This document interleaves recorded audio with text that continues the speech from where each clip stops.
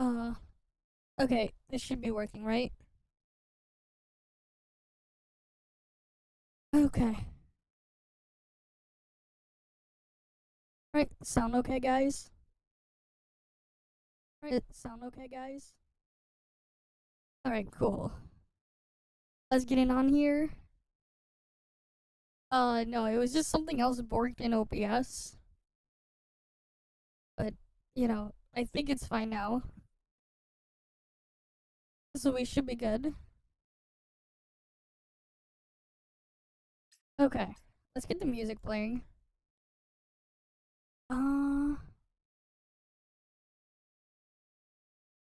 Where's the thingy? But yeah. I had to deal with things because, like, I'm using two PCs to stream in different rooms. And I'm offloading things and moving things around. But there was, like, something else that happened earlier that caused my network switch to go weird. And I couldn't connect to my KVM. Which was kind of annoying. I had to force a reboot on my KVM and then it's working again. But yeah. But also, it's what I do to keep it so both PCs don't heat up my room. While running a dual PC setup for streaming. It's one of my ways of getting around it. But yeah. Let's get the music playing.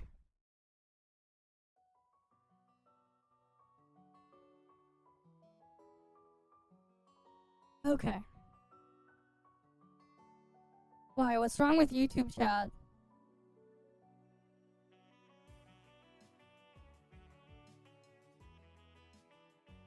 Yeah, I don't like looking at YouTube chat. It's scuffed. So I don't bother.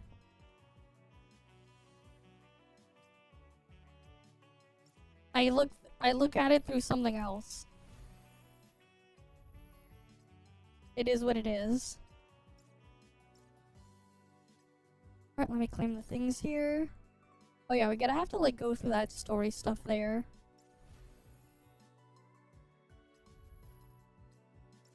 Okay, we'll do that in a bit. We gotta make sure we finish everything here. Okay. Let me claim this stuff there. Oh yeah, and the base. Thanks for the follow as well, Fire Arrow. And welcome. Hi, Zedmeister. Oh yeah, we will be streaming the NTE beta tomorrow. We will be streaming it.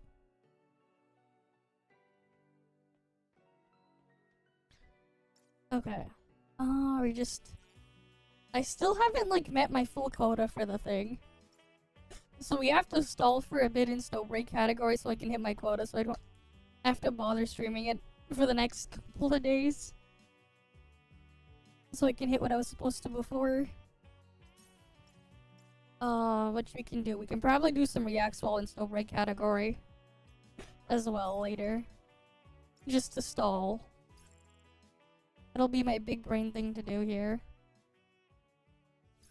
Alright, let's do one of these Giga Links. I think we need to stall for like 2 hours or something and then I'll hit my quota.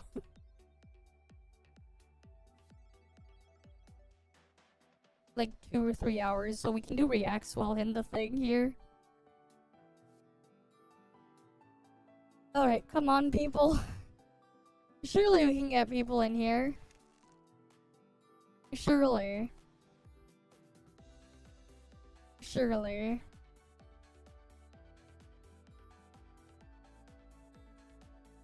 Surely we can. Come on.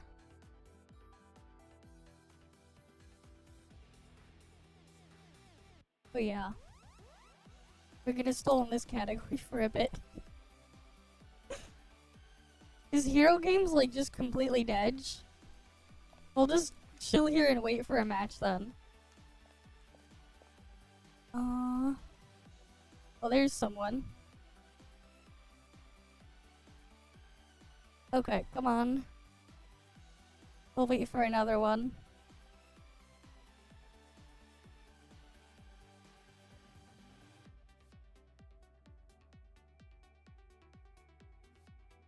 But yeah, there's like a bunch of reacts we can do today as well.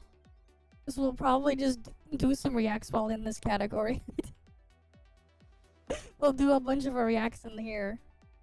And just chill with the Snowbreak thing going on. We'll do that. Because I need to meet my quota somehow. Oh yeah, there's apparently what? NTE beta drops that are random or whatever? I already installed the beta client. Actually, you know what we could do? We could actually look at what the test schedule is. While we wait. Oh, wait, nope, we got someone in here.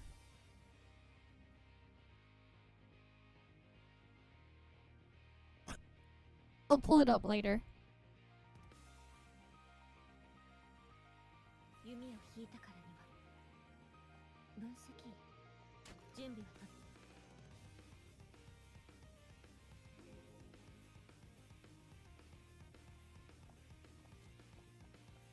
I see. It's okay. Nothing crazy though. But yeah, be nice for the people who'd want to play it there, like they could play more. Right, oh,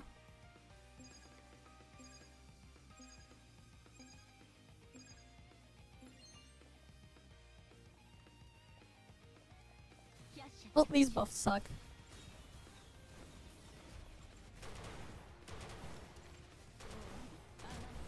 Yeah. Well, you had to have certain things met first, but yeah. Like, yeah, that's the thing, man. If they could actually just do a good job in copying the shit that goes on in there, it'd be great. But no. They end up fucking it up. Like, if they could just make Warframe 1-to-1, just make it anime waifus or whatever, you know. But no,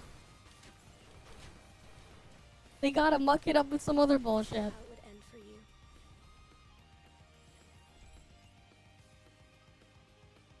Alright, like, they end up mucking it up with other bullshit.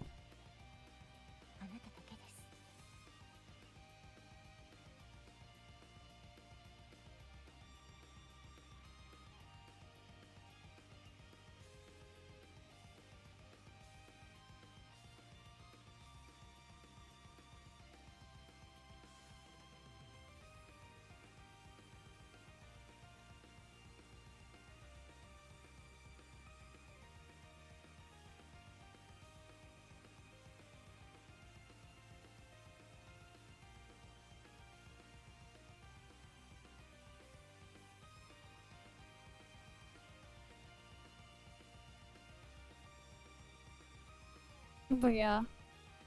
You would play the crap out of it, but yeah, they gotta do greedy mobile tactics. That's the thing, man. They almost had it, but then they mucked it up. They almost had it. And like, forcing like the weird daily schedule thing is part of the problem. They could have had something in there. They could have, but nope. They had to screw it up. They had to screw the thing up.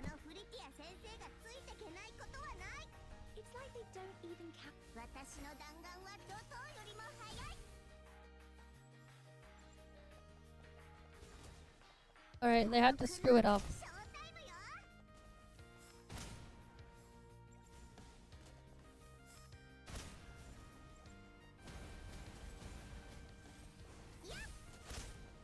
Alright.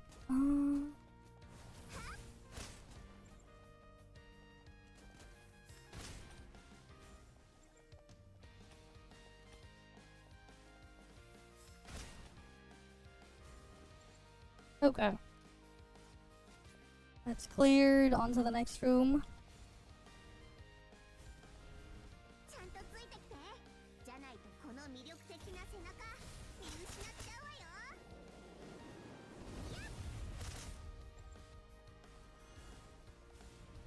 Right, next room.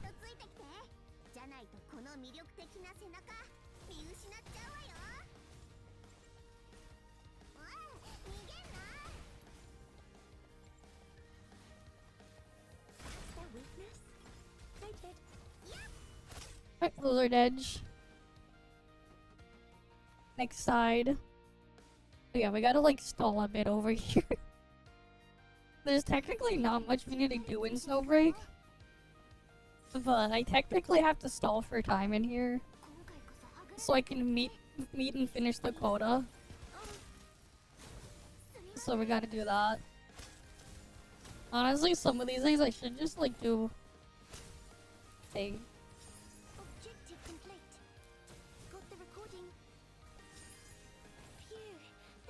If I can really get triple streaming going, I could try to figure out like more loophole things.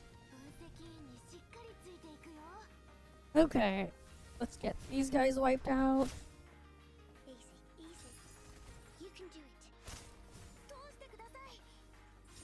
Onto the next room. Yeah, pretty much. The idea is to stack everything together so I can just do less. I don't know, like if they can even accept kick on top, man. I'll freaking quadruple stream. No, I can do TikTok. I have TikTok streaming access. We're gonna stream on TikTok tomorrow. Wait. Should I do like joke? Should I do a joke for the TikTok stream title? Just say like GTA 6 is here? For the people with TikTok brain rot? That'd be hilarious. Bait them, maybe like GTA 6 gameplay. As the stream title. Imagine.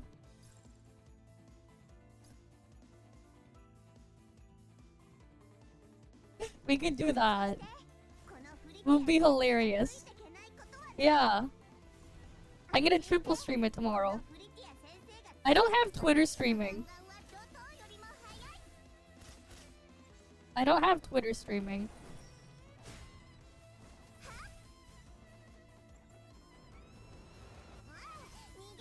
It feels Pepega for the Twitter shit because you have to pay.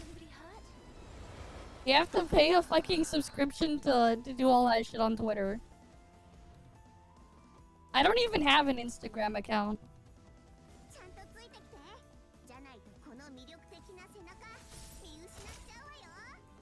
Considering the shit I had to deal with when I was younger, I actually don't really have any public accounts outside of the shit I use for streaming and shit or whatever is adjacent. I actually don't.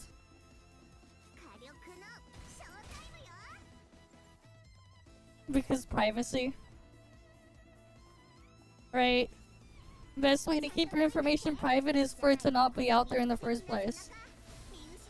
I mean, it was just a regular day, honestly. Nothing special. Oh yeah, did you see how Nintendo decided to celebrate Canada Day? Nintendo decided to celebrate Canada Day by announcing a bunch of price hikes. They're raising the price of the Switch One, the Switch OLED, the Switch Online, and Switch One games. That's how they're celebrating. Like, actually. It's hilarious.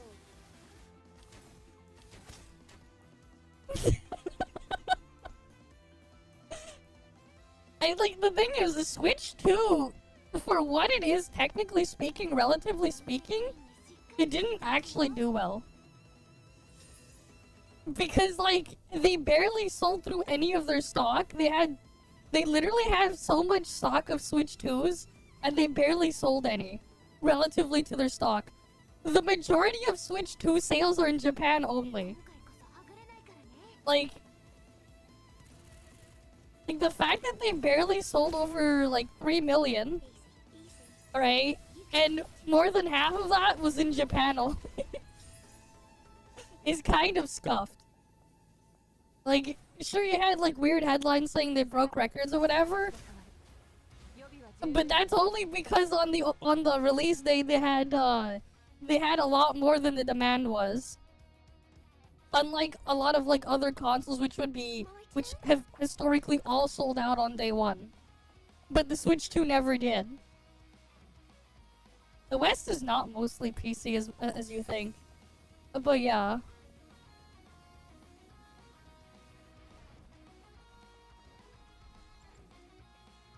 And then, like, the Steam Deck has been having stock issues for the past few weeks. It's harder to buy a Steam Deck than it is to buy a Switch 2. Because, like, the Steam Deck has been sold out for the past couple of weeks. Which is kind of funny and crazy. Like, you go and try to buy one, the freaking thing is out of stock. I mean, the reality is... It's not even just that, right? Because the reality is like, here's the thing, right?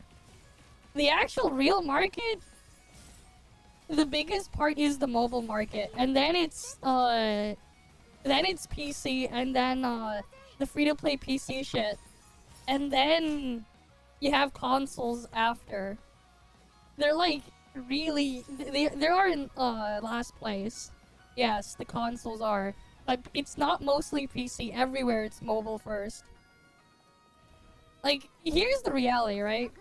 Shit like Monopoly Go makes more money, like more revenue in a year than like the entirety of the freaking gacha revenue site reports. Monopoly Go alone makes more money than all that shit there combined. Like, the weird freaking people PvPing for crap there, they don't know just how fucked everything is. How much more fucked everything is. Like, they have no clue.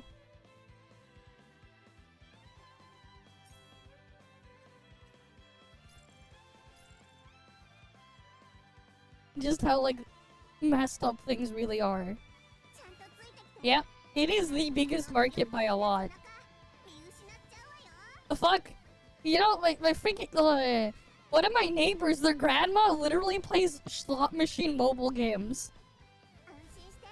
She literally, like, their grandmother literally just plays mobile games that are fucking slot machines. And then you can swipe for, like, different fucking slot machine skins and whatever, other things too. Yeah. Oh wait, no, like there's like these things that, like, not like actual real gambling thing, but like she doesn't do the online gambling thing. But like there are just like dozens of apps out there that are fucking just slot machine simulators. And they have like in-app purchases for things like removing ads and having the slot machine look different. They're just blank slot machines. I mean, like, real, like, actual gambling, online gambling apps, of course those are real too, but like, it's just funny how many of them exist. And like, one of my freaking neighbor's grandmother literally freaking plays that shit on an iPad.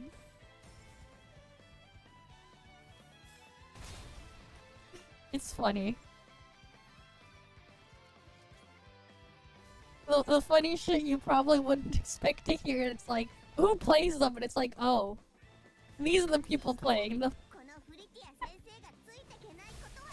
Oh yeah, you know, speaking of fucked up market, you know what's actually also fucked up? Let's say you wanted to buy an OLED monitor. You know what the cheapest, like, regular OLED monitor that you could buy to use as, like, a regular screen that isn't the shit resolution? Guess what OLED monitor is, like, the cheapest you can buy that is actually decent quality is? OLED, I guess I should say OLED display. Of, like, an actual, like, real resolution you would probably use. Because it'll make you laugh. Because, the, like, of how fucked up things are. Like, how bizarre everything is right now. Let me see if I can pull it up for you guys.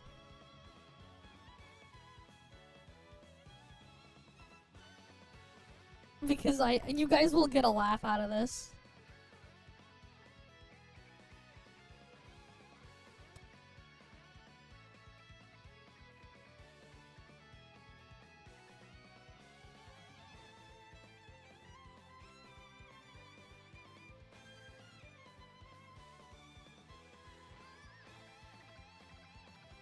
We live in a world.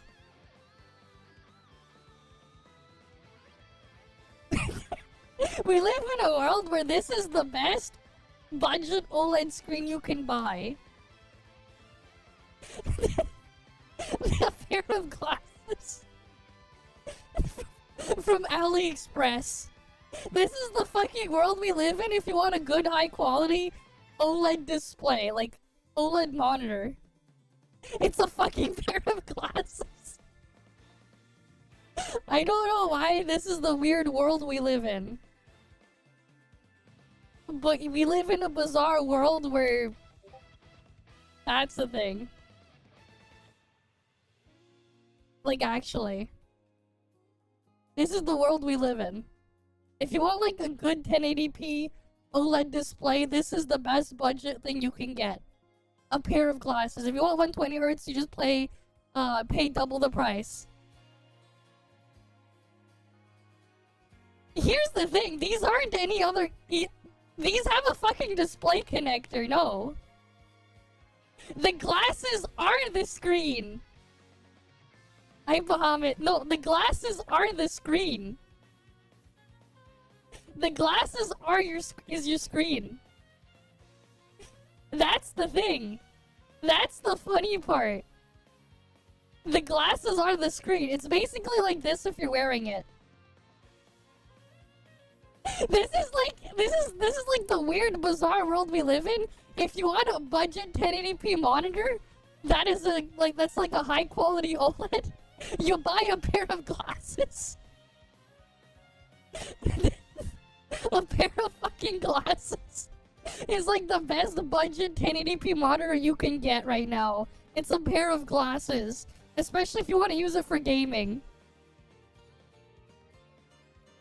You know what? Here's the funny part. I actually bought a pair.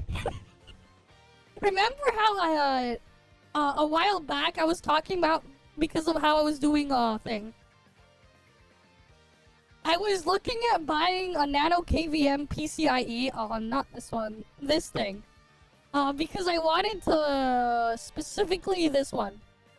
I was buying one of these, and I saw those, and I was curious. I'm like, you know what? I actually want to buy a pair. So, like, no, I was buying one of these for my computer, my other computer.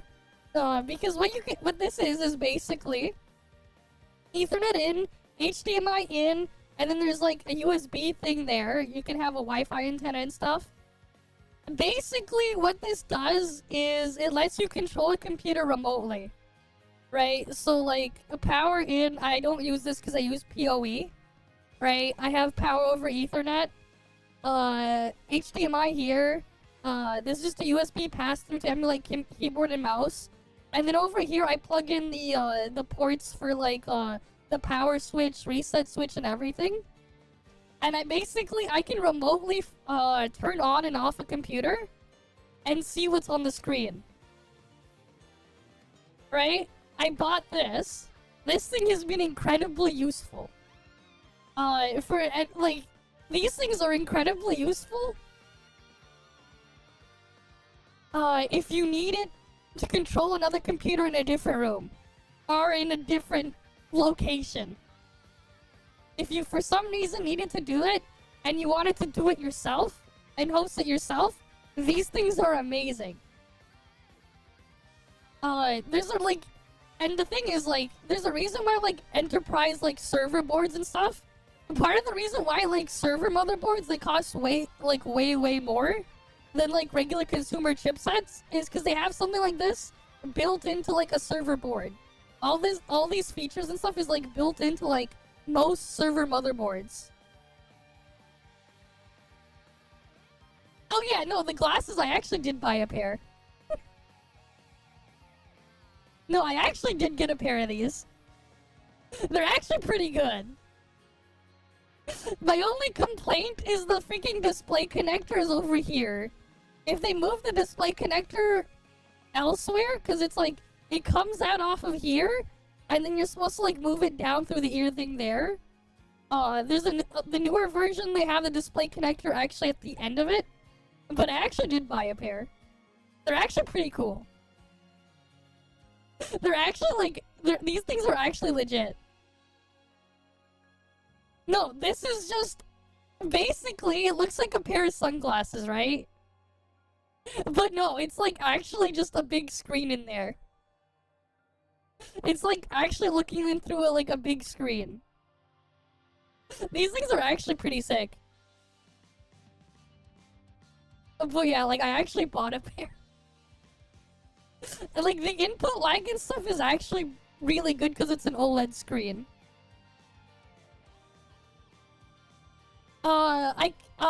So basically you can connect it. So I actually bought one of these.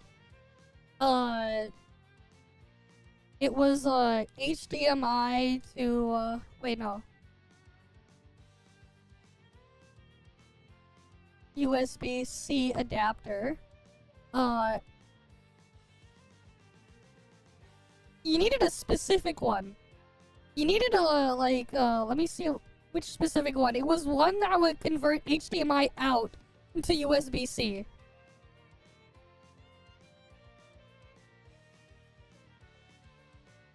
You needed an HDMI output to USB-C adapter?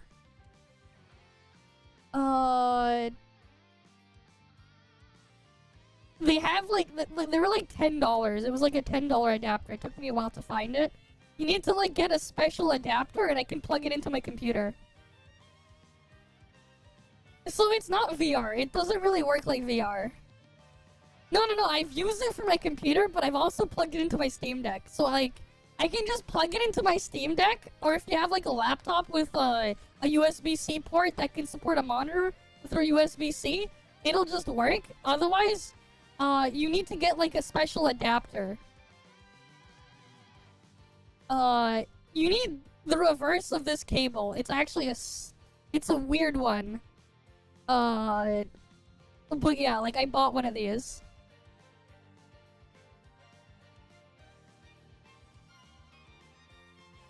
So like you can even plug in your like your game console into it or whatever.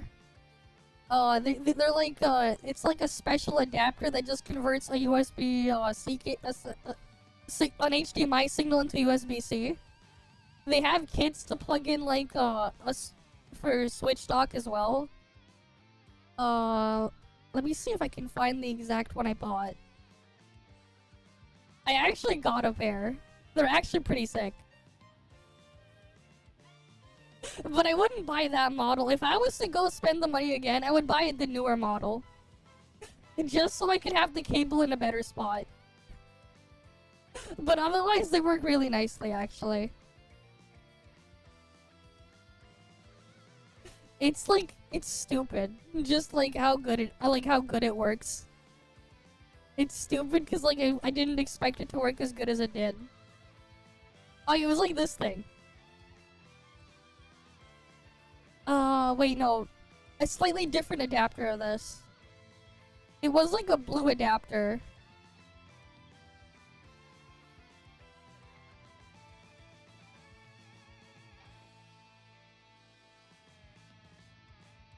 I think it was, I had to like dig around first. But like they specify for like AR glasses.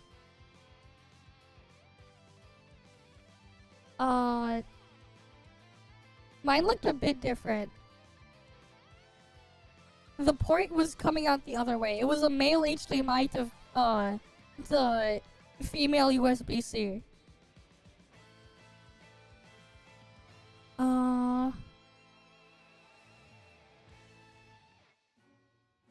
I was like, I clicked through one of these and just changed the type it was.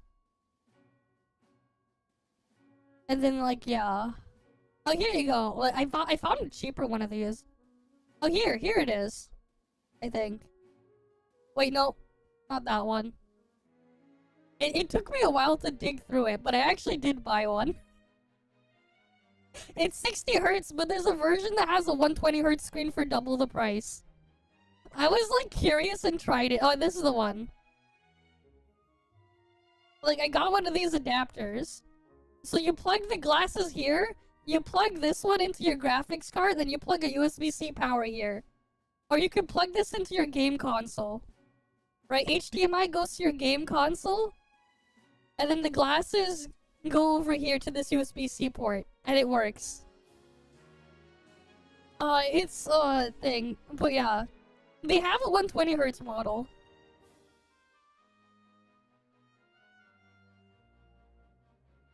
I think it was the Air 2. I was just skeptical at first.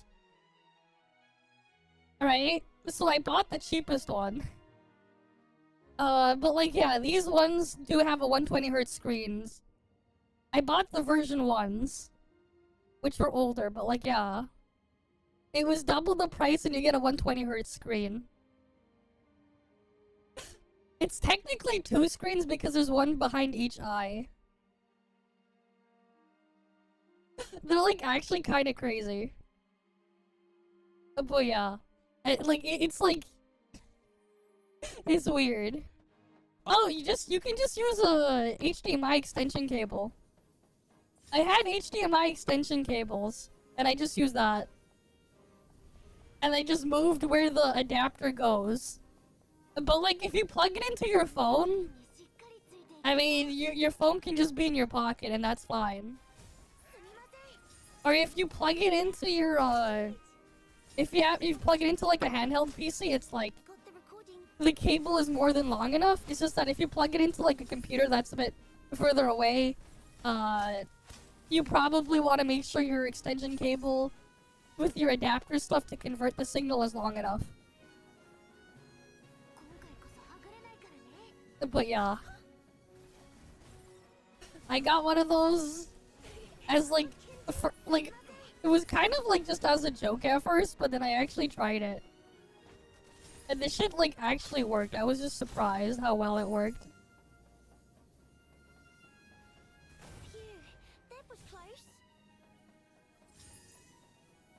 So yeah.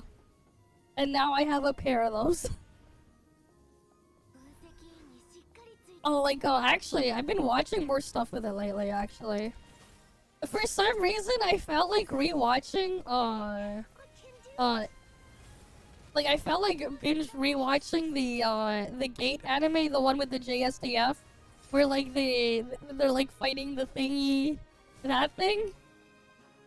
And it was, like, I was just, like, lying in bed, I put on the glasses, and I was just watching it through there. But, yeah. Though I did have to get, like, yeah, the JSDF, the Japanese military propaganda. Honestly, though, like, it's actually pretty nice. Because it's like, you get to have the most extreme level of comfort now, right? You just get to fucking lie down now in your bed. Now, if that thing had eye tracking, man, I could, like, then stream while completely lying down in bed. If I could, like, somehow do facial and eye tracking with those on, can you imagine? It'd just be, like, almost sleeping. But not. With that kind of setup. Just be, like, lying down completely, just looking up. This should be quick. They're a bit heavier than regular glasses, a little bit heavier, but, like, it's not super crazy. They're still lighter than wearing things like safety glasses or goggles or whatever. And you don't have to deal with the weird marks that those things would leave on your face. Alright, like, that's one of the other things as well, like, because it's so small and light, and I can just plug it in easily, it's not like if I, like, actually using it to watch stuff. It's not as annoying or as cumbersome as like a VR headset. And like because of how those things work, you also don't get like the screen door effect and shit. If you've ever used a VR headset, you would know what I'm talking about. Like I've owned an Oculus Rift CV1 for the past, I think 10 years now. But I haven't used it at all in the past 6 years. Just because of how cumbersome and annoying it is to set up. Like the VR headset. But like that one is just like, I basically just put on my glasses. Though I did have to get custom lenses made. They're like $40. Whatever. To just insert in. But they also double as sunglasses, so it's like... Yeah. Actually pretty nice. Like, I got them as a joke. I'm gonna try NTE with that. I'm gonna try NTE with them on. Not on stream though, because like there's no way to like track me when I have them on, like my face or whatever. But yeah.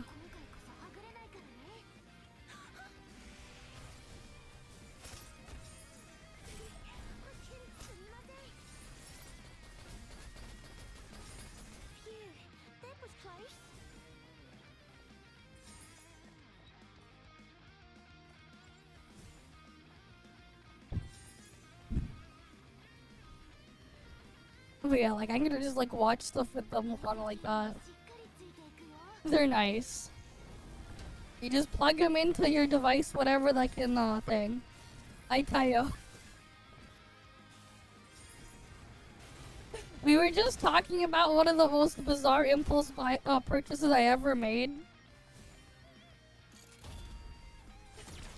But it was like actually kind of worth it.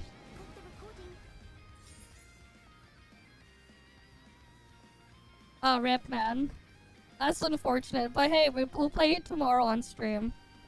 Hey, we're gonna be playing it for most of the week anyways.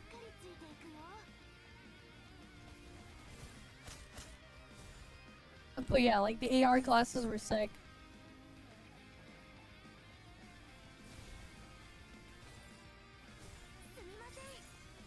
No, like, the thing is though, like, actually, like, as a gaming display, they're actually really good. Because it is, again, like, they're OLED screens. Well, micro OLED. So, like, the response times on them are, like, actually really good.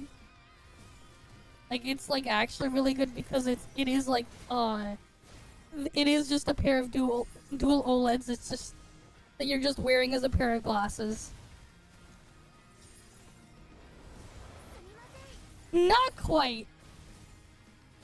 Not exactly. Maybe I can, like, find a video to, like, kind of demonstrate, but, like, it's the kind of thing you need to, like, put on to understand. It's the kind of thing you have to try first. Which was kind of why I was like, wow, these things are cheap? Relatively speaking, compared to what I thought they'd be? And I'm like, you know what, I'm gonna just try a pair. But, like, yeah. They're not exactly like Google Glasses, no. They don't even work the same way Google Glasses are. That's why they're so cheap. If they worked using the same technology that Google Glass used, they'd be like $1,000, $2,000. Not $100. Because of like how they would have to make them. What they actually did to make them is actually really smart. And it's how like all of these, like there's so many different brands of these. It's how they're so cheap. Right, like the one I got was like literally like literally $100. I actually paid less than this. There's like so many sellers of this shit on AliExpress. But like yeah, like the reason why they're so cheap actually is because of how they work.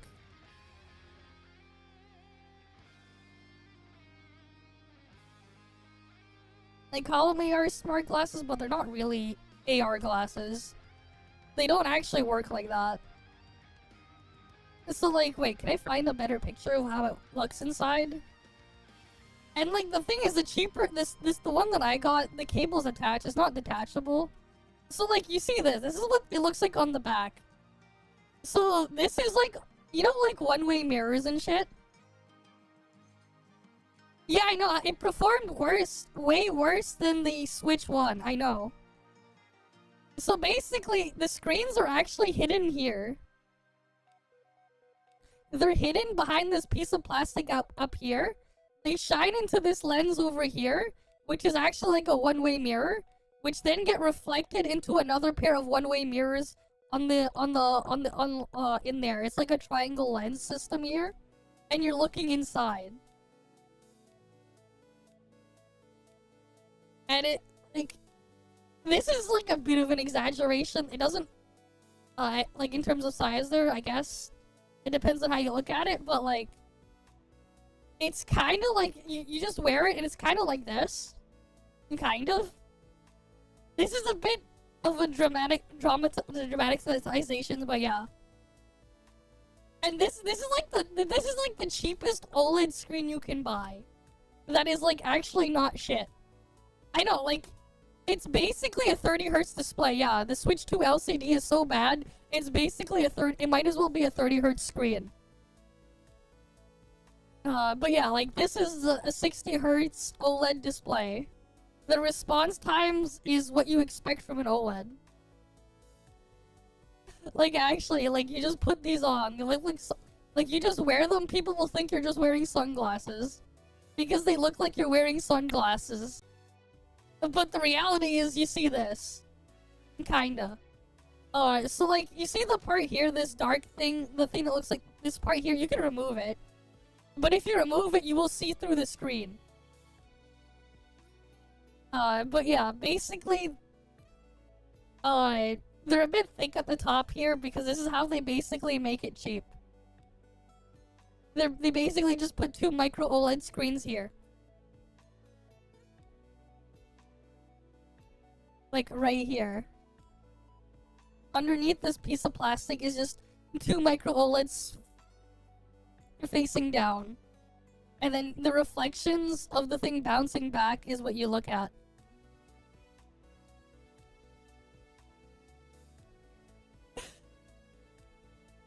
But yeah, it's basically like this. This is basically the experience. They're actually pretty sick. This is basically the experience. The screen is, like, actually really good. Though, like, here's the thing, though. I feel like wearing these, if I got the 120 Hz screen one, I feel like, depending on the game I'd be playing, I feel like I'd be cheating. Because the benefit of it being two screens, one per eye, is, it drastically improves depth perception. In some cases, for like, when you're looking at 3D content, you actually do get an increased sense of depth perception. It's like if any of you have used the 3DS before with the 3D slider turned on the lower setting though, not the maxed out setting, but like just a little bit cranked, like the actual 3D effect of it like sinking in, for certain things it does add that type of effect. So like when looking at some 3D models and stuff, it does help with depth perception. Even if the content that you're looking at is technically 2D. It's built into the image processor. It's like built into the thing. I think it might be because of just like the pupillary distance of my eyes or whatever, but like for me it adds like a slight increased depth perception effect. Because I'm looking at two screens, one per eye. It's not very strong though, it's very, very subtle. It's very subtle. But like, I do find that it does actually improve it a little bit. My depth perception when I wear them. When I'm like, playing some games. Which is kinda crazy.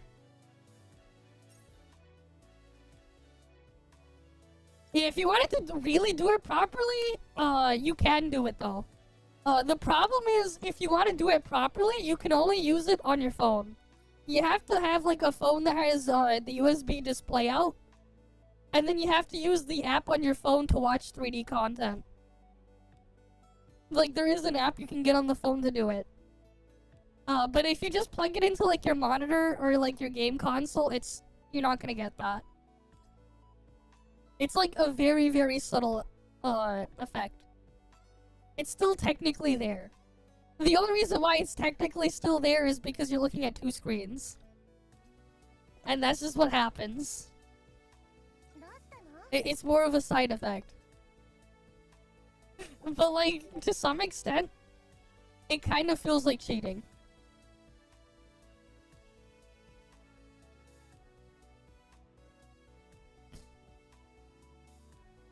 Well, because of like how the stuff is, like, I didn't notice any eye strain. So like the thing is, I've used them, like the longest session I've used them for was about like 6 hours of just binge watching an anime. And I didn't notice any eye strain or whatever. It's about the same as if I was just sitting in front of my screen, my monitor, for 6 hours. Like, it didn't really feel much different. Outside of the fact that I was, like, lying down on a pillow. It was actually kind of nice. And because, like, the thing is, it wasn't heavy, so, like, if you're used to wearing glasses, you don't really notice it.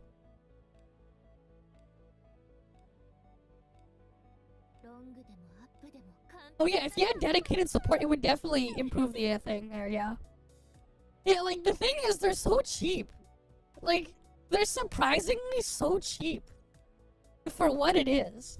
They're actually cheaper than just buying, like, an actual good monitor. If you're, like, buying a 1080p monitor. Like, buying a 1080p monitor for that price would give you a way worse experience than buying those. Which is just nuts. Like, it's actually kind of nuts. Unless you're buying, like, a used display, and the person you're buying it from really took care of it, right? It's, like, actually kind of crazy. But yeah, like, I've been using them for a while now. It was, like, the weirdest of impulse purchases. Just because, like, I'm like, what the hell are these? How the hell are they, like, that price? I mean, the reason why they're that cheap is because, like, they're basically new old stock in China. Because they have, like, newer versions of those, and those are the older versions that didn't sell, or that they had excess stock of. What's funny is, when I was, like, digging through and researching that rabbit hole, I actually found out there are, like, places in China where you could, like, actually try them on, like actual, like, eyeglass shops, like, eyeglasses shops, where they would, like, actually sell them, and they would also, like, custom, make prescription lenses. But you can also just go on any VR headset site that sells prescription lenses and just buy your own prescription lenses to insert.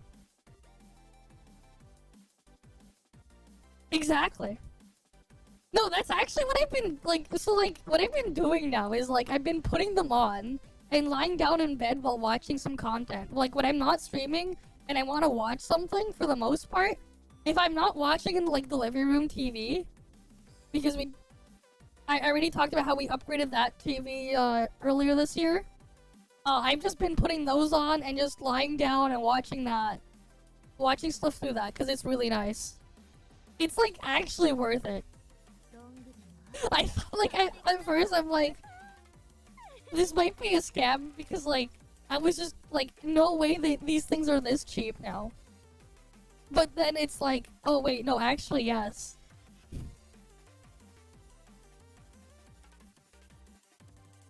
Like, they do have more expensive models if you want them to, like, simulate multiple monitors. I know, like, some of the more expensive ones, they have, like, an actual, like, onboard chip on there to, like, actually act as if you have multiple monitors and stuff like that. And do, like, have that extra support thing.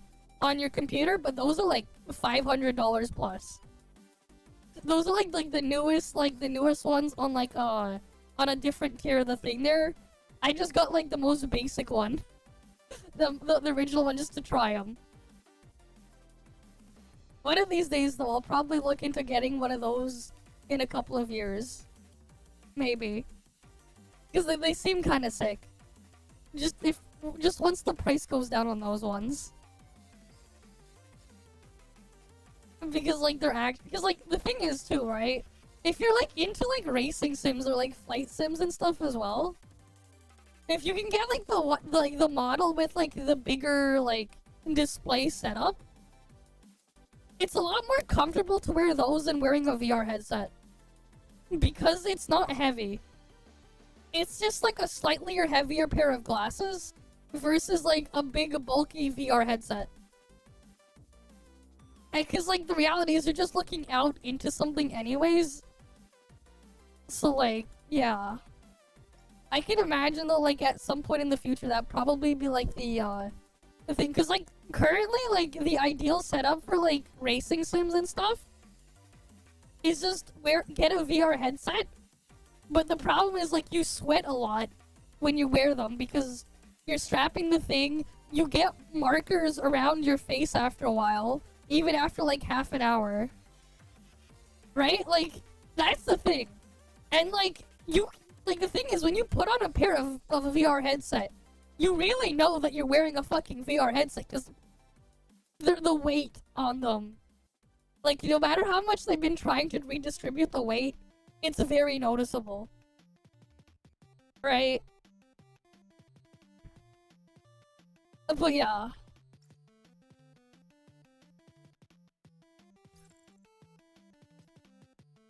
But hey, like eventually when those things get a lot more affordable, like again, like I wouldn't use them for, like you're not gonna be able to use them for VR though. Like if you wanted to do VR stuff, those glasses are not for that. But if you just wanted to like play like regular other games or just watch content, they're amazing. The only downside as well though, other downside, currently the displays that they have, they're only like 1080p. Right? So they don't have like an even higher res display. For me, fortunately, most of the content I consume anyways that I'm watching is in 1080p only, especially for watching anime stuff. It's like, all of them are 1080p. But yeah.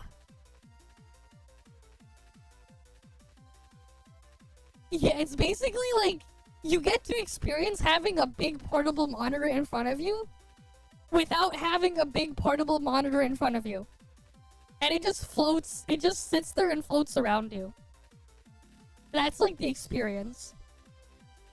I feel like for you guys, depending on some of the games that you guys might play, especially for your cultural contents, it might like actually enhance the experience without wearing a fucking VR headset. I can imagine for some of you guys. I can imagine. Right? For your cultural content. Right? You would go into your, I mean, I guess. Right? Let's see. Who was the thing that I had a scene with? What was it?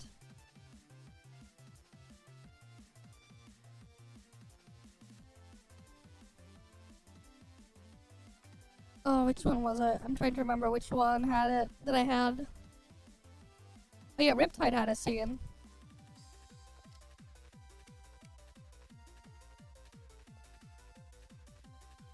Right.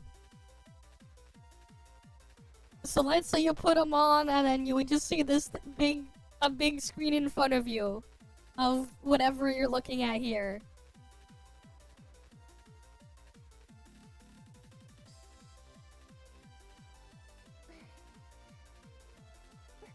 But yeah. You could go mess around with that stuff, basically.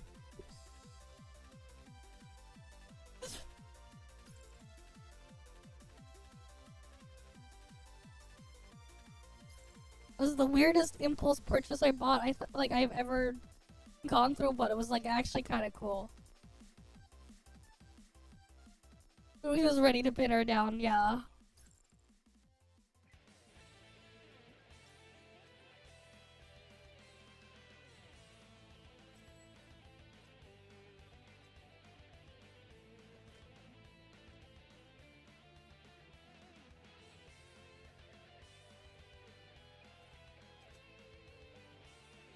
And people say that when it's a kid. Not even close. It is what it is, man.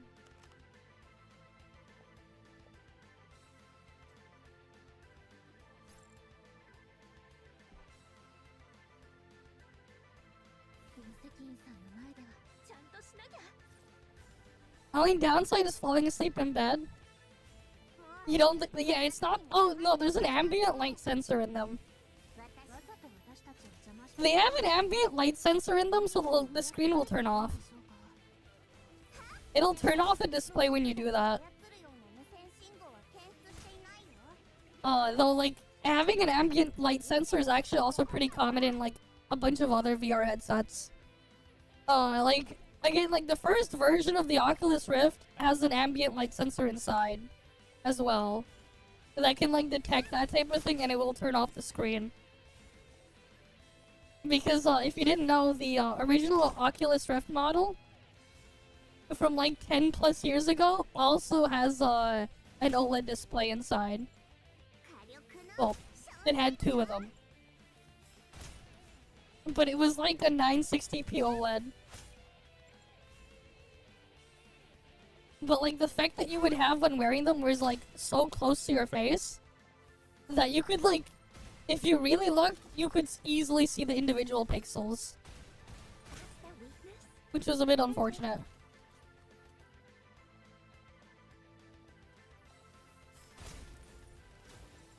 Oh, that's just a side event mode thing. That quote-unquote open world is just a side thing. There's like not really anything in there. It doesn't really matter. It's just some like side thing. They did that a long time ago. It's more so like they just took a bunch of their maps for their stages and just linked them all together. It's like, that's all it is. They just took all their stage maps, removed the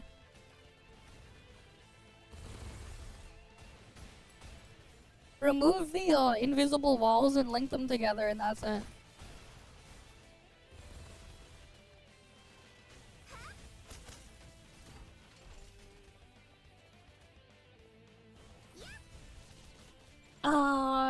What? Board of flight to the ISS. And then, like a few countries' electricity grid to the display. What?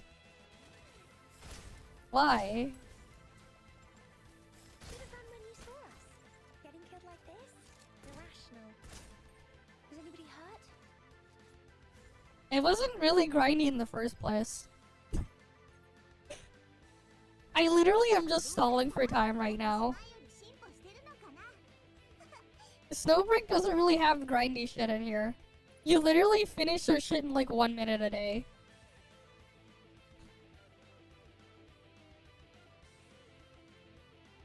If you can go small display, why not big display, I guess.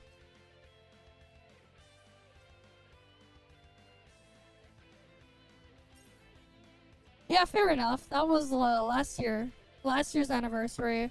Well, the next anniversary is literally like in a week or so. Alright, and you know, every anniversary they're gonna give another character or whatever. So every couple patches they give a thing. I mean, it's a gacha game, of course there's freaking power creep. It doesn't really matter though. Like, overall damage, sure, but then you realize that the game is still a joke.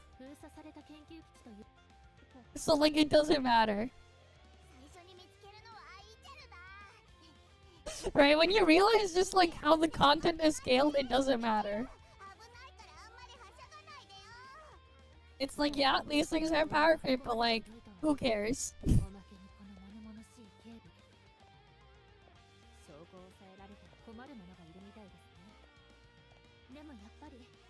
の方が一足早かったですね。マーシルから届いたデータにハッキングの方法が記されています。それもなんとプリティア先生検証済みのものさん。邪魔は私が取っ払いますね。分析員さんと共に歩む道には邪魔なんてあってはなりませんから。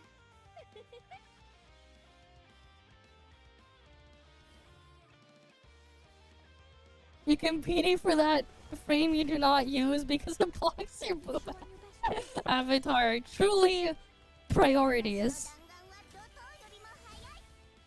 Yeah, look at them fun bags. How fun, right? Those bags are fun. Is anybody hurt? They are indeed very fun bags.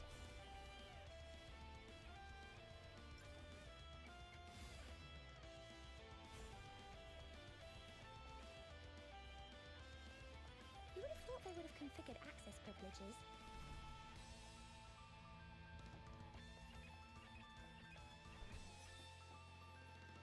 One sec.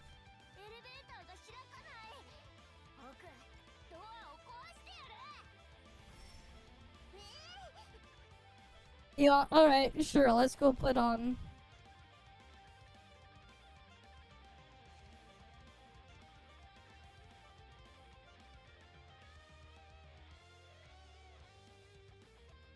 There we go.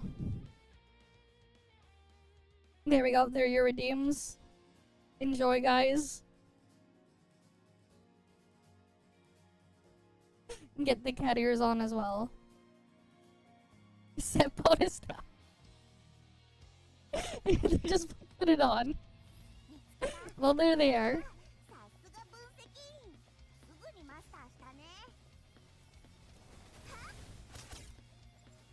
But yeah, like, I never imagined to see those things, like, be that cheap.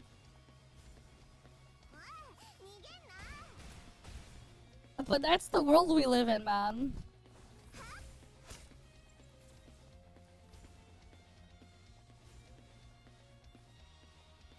It's like they don't even calculate it.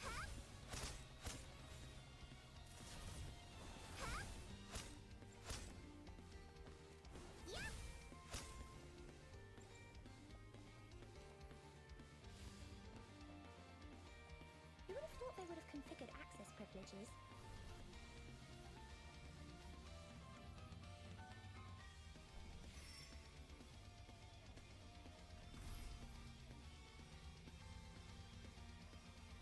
Oh, nice.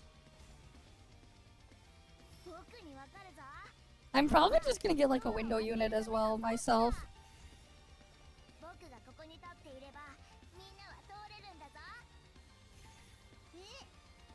Hmm.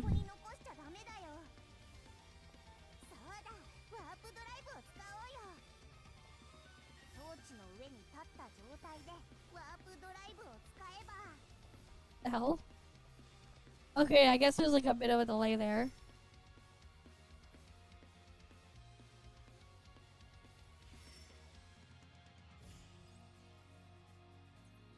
Yeah, it's been the second hottest June record, yeah.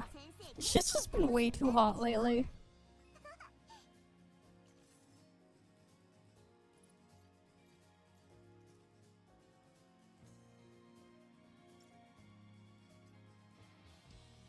Okay,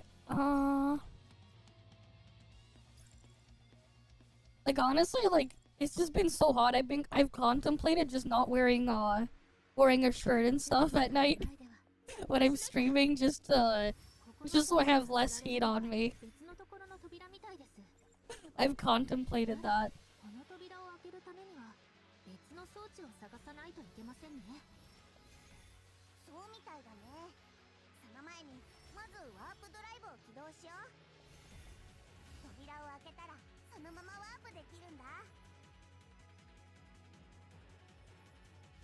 Is anybody hurt?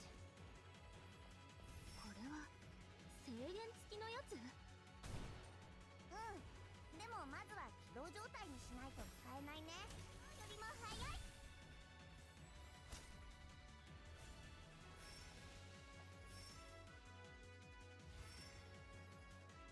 い。Yeah, at least no one's gonna see. That's the best part.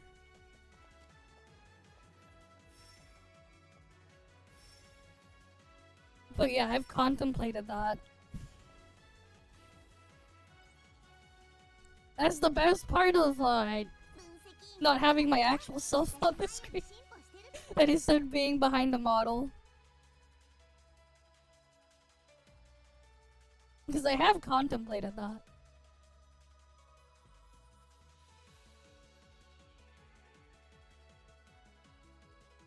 Because again, like, shit's just way too hot.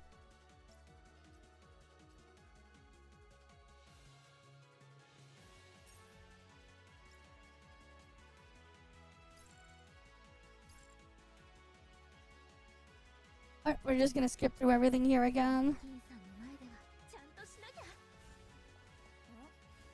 ここにドアを開ける装置がないぞ。隣に行ってみましょう。 Wait, what? ワープドライブを使いましょう。 How am I gonna warp there?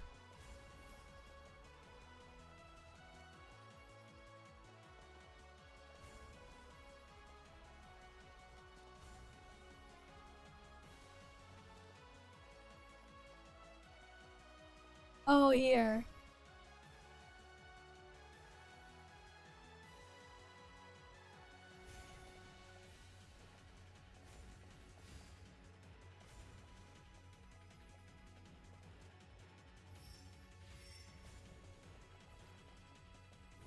Does anybody hurt? 私の弾丸はドトーよりも速い。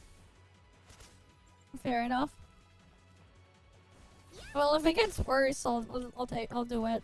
You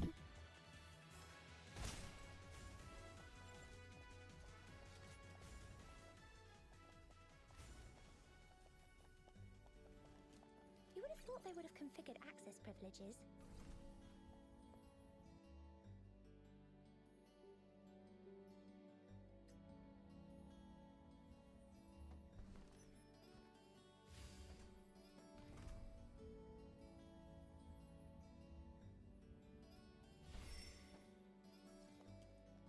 Yep, you got some. They're brilliant. Yep.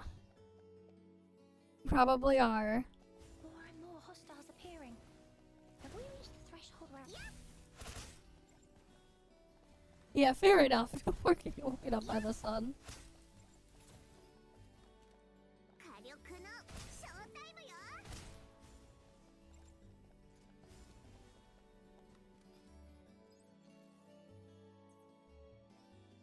どう？フリティア先生結構頼りになるでしょ？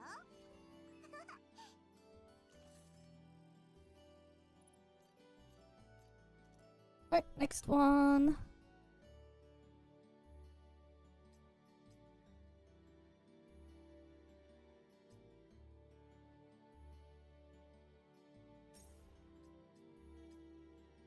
Wait, I wonder if that character in that thing will ever become playable. Whoever it was that was like on the thing there, being carried.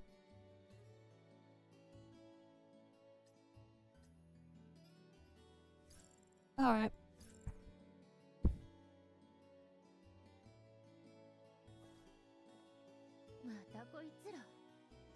Robots again, okay?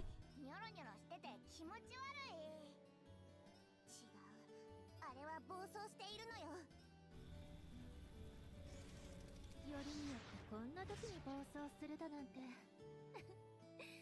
Holy jiggle. 偶然じゃなかったようですね。 Okay. 出る幕を間違えたモブたちはここでオールアップして。 Okay, that's not as jiggly as I thought it would be there, though. There was some jiggle earlier on in the pre-rendered cutscene. Are you sure on your best choice? 私の弾丸はドトーよりも速い。おい、逃げんな。 Is that your guys' favorite Pokemon, the Jigglypuffs? Does anybody hurt? Is that the Pokemon you guys like?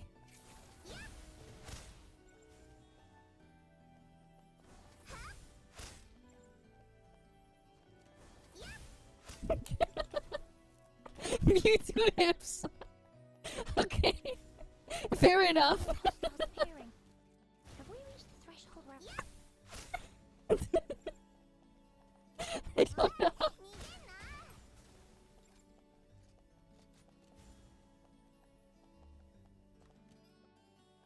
warrior transform. Why?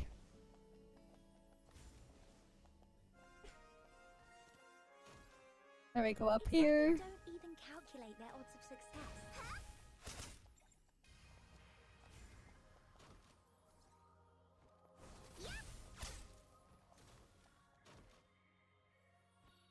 Patience is a virtue.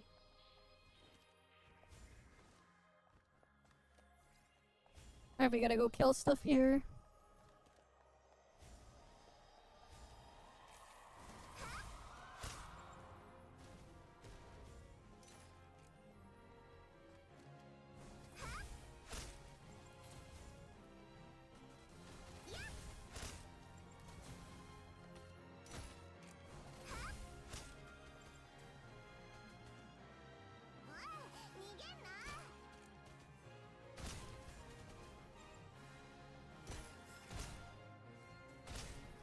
Is anybody hurt? Some of them enjoys the bottom, so they might like the wiggly tough instead. Fair enough, maybe they do. Maybe they do. Who knows?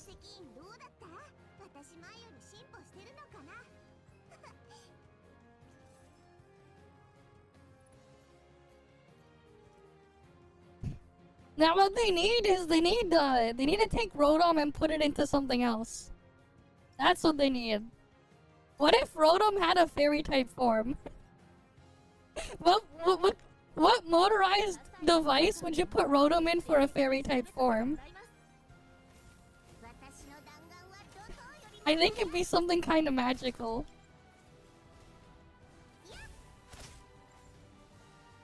You know, maybe in the shape of a wand that's magical. A Japanese company called Hitachi is well known for that product. Put Rotom inside. Should have run when you saw. Is anybody hurt? Perfect fit, you know?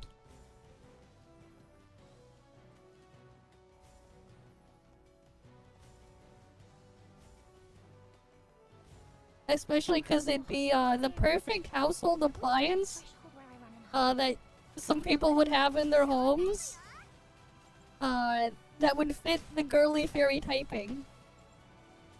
If you know what I mean.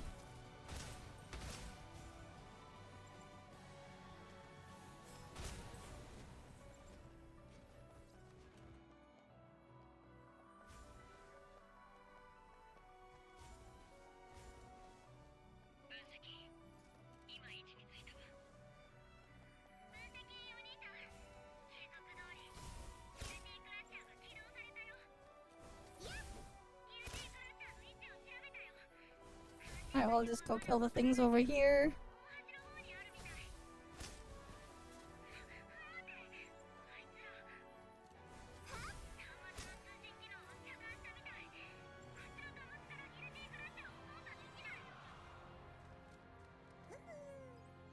Alright, that segment is done.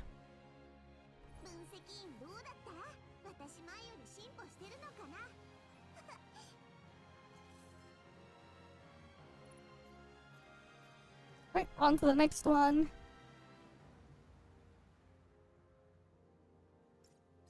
Oh, we're almost done with this.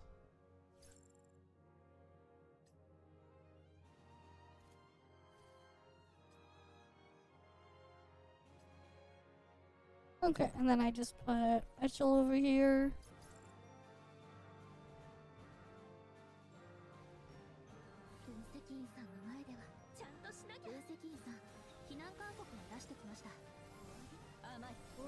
And these ones are dead. 全部避難始めましたよ。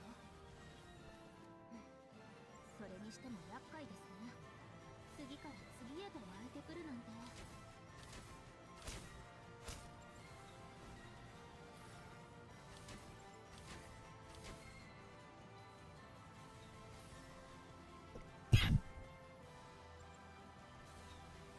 Right, let me go over here. Nothing but 百射百中。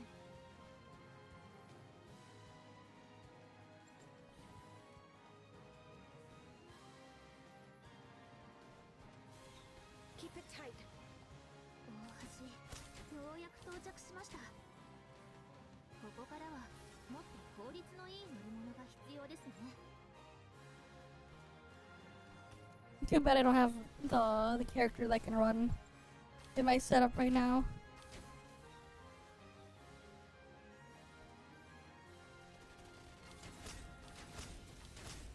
戦車番線 Not enough to change anything. Objective complete, all according to plan. Alright, that's completed. Okay, easy.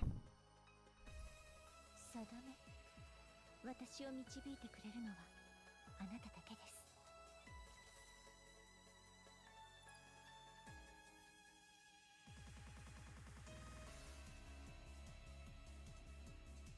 Just fly over everything. Wait, wrong game, exactly.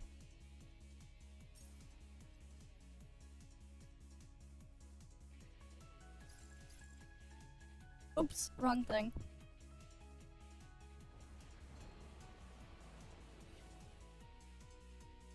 Let me fix my setup first.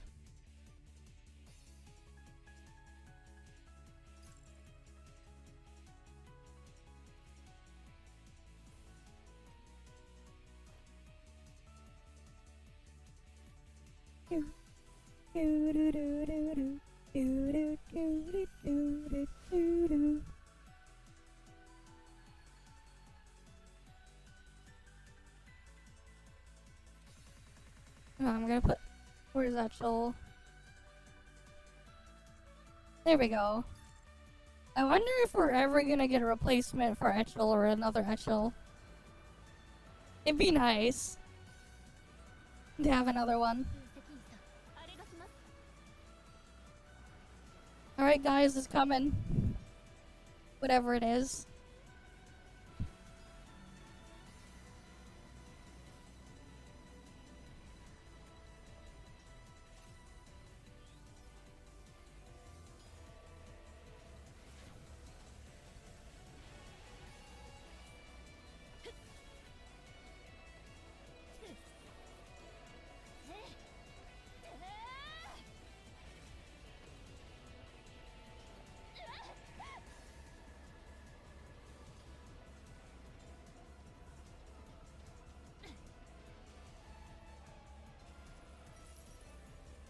That's not too bad. I didn't even get the Matrix box for my Aster. あなたたちにはこれ逃がしはしません。 Don't worry, I'm present. Oh yeah, that's right. The freaking thing here is like this. Alright, you have a good night then, Zenmeister. Tomorrow we'll have NTE.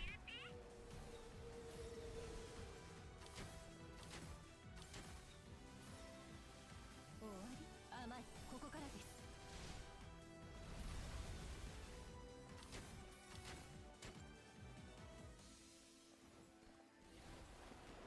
戦車番線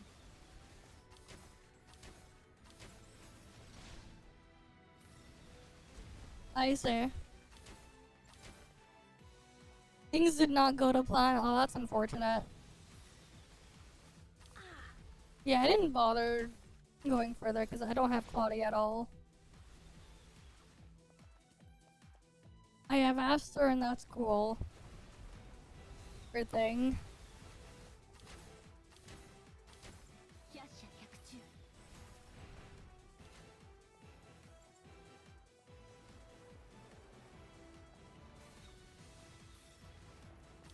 I saw how it would end for you.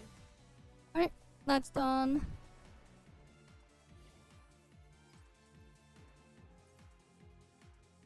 You got to 90 flame gold, then you got A3, so you figured. もっと Ah, so you got A4, okay.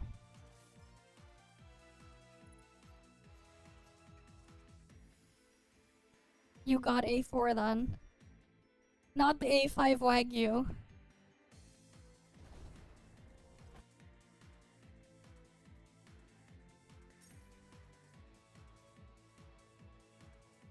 Next 10 pull on pity W. Oh, that's mine too.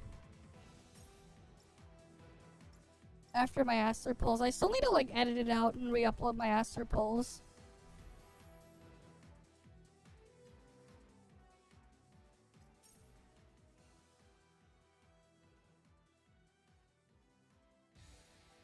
Okay. Well, there's that thing there done. I finally did the story of the patch.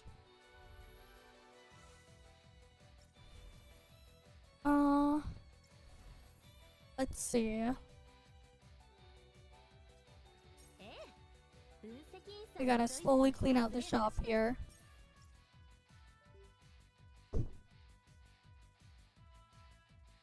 It was A1, not A2. Okay.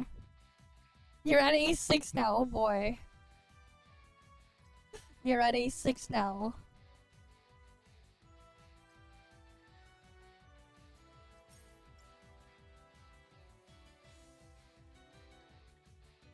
What the hell is going on with your messages thing? There, it feels like you're double posting. Or maybe it's just streamer bot being borked. Is it even relaying stuff on the other side? Or is it too borked for that too? No, wait, no, it seems like it's working. I think.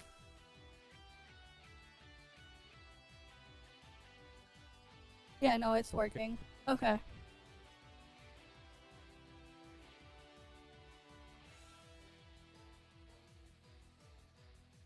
No, I think it's just streamer bot on my end when I'm looking at the chat there from it. It's just borked. You're not double posting though. I think it just borked out for a sec.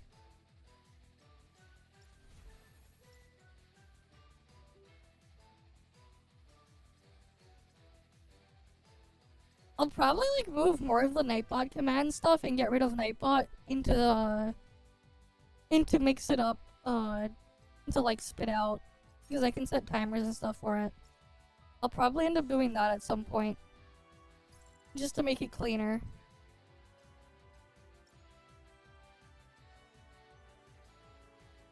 And we don't really have anything else there left.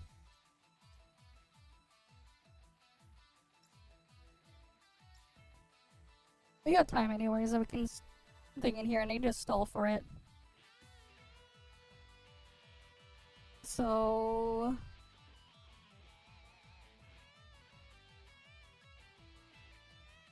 it'll take good luck though, yeah. Sure, we'll stall for time in this thing. We have Snowbreak there. A small variant of Snowbreak there.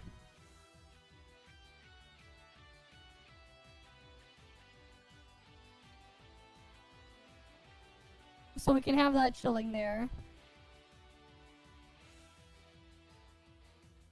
But yeah, these things were like actually a great impulse buy. Whatever. Strongest team by far, 22.1G with drugs and paste. Oh, that's crazy, man. That's crazy. Here, let me open up the NTE beta launcher. We can look through the settings and stuff. The beta's tomorrow anyways.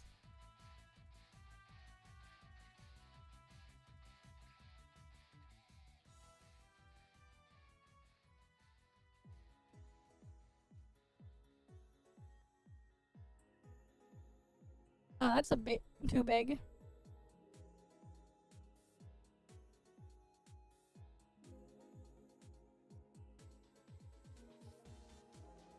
Does this only have 1080p output?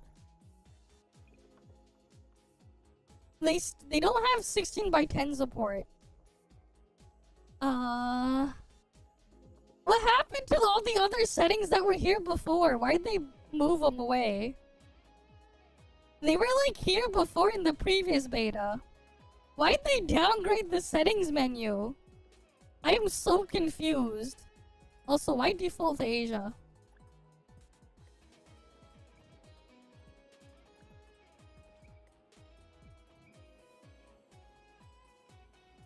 Why'd they do that though? The previous beta had them like not there. That's a huge downgrade, man. Freaking dumbass gotcha gamers are to blame.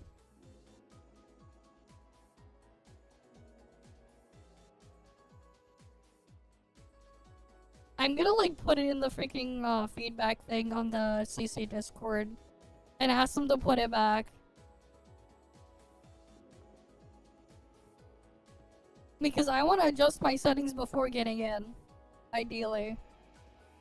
It is very convenient to be able to do so. Why'd they have to downgrade to what, to the Pepega crap Hoyu and shit is do? Alright, why'd they have to drag themselves down to that level?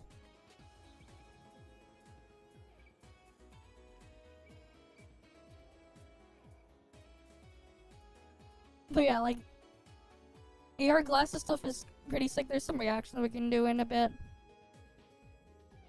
Okay, I need to use the washroom, so I'm gonna be right back in a bit. So actually no, we'll look at the thing here first. Yeah, no, they're not. You mean shit that already existed in ToF before? It's just the weirdos being weirdos. Just ignore the grifters and the clowns there. Okay, what do we got here? Test server announcement. Test guidelines. Yep. Usual stuff here. Development team message. We'll read that after. Unlock schedule. Okay. Episode Deal on July 5th. Will unlock. A Tori will be playable on the 9th of July. That's when they're gonna open up the friend system, the vehicle racing as well. The multiplayer mode will be on the 9th. So we get to test multiplayer on the 9th of July. Help you get started, set of in-game supplies, yep. Okay. That's just the extra rollout schedule there. Interesting. Shit's funny though, like how they call it the Scarborough Fair. I just read this and I say Scarborough Fair, I think of something completely different. Right, I think of something completely different.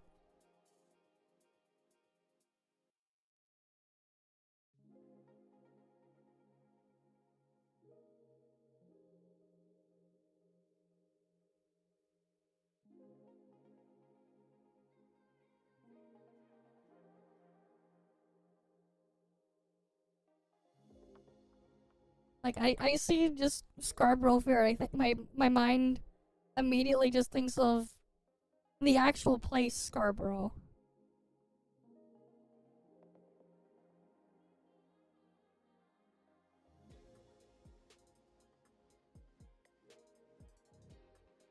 And Scarborough Fair is an old Canadian song.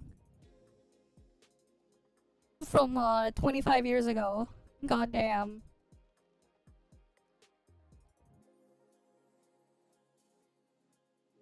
Because it's about an actual place.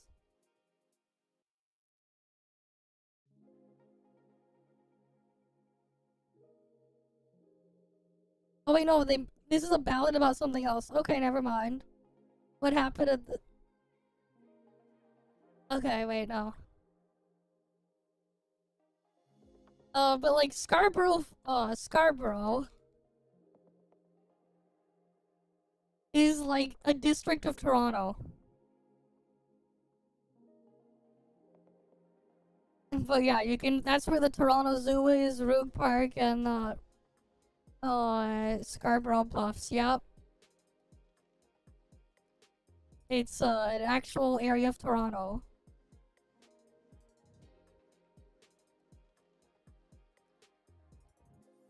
Two days ago, a woman got fined $615 for bringing a dog to the Scarborough Bluffs beach. RIP. But yeah. Right, so like, here you go. Toronto, this is an area of Toronto, it's on the east end. It's basically the entirety of the east end of Toronto. But yeah.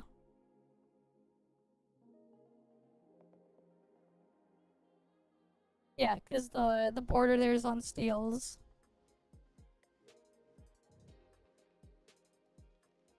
This entire area is Scarborough. I just think of this area when I see freaking Scarborough. That's where we gotta go to Gotcha, guys. That's where we have to go to Gotcha.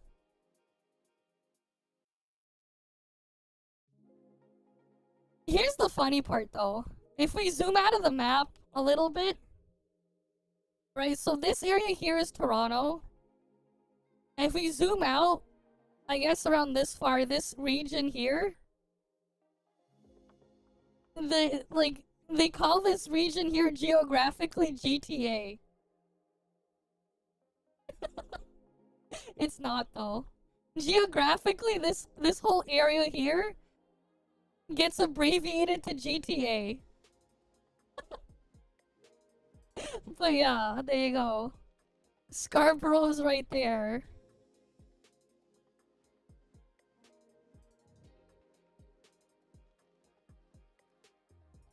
Right. But yeah, that's how the things are there. Okay, anyways, what else is here? Event notice, no notice. That's the feature unlock schedule. That's how you report the thing. And we get an unstuck button, which is nice. Actual unstuck button. Of course. Fair play statement. Usual stuff here. Skill acceleration, god mode, teleportation, game data manipulation. I don't know how the hell you're gonna do auto farming in this shit. For sure. Appraisers are strongly advised to stay alert. Yeah. Unstuck yourself out of jail? No, we gotta try that out actually. That is something we have to try out, getting unstuck in jail. Unstucking ourselves in jail. It's like, oh, you went to jail, just unstuck yourself. And then what happens? Yeah, obviously all progress in the test will get deleted. Yeah, all that stuff is strictly prohibited. So what we could do for testing, actually, I could probably try testing limiting CPU core usage in NTE to simulate weaker CPUs. Graphics card wise, I can get access to a GT 1030. I have access to a Steam Deck. I can get access to a GTX 1063 gigabyte. I can get access to an RX 480. If I dig around, I could probably get access to an old AMD FX CPU.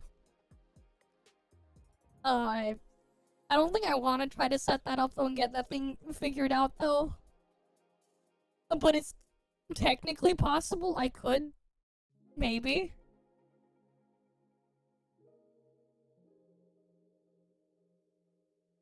I could undervolt my 3070, sure. I could test on a GTX 1080 because that's in my other computer anyways. I could test it on a first-gen Ryzen CPU because that's actually what the actual streaming PC is and not the actual PC I'm playing on is running. So I could technically do that as well. What else could I test on? I don't know, but yeah, like, those are some ideas we could try and check the thing out on. Oh wait, no, I thought of something funny. My CPU has integrated graphics, right? What if I tried to run the game on those integrated graphics? Can you imagine running it on the Ryzen integrated graphics? I think it's like slightly faster than a Radeon 610M. Which is like a piece of crap 2-core RDNA 2 graphics chip. It's basically like 1/4 of a Steam Deck's. I think it's either. Yeah, I think it's 1/4 of a Steam Deck. 1/4 of the graphics core in the Steam Deck. Because the Steam Deck has has 8.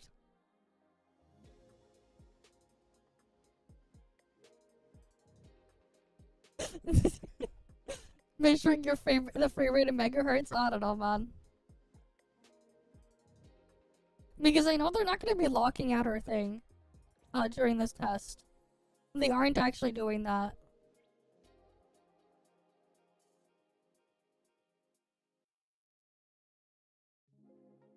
Right? Experience, work in progress build. Yeah, we may suffer those.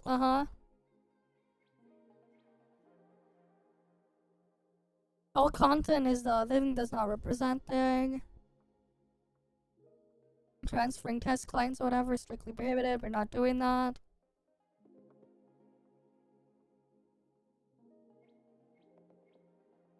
So, like, as long as that's fine, I'm just gonna double check with them, like, later to ask if I can test it on other hardware here, but yeah. Millihertz. But yeah, obviously, test server not open yet. It'll begin 9 AM UTC, so this is tomorrow. That'll be what, like 9 or 10 PM my time? So, yeah.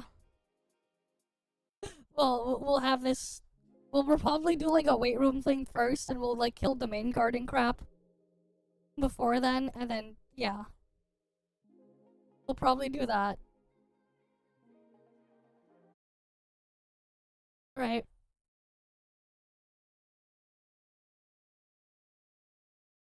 Okay, interesting. Defaulted back to Snowbreak that's over there.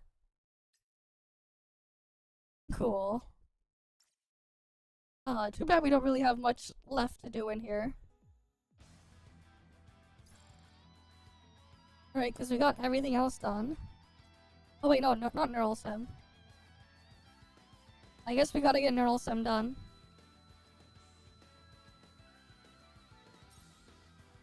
Gotta make sure everything here is done.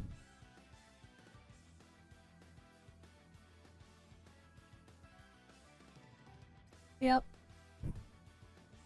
Abyss Watcher is that thing, and then this one.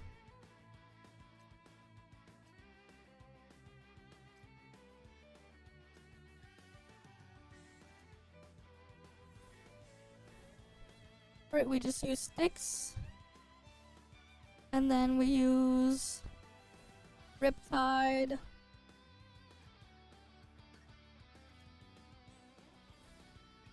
Yeah, we still observe the Pepega crap. It's so dumb, man. We should just get rid of it, but nope. Oh well, it is what it is.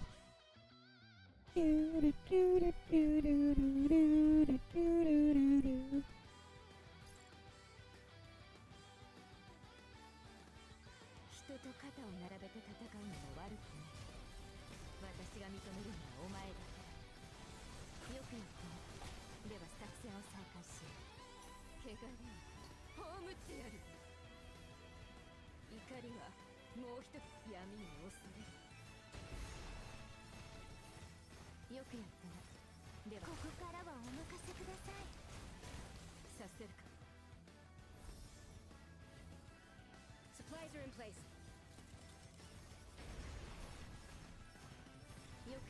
Yeah.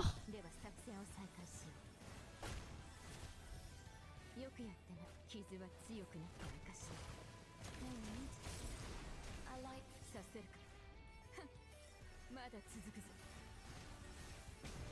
It is what it is, as dumb as it is, that's just how it is.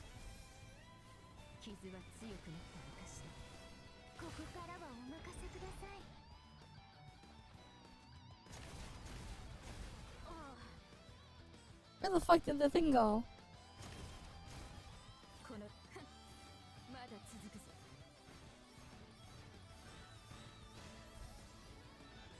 supplies are in place.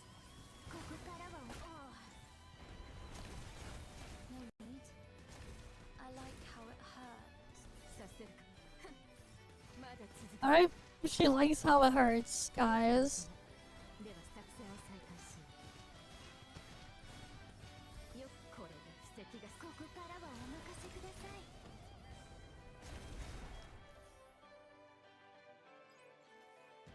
Most Pepega case is Western Spain because it should be UTC -1. I see.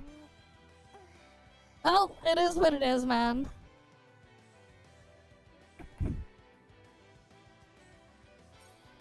It is what it is. As dumb as it is, it just is.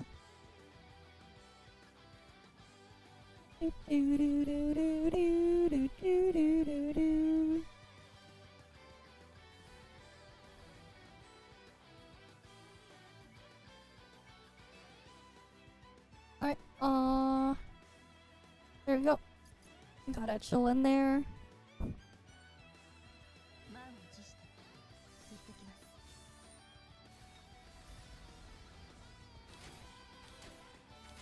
戦車番宣。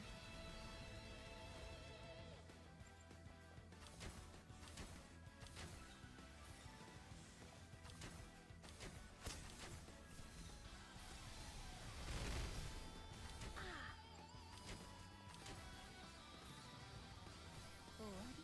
甘い。ここからです。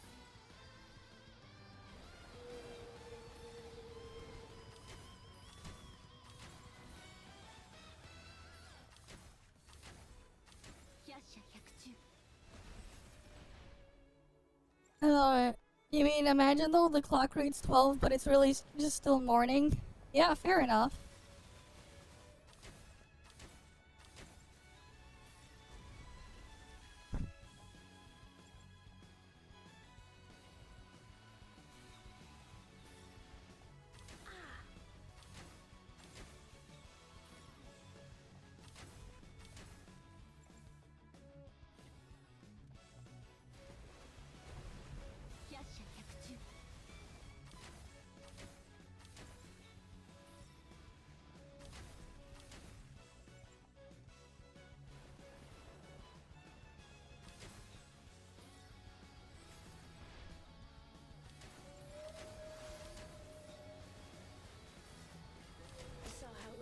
And edge.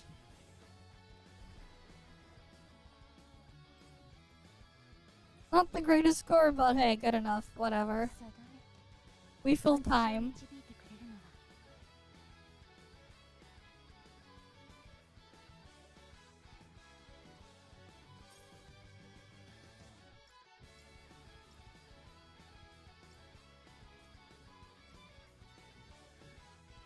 You can go claim that.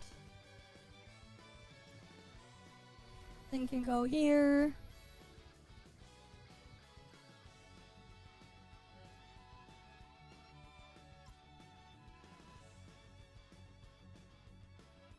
Oh yeah, I guess I can leave that up like that and do some reacts. Right? Work smarter, not harder. Oh, I was pinged in here for something?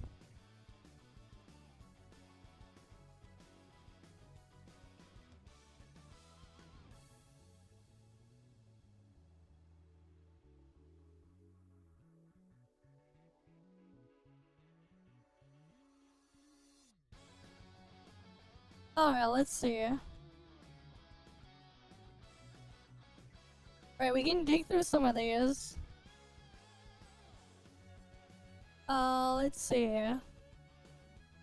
What's this Moriman's? What the hell is this one? Have I ever told you the definition of insanity? Okay. It's doing the same thing over and over again, expecting something to change. Sure. This is a phrase that often echoes in my mind whenever I load up a gacha game. The genre has saturated to the point where it becomes so brain-rotted by the exact same formula that I more or less know what to expect. At this point, whenever I pick up a new one, I go in with my pre-existing expectations on how every mechanic works. From progression, to RNG relics, to the gacha system itself. Oh, you're gonna lock the higher character ascensions behind player level. You have to farm a complex web of upgrade materials to get your units maxed out. You have to counter this class or element with its weak counterpart so you get a better chance at winning. Hey look, there's another roguelike mode with slight variations of builds that barely challenge your skills as a player and provide just enough repeatable content to artificially drag out your playtime. Hey look, we're gonna tailor the current season of the endgame challenge stages to be easier with a current rate of 5-star. You better get polling. Once you start noticing these quirks in pretty much every successful gacha game, it almost makes me long for an experience that's just different. It's not that all of Sure. set systems are inherently bad something game different? design, it's Okay. just that I'm kind of tired of seeing the same thing over and over. I played a decent amount of gacha games at this point. Some good, some not so good. But I find that one of the major factors that makes I'm one still sticks out missing and some of memorable for these. me is how differently its systems Interesting. work. Maybe it's how you can just bypass the gacha and farm for the characters instead. Maybe it's how unique the gameplay loop is compared to other games on the market. Maybe it's how new units become part of the standard pool, so you stop getting the same shit units over and over. Man, I wish more games Okay. did that. As you might imagine, with my brain corrupted by this never-ending cycle, I find it becomes more difficult to approach new games to play and review. There's a few I tried Okay, this then. past couple months and I realized I just wasn't having fun, since the tone of them just felt so similar to something I've already experienced. This is not saying that I have a gripe against others that do enjoy said games, I'm just saying that these signs are a personal turnoff for me. So I just dropped them after a day or so. That being said, I'm usually still on the lookout for new games to explore, and everyone knows that I always listen to viewer suggestions. Even with the newer gacha market coming out with new and innovative titles, I find that even when they're praised, Okay. it's usually due to reasons that you've probably heard of before. Oh Maybe boy. the graphics look really good. Maybe it's just really free-to-play friendly. Maybe it's Sure. got good quality gooning material. Feels like you can't even find unique ways to praise a game. Now, with the amount of saturation in the Yep. market, these factors alone are likely not enough to convince the average person to pick up a new game. They're not, Funny yep. though, I find the best games I play are good for reasons that I just can't quite explain in a single sentence. Okay. Obviously, what someone Why finds is fun is that? extremely subjective, but I will explain what works for me. I started my side Sure. career on YouTube covering an indie roguelike game called Dead Cells. The idea at the Okay. time was to create guides and gameplay content while I worked on public speaking skills. What's going on? My name is Saiki, and this video will be the second episode of my Dead Cells 2.1 Beginner's Guide, 2021 edition. This guide is intended for players just starting out with the game, so 0 BC to 1 BC. This video, I will talk about how to find the correct timing to heal. So normally, the health flask... Hey look, Okay. there's my first 1,000 subs on YouTube. Damn. My first exposure to Sure. the genre was when I watched Uber Haxer Nova play the original Binding of Isaac in 2012, which Okay. was a Flash game at the time. Despite Yep. fond memories of finding Nova's rage quit moments hilarious, I tried out the game myself and I really enjoyed it.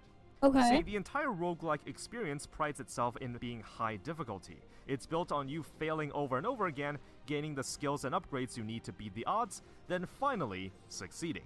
Okay. There's no checkpoints or safety rails. Things can go Yep. wrong at any time, and all your progress is wiped upon a loss. This came to be one of the things that baffled me the most. How can someone enjoy losing in a video game? Sure. Why can't I stop playing this? Dead Cells is where I found my home as a main game and the first 3 years of content creation. I think there's something addicting about the high-octane gameplay, the sheer variety of builds you can do, and the hardcore style of permadeath. Even when the run ends in a loss, I feel motivated to jump back knowing that despite the times I failed, I gained knowledge and the skill that would allow me to be better prepared in the next run. You find that a lot of gacha games these days try to do roguelike Yeah, side exactly. modes, but it's usually That's some less than I repeatable spent content in to Power drag World out when your it came playtime while out. putting in the minimum amount of dev work into making each run feel unique. I think this topic warrants a video on That its is own, a but rookie maybe number, for another exactly. day. I've had a craze for roguelikes and roguelites in my late teenage years. Like, they can be great. The problem is, a lot of the ones that they get made, they kind of suck. With how some of them are made, like, the more recent stuff in them. A lot of them, like, they just doing it for the sake of doing it instead of why, like, they kind of forget why people like them and stuff like that. And they kind of just get boring with some of them. They gotta, like, they need to find the balance with them, but yeah. Especially when you look at how gachas have handled it. Right, remember when ToF had Wormhole and what happened with that? No, we all like what happened with that Wormhole mode, remember? It got optimized out of the game entirely. That was something else. And I played a lot of the most iconic releases in that time period. One of the standouts has got to be the deck building Don't worry roguelike about it. Slay the Spire. I have around 40 hours on the game, and I know that's like nothing compared to some people out there. I probably don't need to regurgitate everything that's been said about Slay the Spire, aside from it being monumental in gaming as a whole, and arguably spawned a whole subcategory of games borrowing from some of its mechanics. Even huge titles like Zenless Zone Zero use similar formulas in their gameplay design. There are very few gacha games that try to go the deck building route, and even those Surely there never was a wormhole mode. arguably not even considered deck building. How can something like this even be possible in a gacha game? And how would you even balance it in a way that encourages skilled play instead of just making all the numbers bigger through upgrades? Wow. Just when I thought I'd seen everything in gacha gaming, I was proven wrong.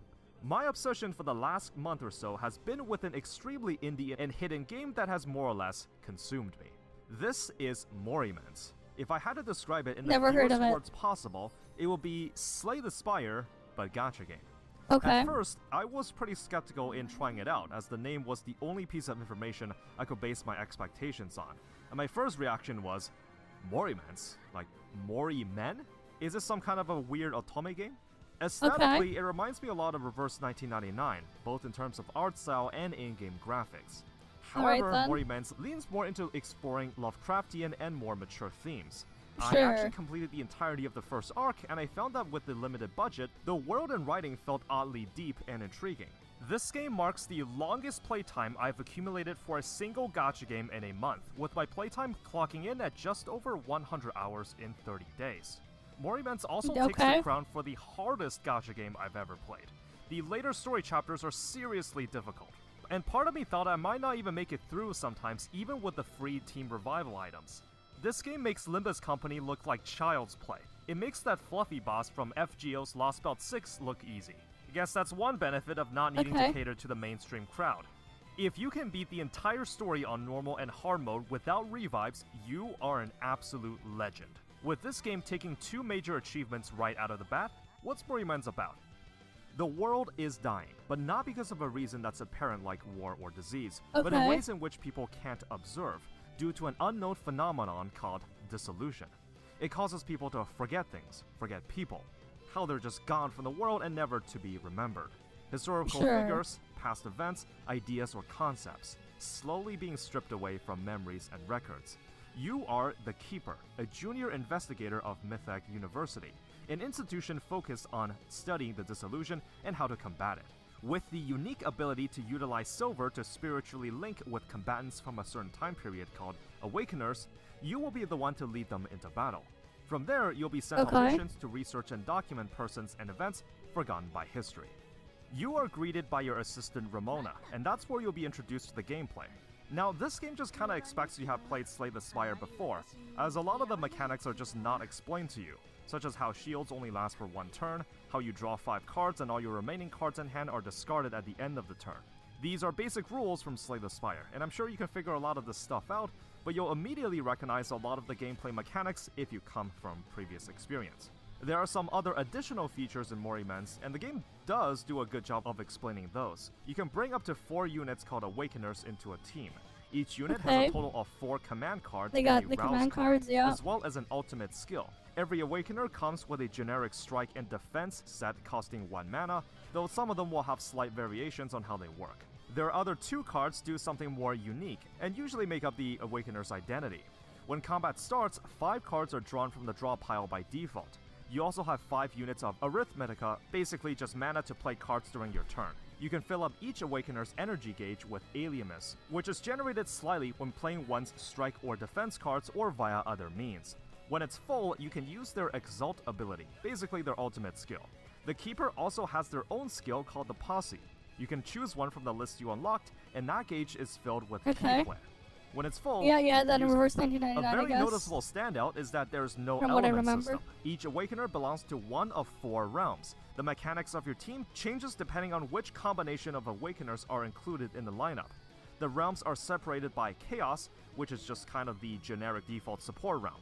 In addition to being able to gain a key flare faster than the other realms, you can use it for a second time to pick from any of your unlocked posse effects and choose one of them to activate twice. Oh, and you get more death resistance, so you can survive a turn at 1 health if it ever drops to 0. Acre is a realm with the Tentacles mechanic, where there will be a UI meter above your team. You can accumulate tentacles with certain skills with relics, Sure, you get and they will do damage tentacles. to the frontmost enemy at the end of the Yeah. turn. However, you can either set them to defense mode, where they will do less damage but give you some shield, or attack mode, where tentacles will do a bit more damage, but your tentacle count will be reduced by 1. Pretty flexible. The Carol Realm specializes in buffing their Exalt abilities by consuming the token card Embryo. There will be a meter above your team called Embryo Fusion. Whenever it reaches 100, an Embryo card is added to your hand. All Carol Awakeners have a Devour effect to their Exalt, where if you're holding an Embryo card, it will be consumed and that Exalt ability will get an additional effect. This can range between adding a powerful card to your hand, increasing the whole party's aliamus, or stunning all enemies for a turn. The Embryo card can be played by Infinitive itself and Word it will of give aliamus to an Warrior Awakener or instead. to die. You also have a special icon to the left Dead side of Embryo Mind. Fusion for Yeah, on-demand healing, sure. and this is typically filled slightly by the end Nah, of it's battles dead in men. unused Embryo cards. Yeah, clearly A theme it's you'll dead find with men, Carol is that plural. health management becomes a bit more important, Men's with certain plural, I abilities don't know. daring you to put yourself at a low life total to maximize its effects. But men is The already Ultra Realm plural. is all about setting up big combos. The first command card played per turn is copied You into just thought the this was Ultra Memento space, Mori and when the reversed space and is full shortened, with fair 5 enough. cards, ending the turn will grant you an additional Ultra turn. When Okay. the 5 cards are added back into your hand, you'll need to weigh the orders to play your cards, and want to store the good ones in the Ultra space so you get to play them more. Sounds kinda boring so far, but Ultra Realm Awakeners usually have a leap effect tagged to their cards, where you get a bonus effect if it's the There you go, first get card some played jiggle in there. the turn, or if played during the Ultra turn. I This know. realm mechanic took me the longest to get used to, as I think it has some pretty insane potential. As you might imagine, when played well, you can set up some pretty nasty combos. Additionally, you can use the Annihilation mechanic to Okay. remove the leftmost card in the Ultra space to place an Insight token card to your hand that gives 1 mana and draws a card, but you may only do this once per turn. You may run a team that purely consists of members belonging to one realm or mixing it with a second one. You cannot, however, run a team containing units from a third realm. This hard Okay. requirement on team building is one of the most fascinating decisions I've seen coming out of a gacha game, considering that you're usually encouraged to use any combination of characters. Very ambitious. Sure. Each Awakener can equip 2 gear slots called the Wheel of Destiny. They range from 3 stars to 5 stars and will usually be the fodder from the gacha. What's interesting is that some of the 3 stars are actually really good, like making shop refreshes cost nothing. Some of the wheels are extremely game-changing, like this one that just straight up increases your hand size by 2. That's kinda huge if you ask me. There is also a restriction that you cannot equip an Awakener with 2 SSR wheels at the same time. So you're in a way Okay. not allowed to wail for the most busted wheels and use them. When an SSR wheel is equipped, the game will force you to choose another that's of a lesser rarity. Again, a very interesting design choice. There's also the Covenant, which is the RNG relics, but we can discuss that a bit later. The free party provided to you in the beginning will consist of the 4 SR units in the game. These actually are the only SRs in the game, as you can only pull 5 stars in the gacha and Wheels of Destiny. Okay. However, you can farm for their dupes in the shop, and eventually some of them are very powerful. At this point, you're basically provided with a damage dealer, some utility cards, and a healer. Not the greatest team, but it's a good intro to the mechanics.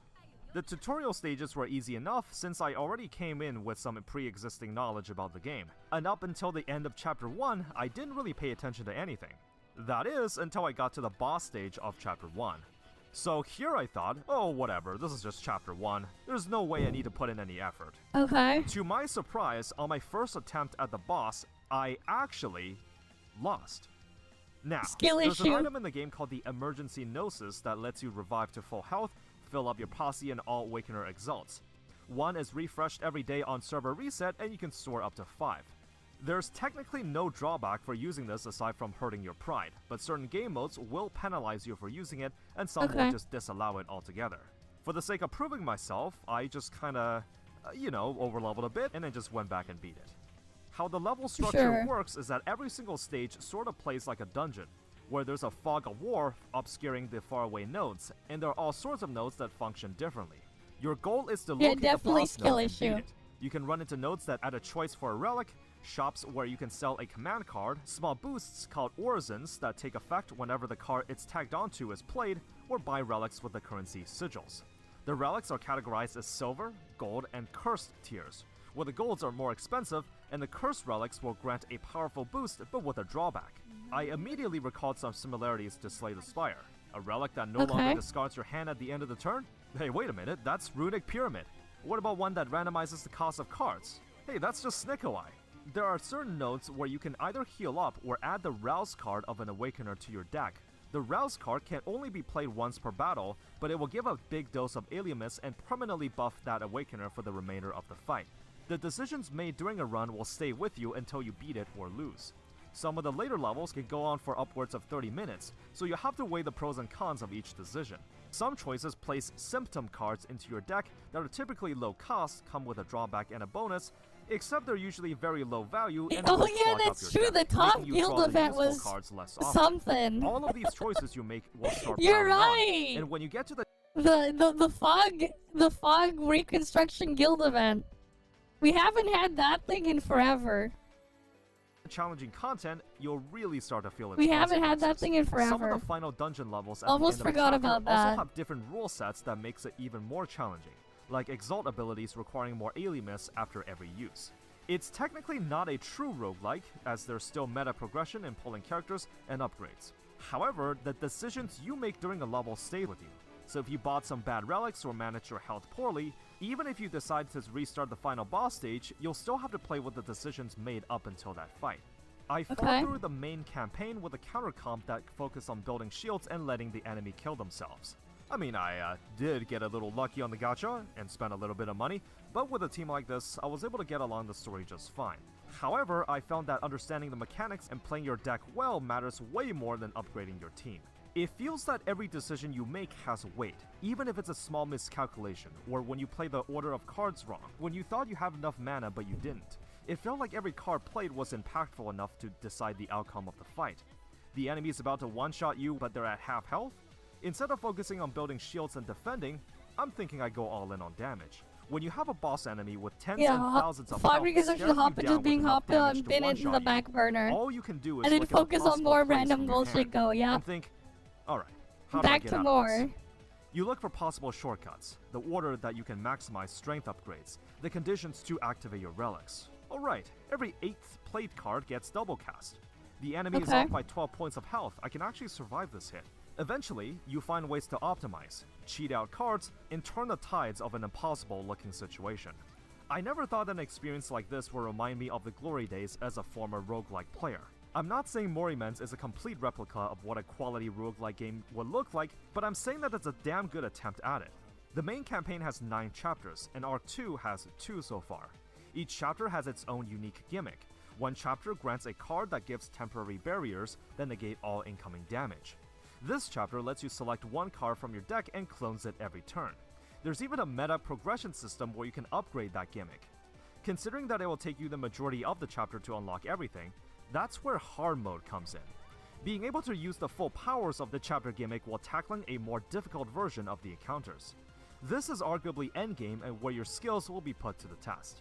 According to testimony from veterans, allegedly within the Morimens Discord server, the amount of players that have beaten all hard mode content deathless so far is in the double digits. Oh, and just a heads up, the game has a sharp difficulty increase after chapter 6. I was alerted of this beforehand, so I was a bit better prepared. I can think of several moments like this in gacha gaming, where you're just suddenly caught off guard by the difficulty jump. Think of Dongbike from Limbus Company or Gawain from Fate Grand Order. Unfortunately, some of the characters in the game are just not balanced very well. So if you head into a blind, you might not be able to get very far. While it may seem like there's a wide degree of freedom in the early chapters, the issue is that a player might not realize that some characters are severely underpowered and they don't scale too well in the late game. The final stage of a chapter is a noticeable difficulty jump from the chapter itself, and this gets very apparent in chapter 6 and onwards. The problem is that if you happen to invest in some weak characters, you might find yourself feeling bricked in terms of progression. The standard banner in the game lets you pick from any of the 4 rounds, where any SSRs that appear is guaranteed to be drawn from the standard pool of that round. Now, if you never play Morimens and you're looking at the screen, some might pick Ultra here, since it displays that it requires the highest amount of skill to play. So you might think, I'm gonna be the master and play the realm that requires the most skill. Statistics-wise, the best recommendation I can suggest is picking the Acre realm, as a lot of the standards in that realm are better on average than others. The devs still buff units, but standard awakeners typically don't get this privilege. This is the general gameplay loop of Morimens.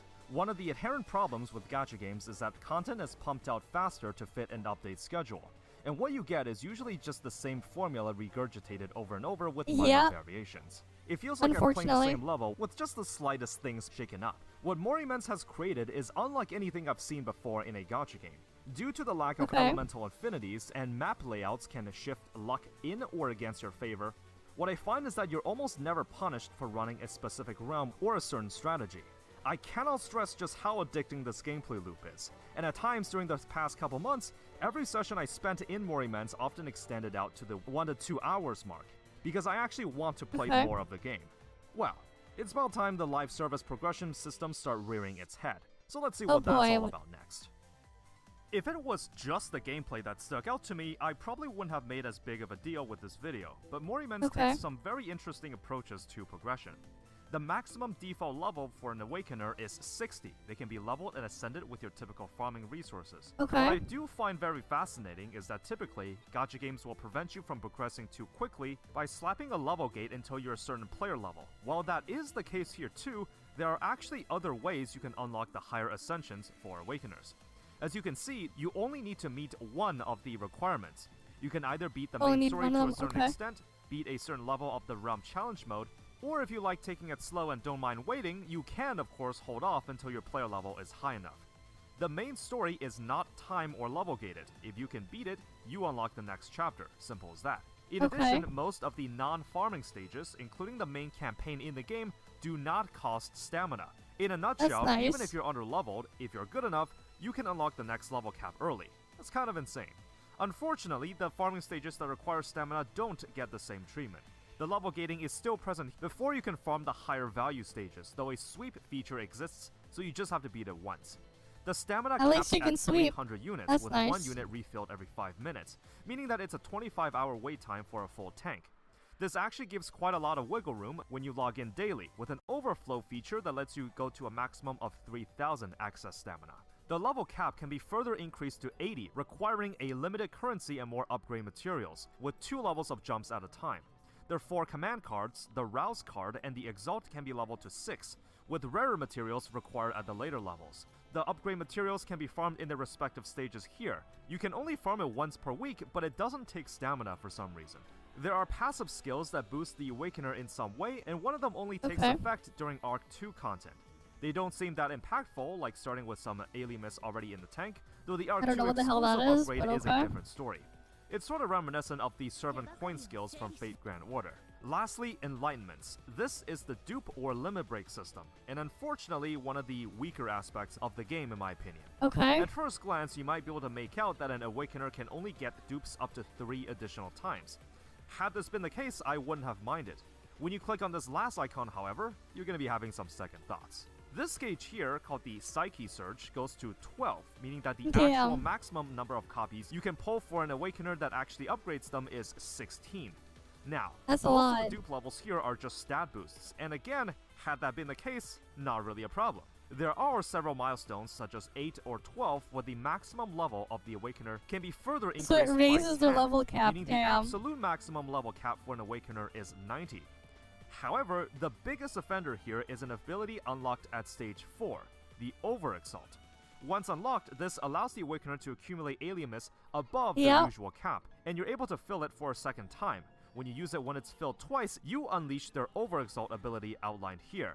Even if you don't use it, it's still a gameplay advantage to be able to store more Alimus in the tank. Admittedly, most of the time, the bonus is not very noticeable. The problem is that certain units' power levels get boosted significantly when you have a certain amount of dupes. Of course it has their full potential locked behind the Overexalt. One shining example I can give is Genesis Doll, where she gains a massive power boost in utility, shooting straight to S tier in most veterans' tier lists. However, anything below that puts her at an A tier.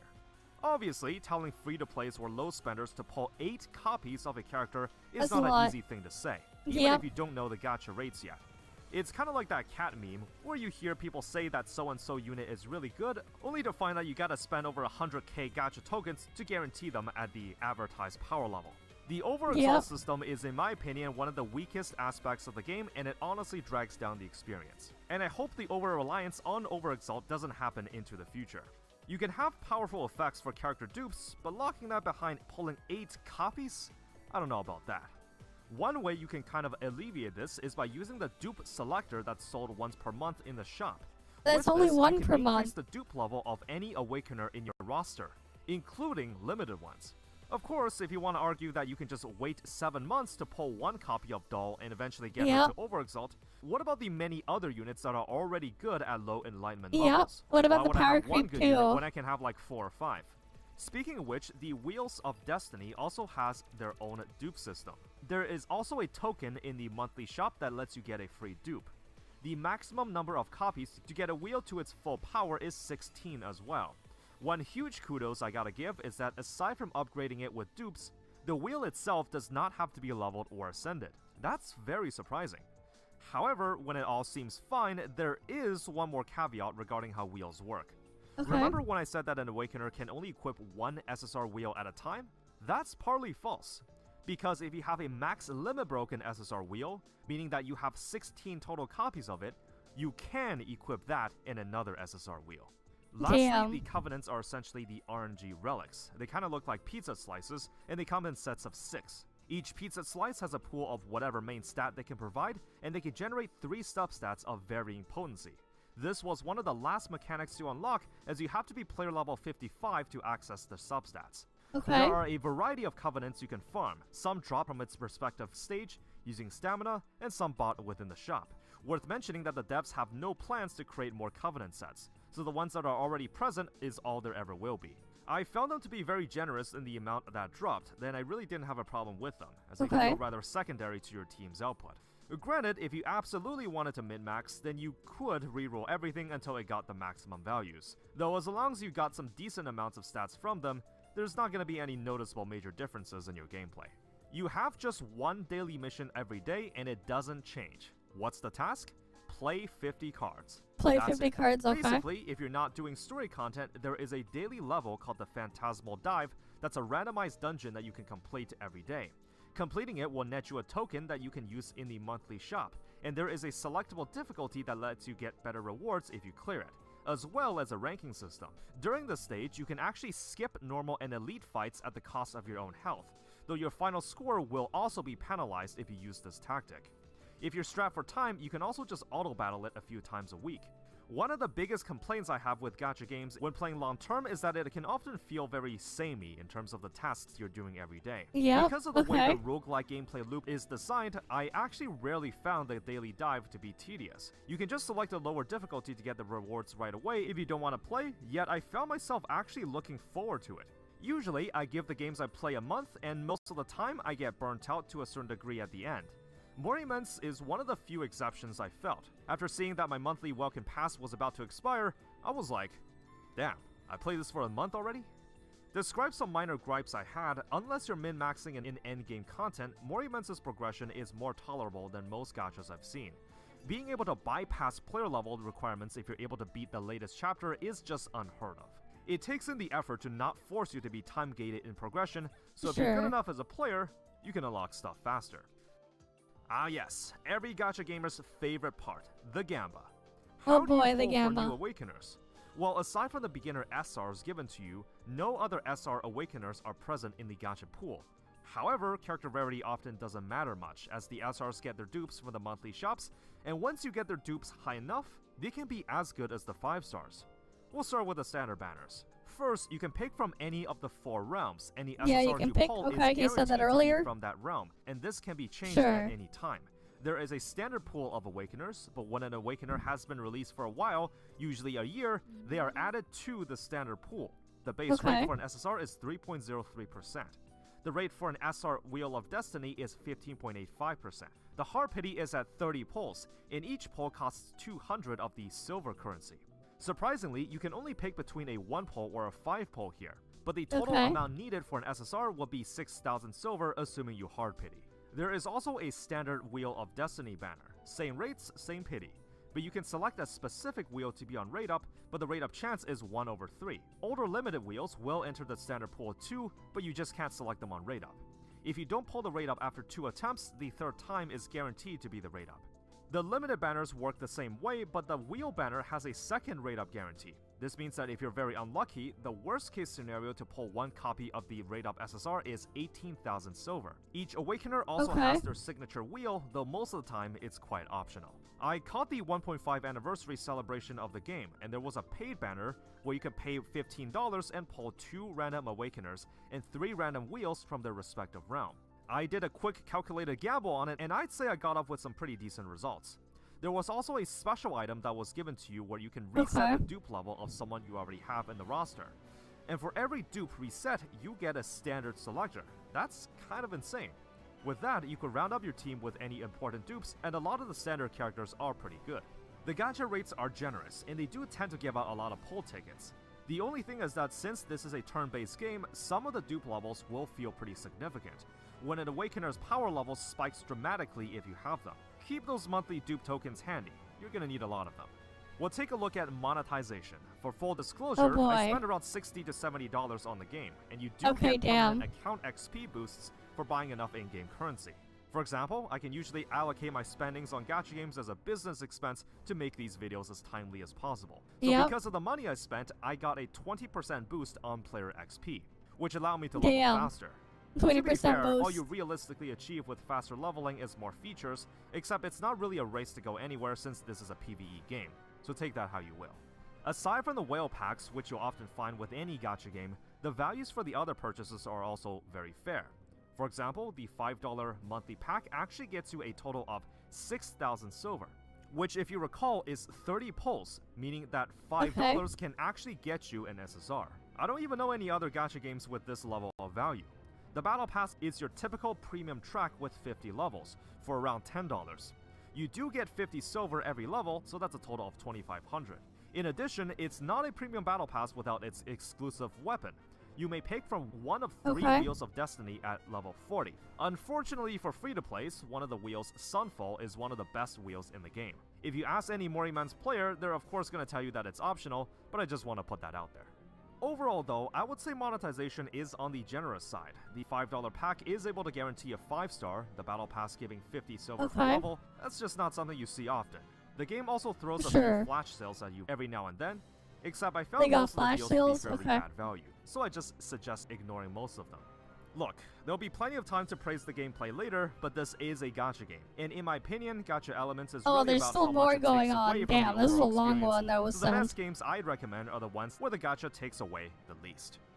Depending on where you look, the quality of the game's I never heard of it either. During gameplay, but I was sent this to react to.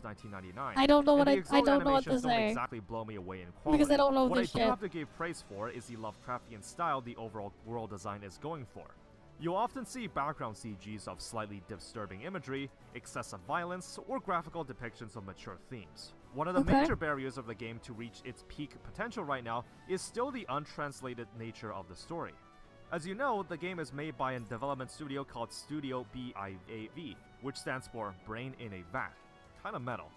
Anyways, given that this is an extremely small studio with limited funding, there is currently no official translation for the non-native languages. While there has been progress made on the UI, card descriptions, and some elements of the story, it's far from done. I normally didn't find this to be too big of an issue, but some terms and concepts being mistranslated can influence your understanding of the story. For example, the machine translation can't figure out if the name of this NPC is Kum, Kuum, or Cum. It's Cum. Story is surely not voice acted, except for whatever reason, the trailer and battle voiceover is only in Japanese. Only that there is no official Japanese The name language. is Cum, you Coomers. Something else that's fascinating I found is that I literally recognize none of the voice actors. And we all know there's only like 10 Japanese voice actors that voice all the gacha characters. I looked up some of the names and literally nothing. This usually means one of two things. One, the game is so indie that they literally just hired any voice actor they can find for the cheapest price. Or two, they voice hentai. Fortunately, or unfortunately, the latter does not seem to be the case.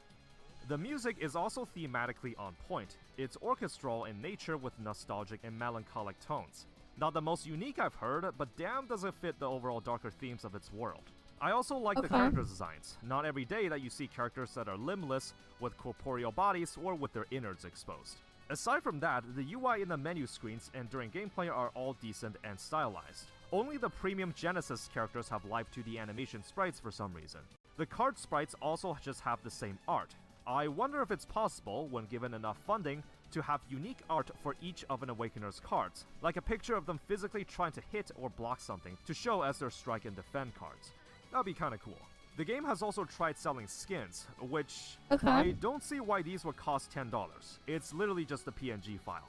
The reason I got them is that they gave out free skin vouchers during the 1.5 anniversary, except that it changes nothing else, no new voice lines and such. This is only the first round of cosmetics, so maybe they learned something from this. Now, I understand that the team behind Morimans is extremely small and has to work with what they're given. I think if you're about to get past the spotty auto-translation at times, the aspects of the game that does draw you in does a fantastic job of that.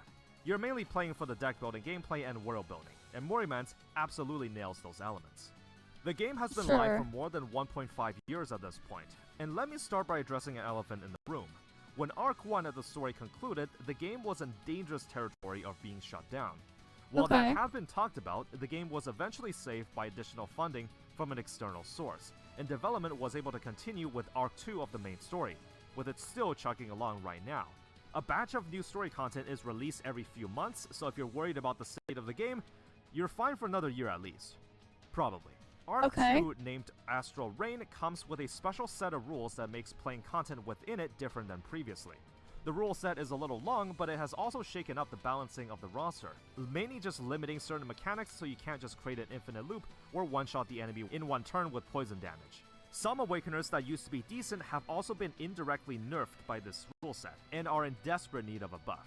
The Astral Reign rule set will apply to most endgame and event content, so it looks like this method of how the game works is here to stay.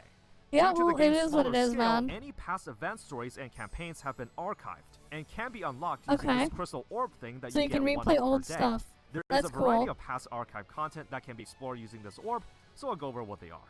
Special Ops are the character-exclusive stories that came from past events. Just like the main campaigns, they come with a storyline, some dungeons, and in some cases, even its own meta progression system.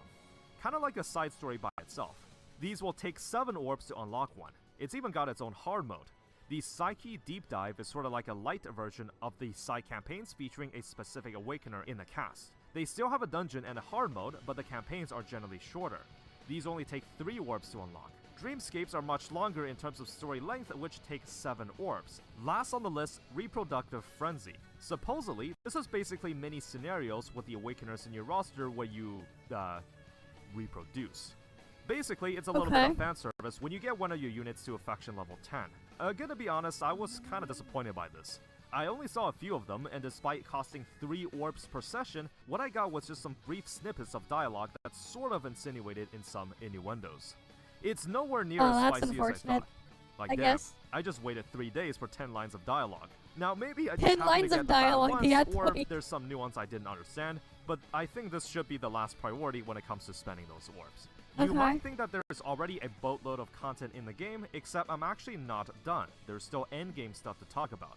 Before I forget, Morimans also has its own PvP mode. Now, I never got into this in great detail, but you can select your roster, and they actually have some drastic different rules here. I'm not someone that typically gets into PvP in my gachas, but I do like a lot of the effort put into here.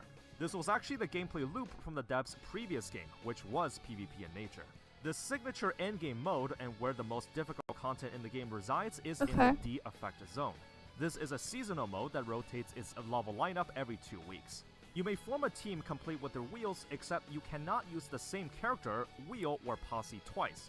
This means that for clearing everything, you'll need a total of 5 different teams, though you are allowed to use a friend support once. The dungeons all use the Astral Reigns rule set, and certain mechanics such as shops work slightly differently. However, there is a selectable difficulty in case you don't want to be on the deep end just yet. There is a leaderboard for this mode, and the highest possible difficulty tier, Alert 5, is where the hardest content in the game lies. Remember, there is no element system in this game. You're not forced to bring units to counter a certain class or element. How they incentivize build variety is a relic that's exclusive to this mode. Whenever you bring Awakeners belonging to an indicated realm, they start the level with their unique relic that buffs them in some way. While you can still buy the relics within the dungeon using sigils, starting with them to begin with is a fairly big boost. What's even more interesting, Awakeners that would have been considered fairly weak in other areas of the game suddenly get a massive power boost in this mode. should you choose to run them. I cannot stress just how unique this is. It's in a way nudging you to play a certain realm, except it buffs all the units in that realm in a way that actually makes them viable in unique ways. An endgame mode in a gacha game that incentivizes you to intentionally use weaker characters so they get a chance to shine.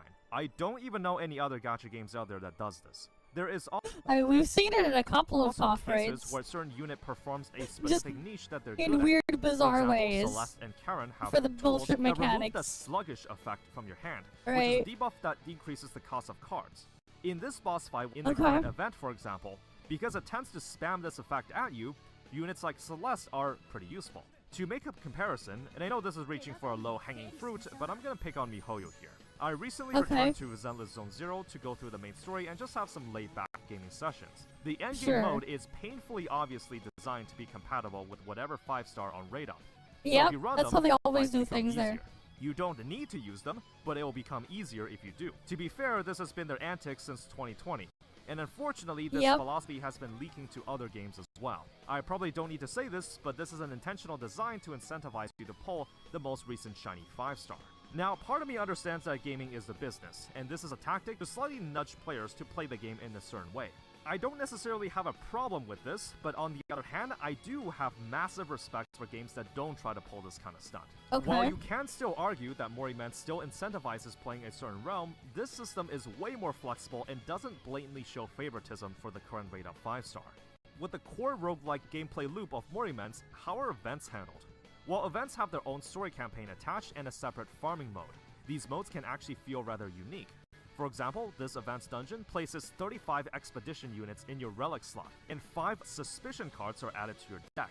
Playing a suspicion card will allow you to choose a power-up at the cost of your own health or expedition members. If there's no one left, you become crippled where you get a filler card and enemies are buffed every turn if you still have it in your hand. You can dispel obstacle nodes by expending expedition members and gain bonuses for keeping as many with you as you can. At the end of the stage, you are rewarded with a relic with how many you were able to save. You get token cards that grant mana and 50 alien mist to an awakener per turn. Then, in the boss fight, every third card you play locks a random card in your hand. The only way to unlock them is by using an awakener's Exalt, which will unlock their respective cards. Good thing the relic you got from saving those members will come in handy. It's this beautiful harmonization of how all these systems come together that makes the roguelike experience so different than any other gacha game I played. Every variation on the formula from events have a special spin on what you're used to, because as you can see, you're kind of forced to interact and play around this special gimmick. Because if you don't, you literally just can't play your cards and lose. What's more, the event dungeons have a selectable difficulty, with the higher ones giving out more event currency. Except none of the difficulties are level gated. You can head into the hardest one at level 1 if you wanted to, assuming that you can beat it. A lot of gacha games these days have a roguelike mode of some kind, and something I came up with is a way to test whether the choices you make during a run actually matters. I simply call it the roguelike test. Basically, instead of making decisions that I think would benefit my build for the run, I just pick randomly. If I can still consistently win, then it's a sign to me that the choices presented are just artificial to create the illusion of player choice and giving you a false impression that the mode is actually deeper than it actually is. The inherent issue with designing a roguelike mode is that gacha games are meant to be casual. The player isn't meant to lose often. I don't have a problem with players enjoying these modes for what they are. I just think that as someone that has extensively played real roguelike games before, the most amount of praise I can give to Morimen's is that boss or level mechanics actually matter. Enemies typically do a lot of damage to you, and there's usually some way you can do to mitigate or reduce that damage. Yes, you actually have to do some reading. With the gacha market becoming more saturated by the month, I often find myself giving less of them a chance since my expectations and requirements for what I consider to be a good one has been skewed and narrowed. It feels like the marks that Genshin has left upon this world in 2020 still carries on its legacy. Look, from a business perspective, I know it makes perfect sense to copy what has worked to rake in those huge profits. I'm just saying that it's done again and again non-stop, and it starts to wear down on me, and I find these elements to just be predictable and samey.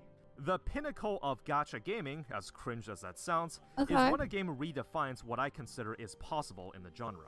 Is Moriman's a perfect game? No, I don't believe so. Imagine I don't think any reading. game is perfect.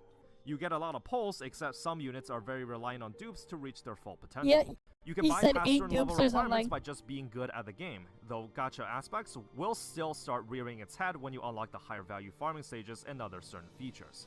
Not perfect by any means, but it gets pretty damn close. The creativity on how the core gameplay loop is expanded and innovated upon is something that engrossed me in every run. Your choices have meaning, it has consequences. You can choose for a more casual experience, but if you do choose to push your limits, the difficulty is handled in a way that feels fair. I have never seen a gacha game that tries to raise the poor performing units back to relevancy in its endgame content, or how each chapter or event puts a different spin on the usual loop to keep things fresh. This has been one of the most fulfilling 30 days I've spent playing a gacha game.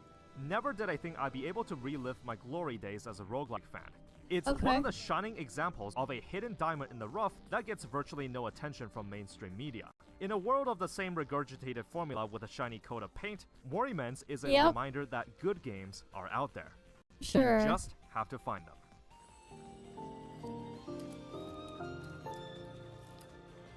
Are we done with his video, or is he done? So we've reached the end of the review. Okay, we're done. He's just talking about his sponsors. Alright, we can knock that off the list. There's so much, like, crap on the React section that I have not looked through. Some of the stuff we have, but there's a lot I haven't. I'm gonna be right back. I need to use the washroom. So I will be right back, actually. You know, I'll leave you guys with a game while I quickly use the washroom. I'll be right back.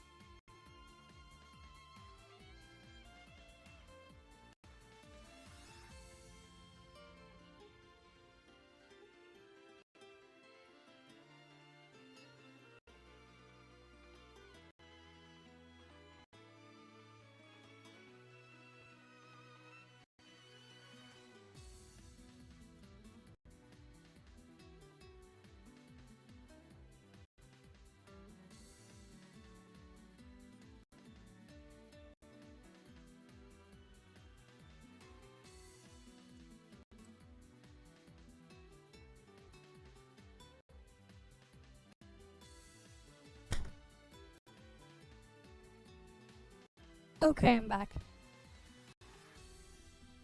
Alright. Wait, we did... That was some good time stall there.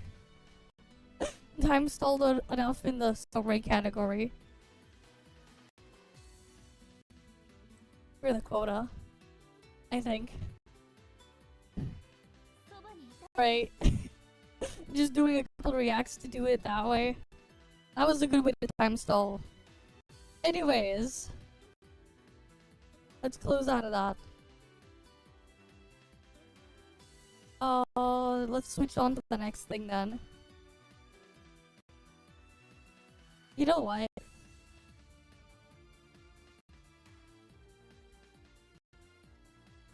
We'll do it in the NTE category. There's some NTE reacts to look at anyways. We'll time stall in the NTE category. While I do my ToF stuff. Right, there's technically drops for the people trying to get the thing there. We'll do it here. Right. Let's do the stuff here.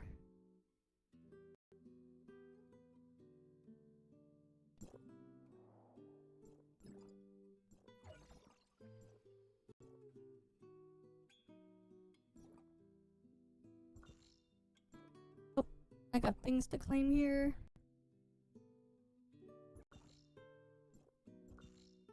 Just more of these. Okay, what else? Alright, there's this event thing.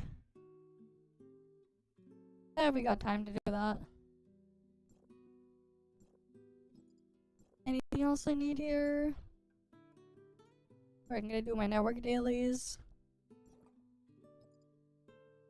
And then I just do my join ops and stuff.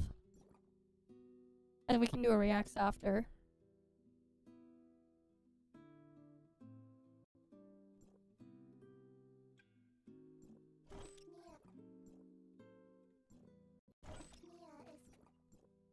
Alright, what do we need here?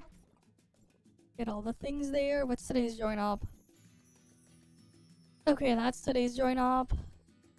Sure. Let's get our stuff done there then.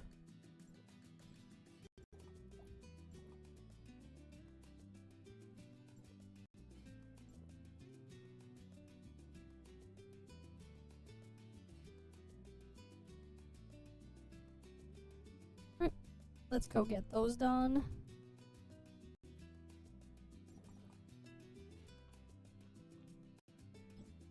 Let me switch to Fizz first. World chat edged right now? I guess it is. Rip world chat is edged.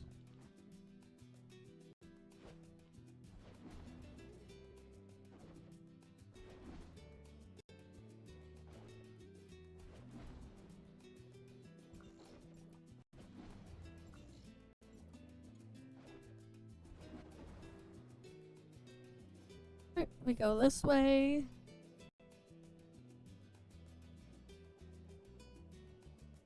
Do, do, do, do, do. On to the next one.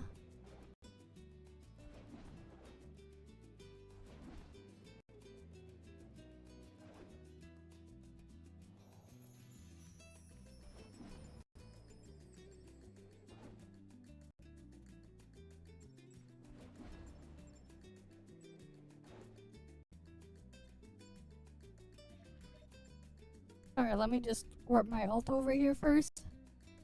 For the first set of kills.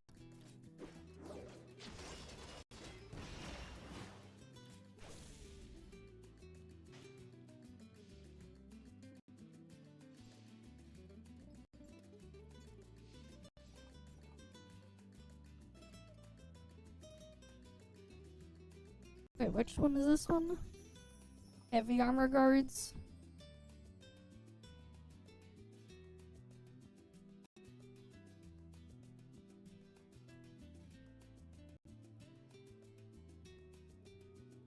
Okay.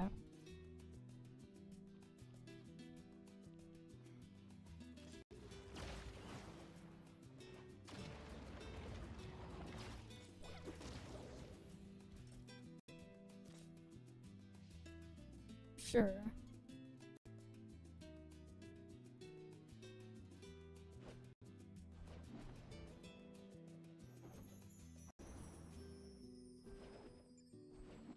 Oh fuck, I got inside.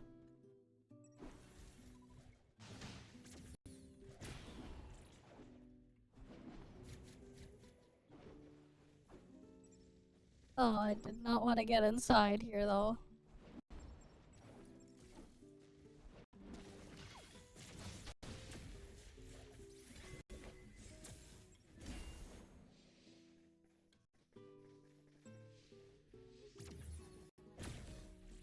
Wait.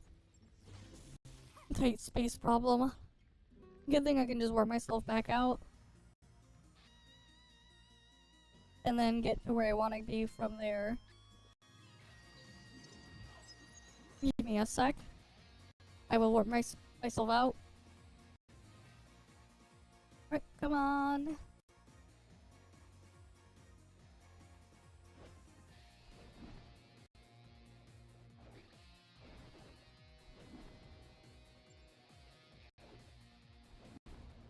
Wait, what the hell? I was like, I just saw like some random ass fan art out of bounds. And then I accidentally went in bounds again trying to look at it. Asks are just kind of awkward to use. Just swing out when you're really trying to avoid things. Because of the arc of the thing there. But yeah, I can see it from out of bounds for some reason. I guess the texture just shows up on both sides. Interesting.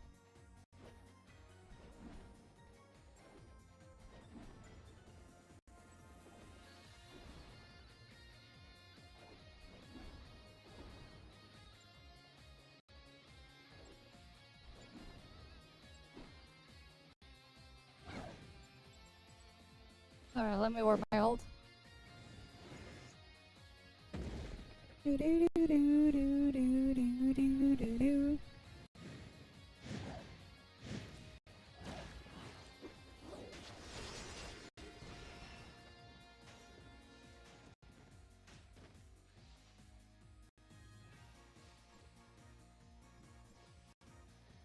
I need WL6s.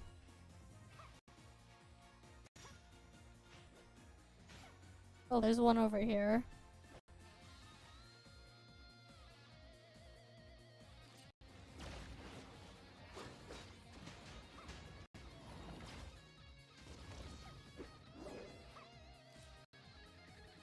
What was the last one my ult needed now? Oh, my ult is done with its bounties. Nice. My ult actually finished its bounties.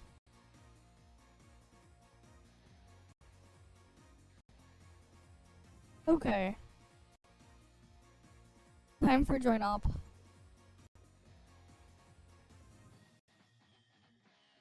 Oh. Yeah.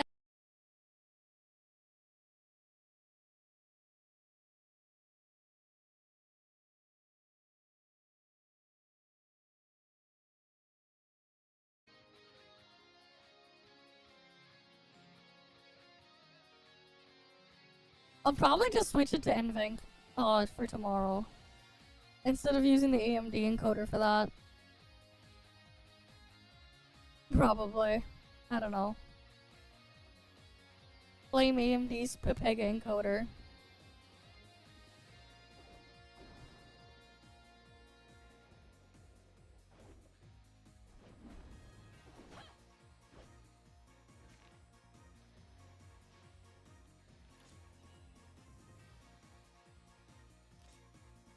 Alright, let's go do a join up. And then we'll do some more reacts.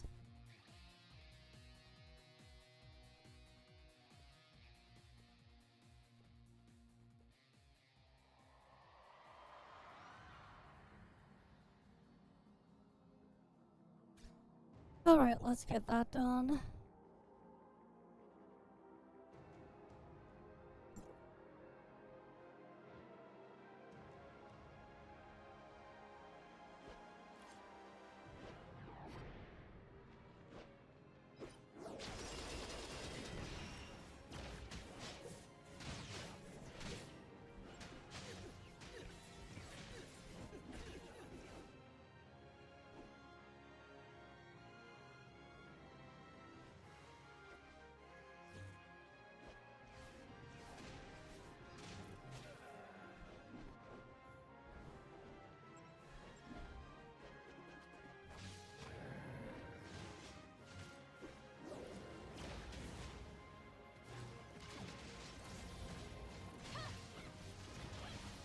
Let me go kill Zuyan.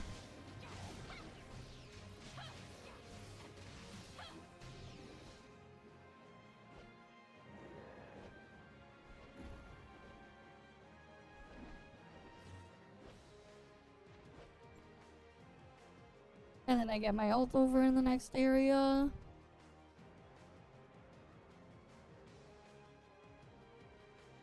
Oh, I just realized my ult was using the Pepega set that I use for Domain Guard.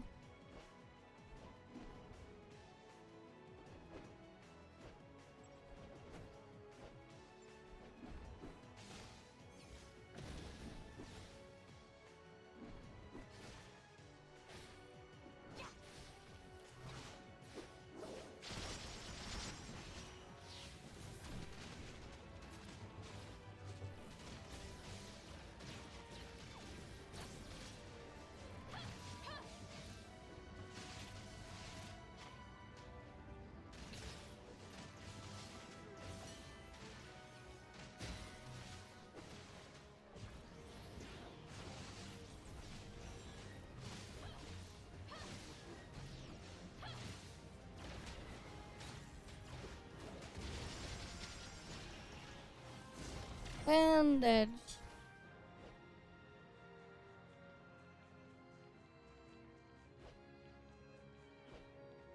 Time to loot this thing. Easy.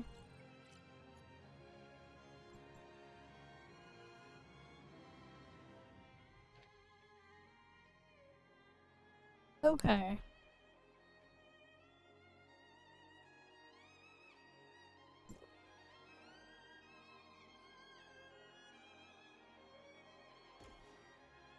Oh, apparently there's some video gameplay of NTE's multiplayer. We're gonna look at it in a bit.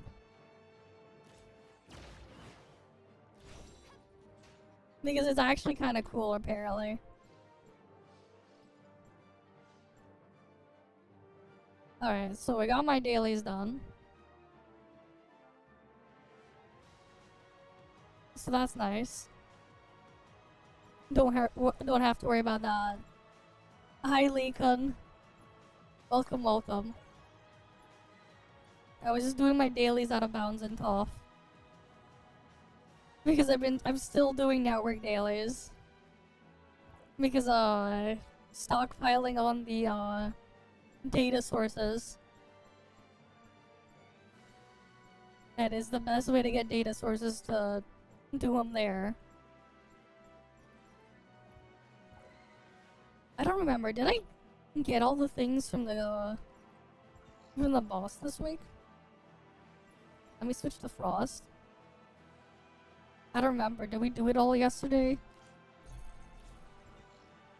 Maybe. Let me just double check. I'll just go kill another Queen Zeno. Right, might as well. Easy way to double check. Just kill Queen Zeno again. And then tomorrow we're also gonna play the NTE beta tomorrow. Because I do have access, I already have the game installed. I do plan on eventually testing a bunch of hardware configurations as well. To see what we can and can't do. Based on stuff I have on hand.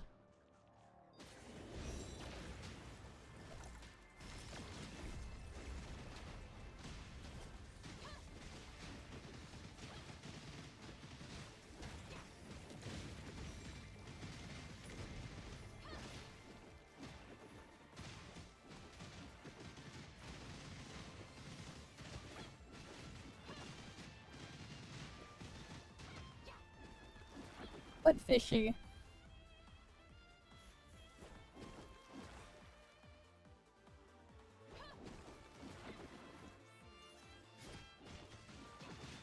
I'm confused.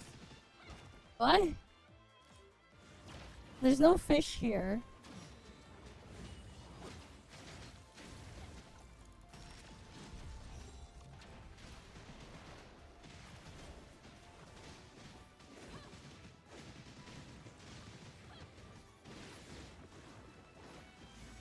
Alright, Queen Zeno has its other phase now.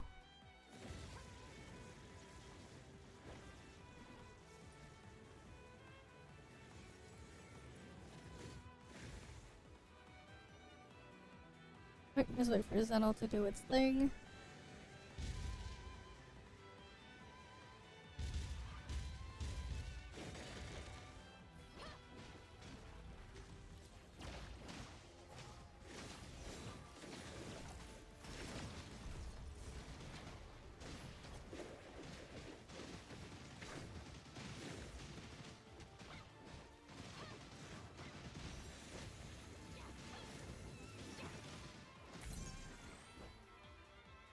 Alright.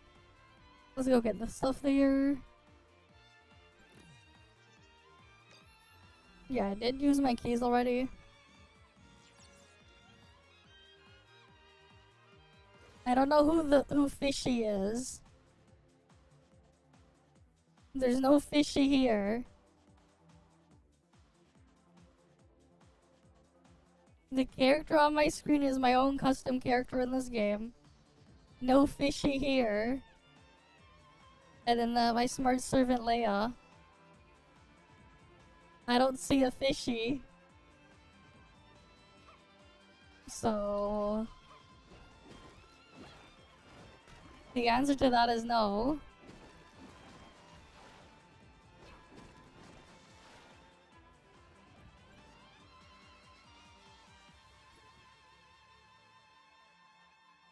Okay, yeah, so I did get all those vehicle parts for the mech this week. Cool, we don't have to worry about that then. And we finished all like the weeklies yesterday anyways, for the most part. Though I'm getting these done through Domain Guard every day. So that can wait a bit. How many Domain Guard keys do I have left? 14. Yeah, a long time ago. What does that have to do with anything?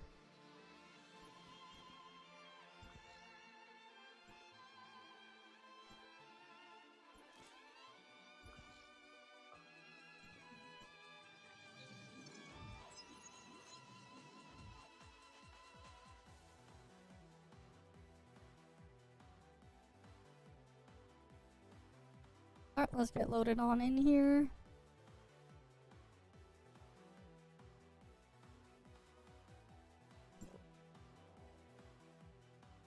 Right, because this thing also reset.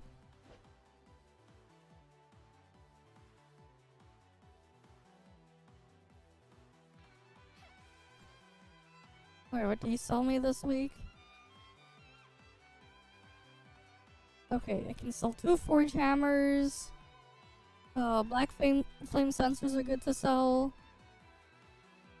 Sword guns are not worth selling right now. Those pendants are good to sell.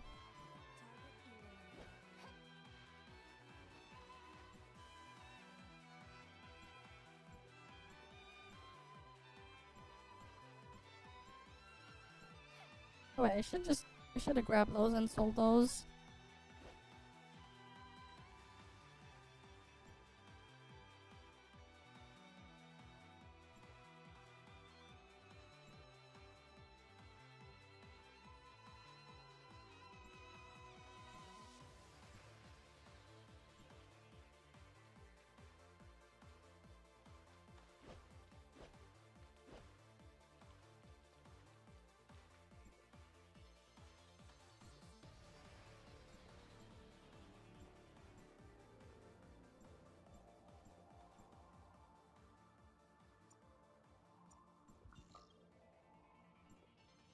Right, we need medicinal herbs.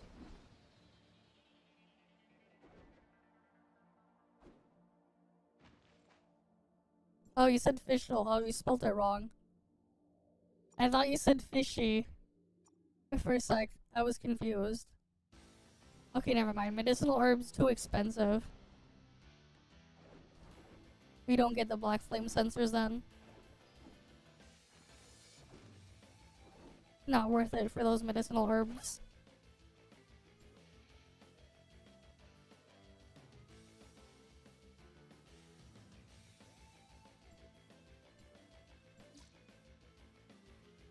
Alright, we'll leave the other things in there because we're not gonna buy those.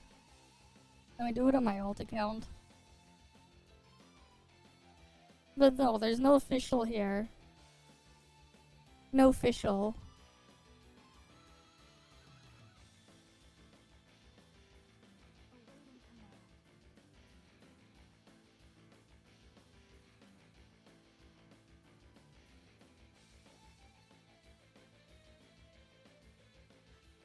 Now I can go get the other item here.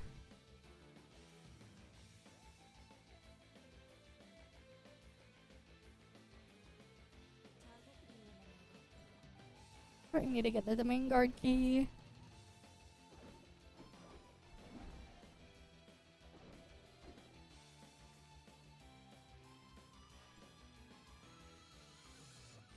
Hi there. Welcome, welcome. But yeah. Okay, now I have 15 domain guard keys, so we're gonna have to get those spent eventually. We will be playing the NTE beta tomorrow. I was just finishing up my stuff here for the week. Which I mostly just finished up anyways. Oh, claim the thing here. Oh, I guess there's like one more thing I need to do and then I can get the outfit there. Neat. Oh yeah, they did add the Aster story thing. We'll do that eventually. I don't think so.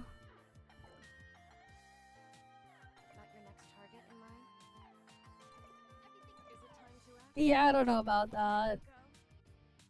Ready for action. I doubt any of these characters look like official.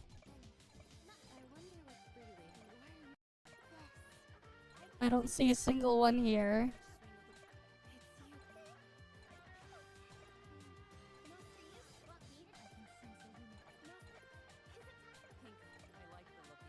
Yep. I don't see one.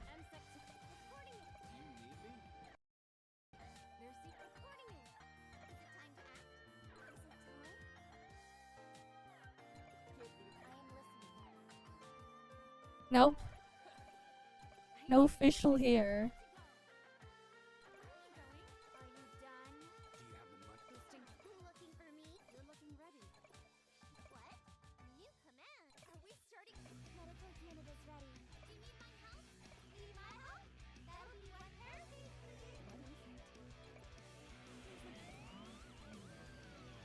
Yeah, no.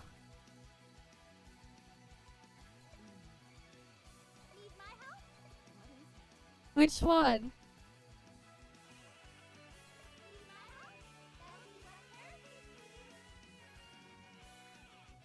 Okay, I don't know which one. Then. Because I don't see it.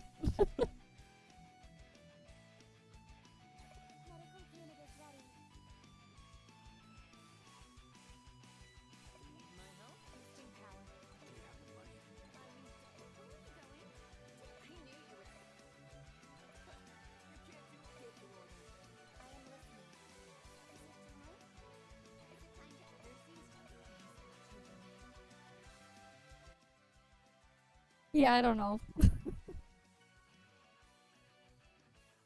There's no official or whatever in here. Oh, let me turn up the game volume. One sec.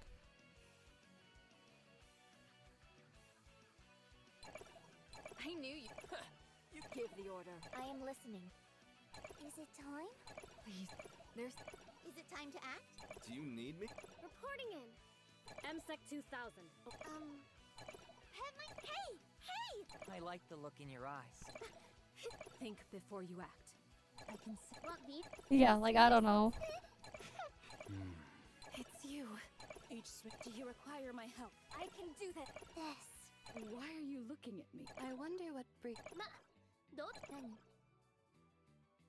Standing by. Oh. Ready for action. Ready to go.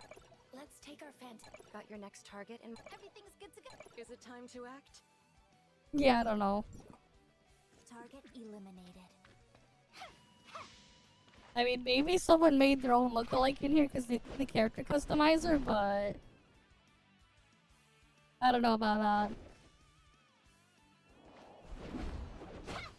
Wait, did they ever, like, fully implement the Lince Storm? Did they ever do that?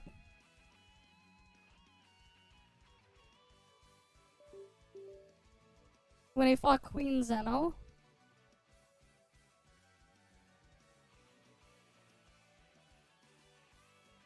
Alright, one sec.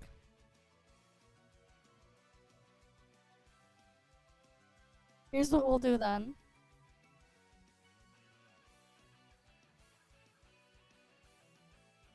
Queen Zeno. We'll go back then. What fishy?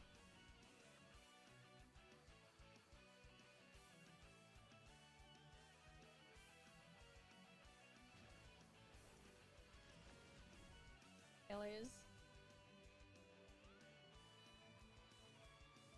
So that's nice. Yeah, we'll just go back to the loading screen. Don't have to worry about that. You said it was on the loading screen, right? Welcome, welcome. I was just doing my dailies out of bounds in ToF. Because I'm still doing network dailies. Because, stockpiling on the, data sources.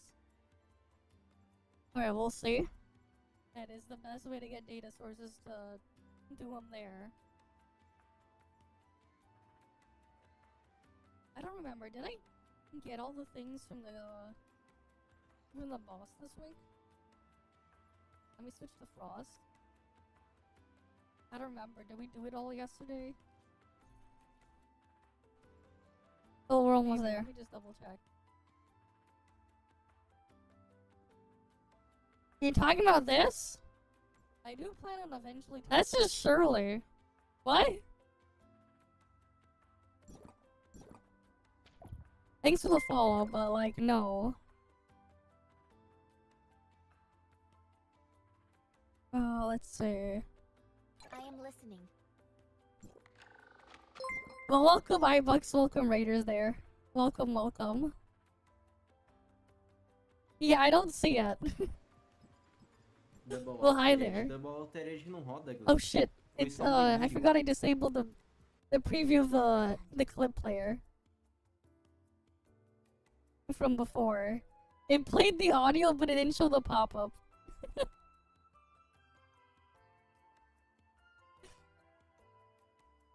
Yeah, no, I don't see how this is official or whatever. Horizons expand every time I visit a new place.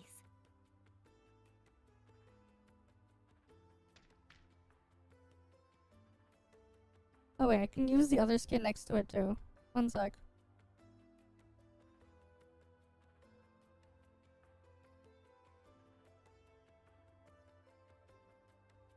Wait, where was I standing again? Oh, right in front of the statue.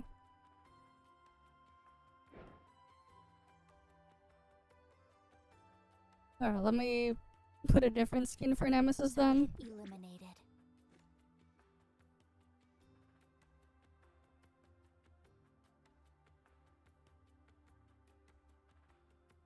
Huh?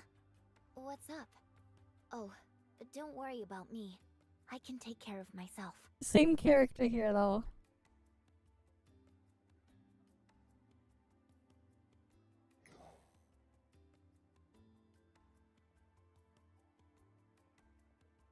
OG model versus thing. There you go, same character.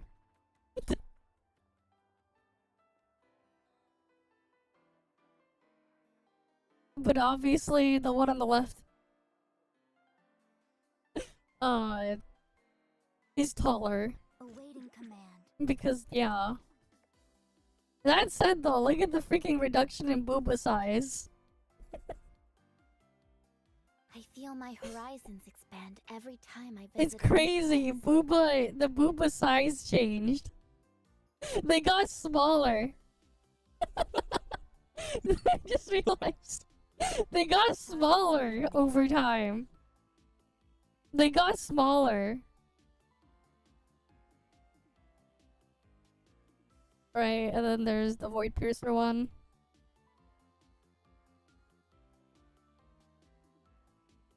then into the Void Piercer variant. And then they got big again. But then they became big again. Right? They became big again. Command. They got smaller and they got bigger again.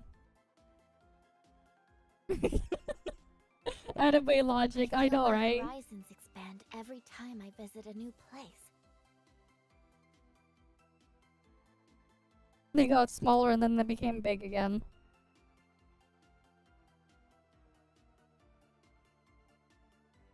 Target eliminated.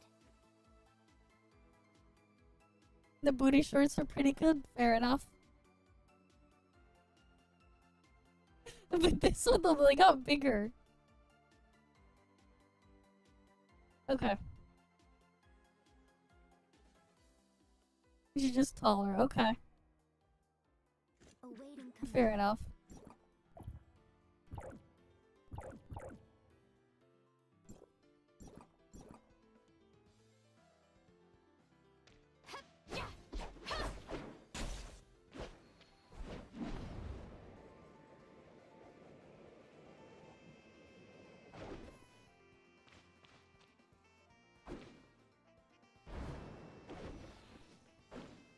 So we can like fly around and mess around like this.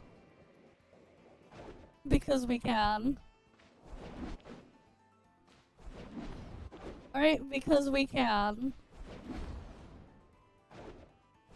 Right, we just swing around.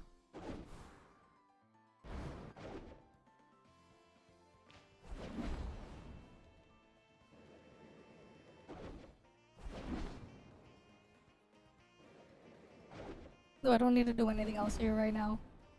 We already finished our weeklies and our dailies. We already finished our stuff here, so let's just go do some more reacts.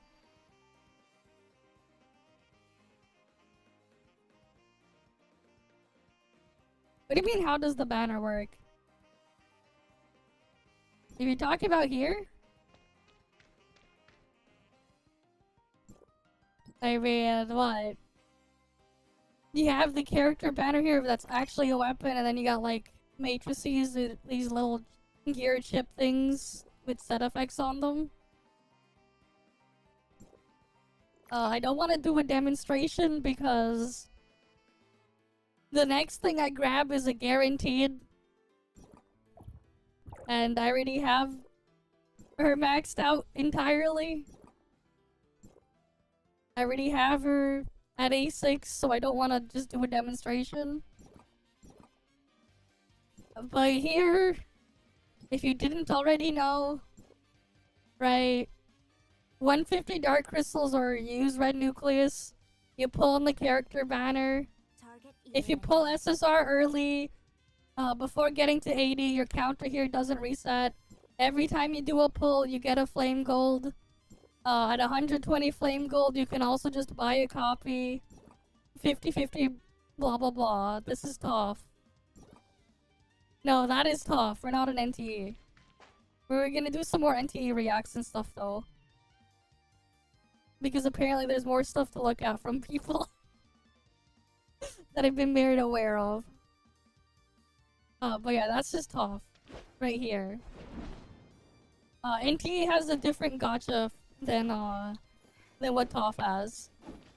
Their stuff works differently.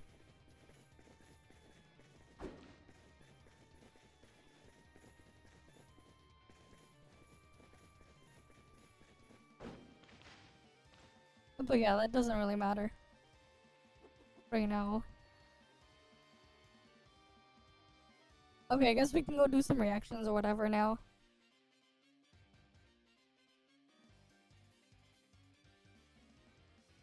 Oh, what was that video I saw before that popped up my recommendation? I saved it on my other browser tab.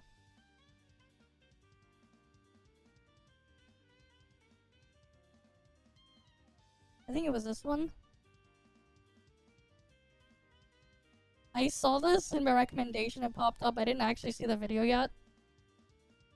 But hey, we can go give it a look now. What is this? NTE has a huge problem, they need to fix it. Beta test issue. Oh boy. What's the issue? Hi, welcome back. So, Never Okay. Nostalgicness is having a beta test soon, and there's a slight Yeah, problem tomorrow. that not many content creators seem to be talking about. The system requirements for this game are insane. I don't know if I'd call this insane. I don't think I would call this insane. Like, bruh. Like, 10th gen Intel was how many years ago? This is like a 5-year-old CPU. This thing is what? 9 years? Well, not 9 years. Like, this is like an 8-year-old graphics card. You can actually get, like, here's the thing too. Equivalent graphics cards, you know, on the used market, you can actually get a faster graphics card than a 1660 for like $50 or something. Like, you could actually, like, for like $50, you can buy a faster graphics card than this. The heck? Some integrated graphics from AMD and on Intel are faster than this. Like, this is an old-ass graphics card. The 1660 is pretty old. Like, as for the CPU here, they probably just only tested this with this stuff here because it's all they have for testing internally. Because you definitely do not need an i7 10700. You don't. You didn't need it in the last test either. But we'll test like other hardware configurations. Right, like I said it earlier, I have access to an RX 480, I have access to a GT 1030, I have access to a GTX 1060 3GB, I have access to a GTX 1080 alongside my actual regular system. I have access to those. Fuck, I could probably even pull out access to like an old AMD failed dozer CPU if I wanted to really test it. Yeah, it's here's the thing though. The 1660 is slower than a GTX 1070. And you can buy GTX 1070s for like $50. Heck, you can buy a GTX 1080 mining variant that was used in mining rigs with the it was like an NVIDIA mining card GP104, which is a GTX 1080. For like $30-40 on the used market. You can like easily find those. And those will be faster than the 1660. The 1660, the only thing that the 1660 has over the 10 series GPUs, right? 10 series was from 2016. Right, that was 9 years ago for the 10 series. But anyways, those ones, it's basically like if you took the RTX out of the RTX 2000 series. All the thing it has left is the encoder. The media encoder on the RTX 2000 series. But like, that was such a low tier card of whatever. This is NTE. The NTE requirements here. Oh yeah, I also have a Steam Deck I could test on. So, yeah, I could probably test it on a Steam Deck. I'll need to like ask on the thing of on the device limits and stuff, but I'm pretty sure that isn't an issue. But yeah, we could probably test those later. No, we're not mecha breaking, no.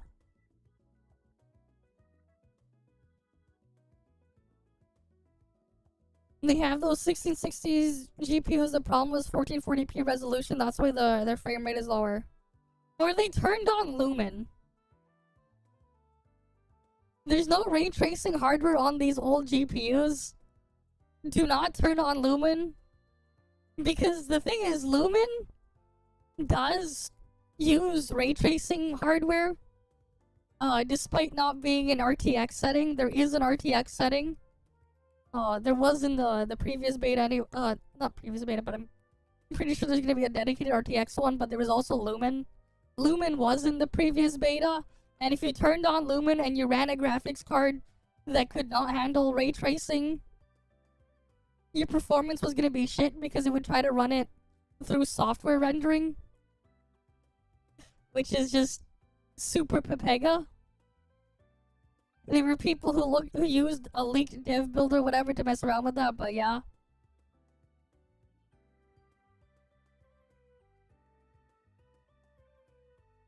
I mean, like, don't use ray tracing on an AMD graphics card either. I don't know about the freaking the Radeon 9000 series, but the RX 7000 series and older, they're actually really crap at it. Heck, the equivalent Intel GPU is faster at ray tracing than those AMD GPUs, which is just kind of hilarious. But yeah.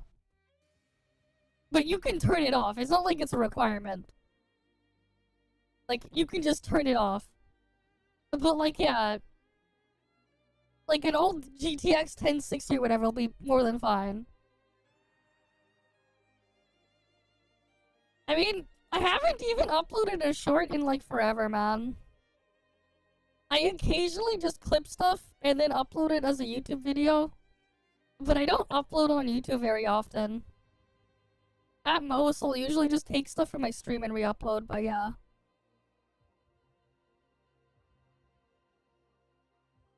Having a 3060 is recommended GPU is reasonable considering it's a 5-year-old card.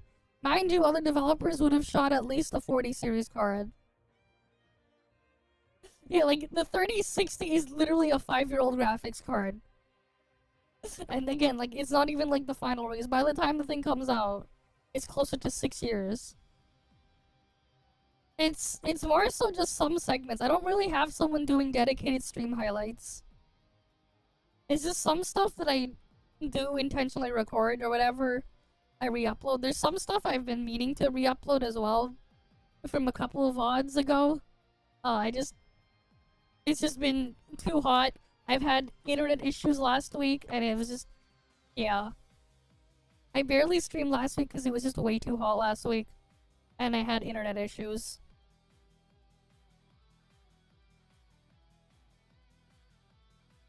What do you mean the 30 series is from 2021? You're wrong. If you're talking about the LHR variants, yes. But if you got the original batch, those are 2020. How do I know? Let me just open up GPU-Z and pull it up for you guys. Here, let me pull up GPU-Z for you guys.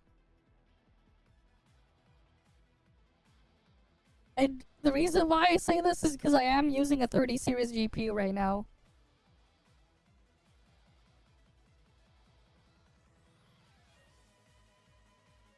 Where's that window thing I was gonna select?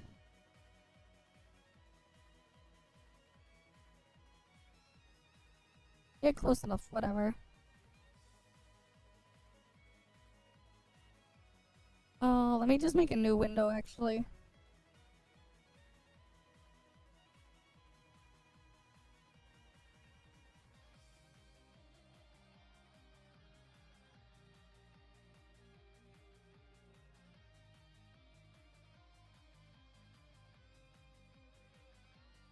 What does that say here? What's the release here? Look, NVIDIA GeForce RTX 3070. Right, GA104. September 2020. It's 5 years old, man. 5-year-old graphics are 2020. Not 2021. This is the GPU I'm using. If you got the LHR variant, it will say 2021. Because they basically nerfed, just rebadged nerfed variants that were bad at mining. Artificially bad at mining, but then miners found a way to bypass it and it didn't do anything. But yeah, this is my GPU. You know what? You know what'd be funny? Actually, if I tested this too. This one. The integrated graphics on my CPU. I think so. I don't know. It might be. Right? It may be.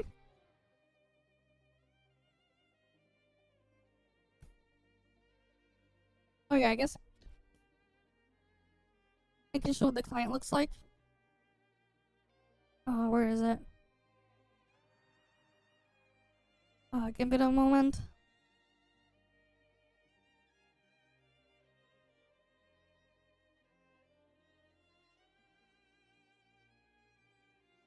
Game client looks like this.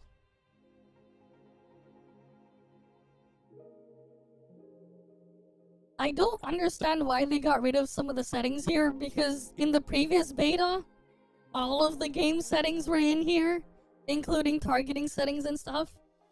But yeah. 30, 60, 120. I'm gonna try all sorts of different graphic settings. Original is the highest, by the way. Original is the highest graphics quality settings. On my machine, it defaulted to delicate and at 4K full screen. But this is in windowed mode right now. I don't know why 16:10 is missing. They had 16:10 in the previous beta. I don't know why that's missing. I'll have to ask them what happened to 16:10. Because I prefer to play games in 16:10 at 1600p, not 1440. But it looks like that's missing right now.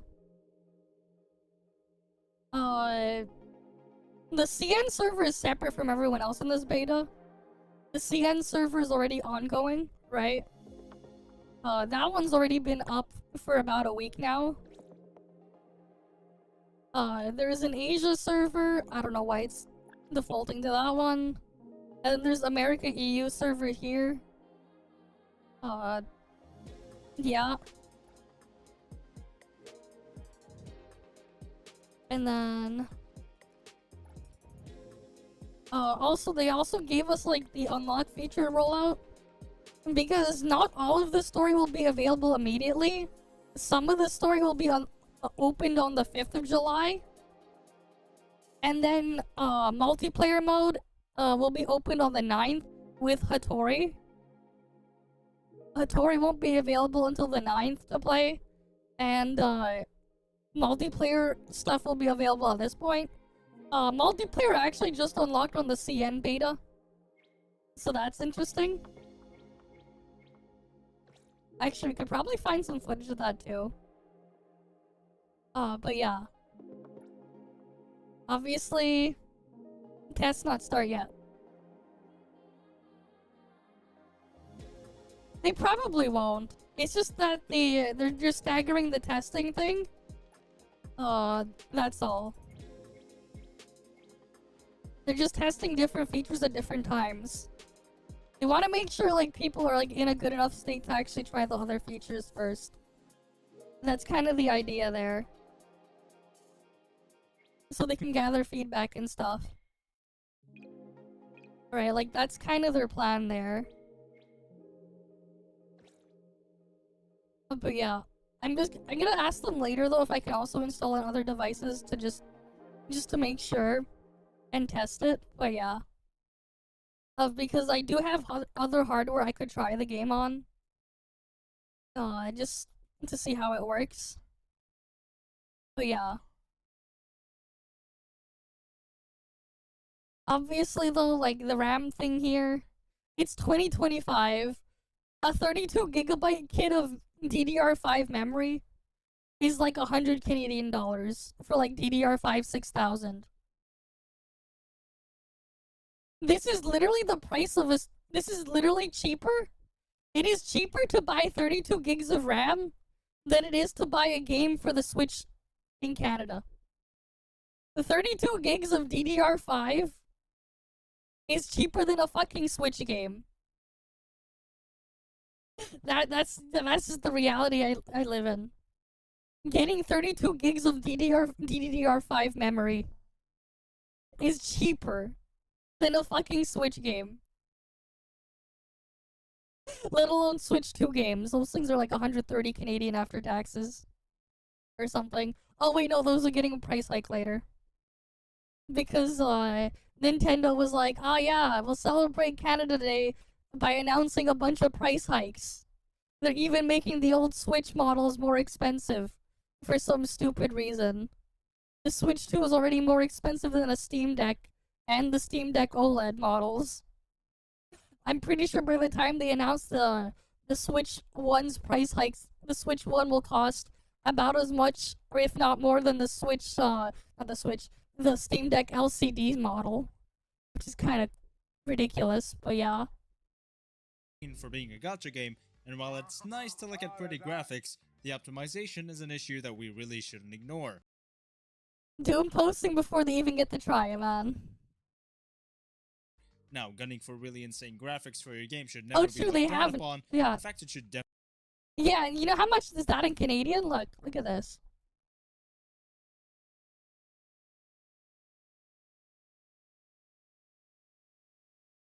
How much is Mario Kart World? Let's say we want to go buy Mario Kart World.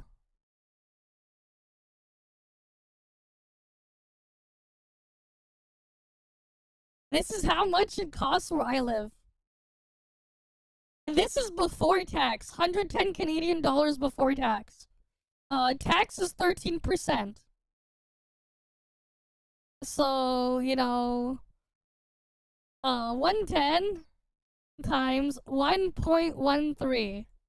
$124.30.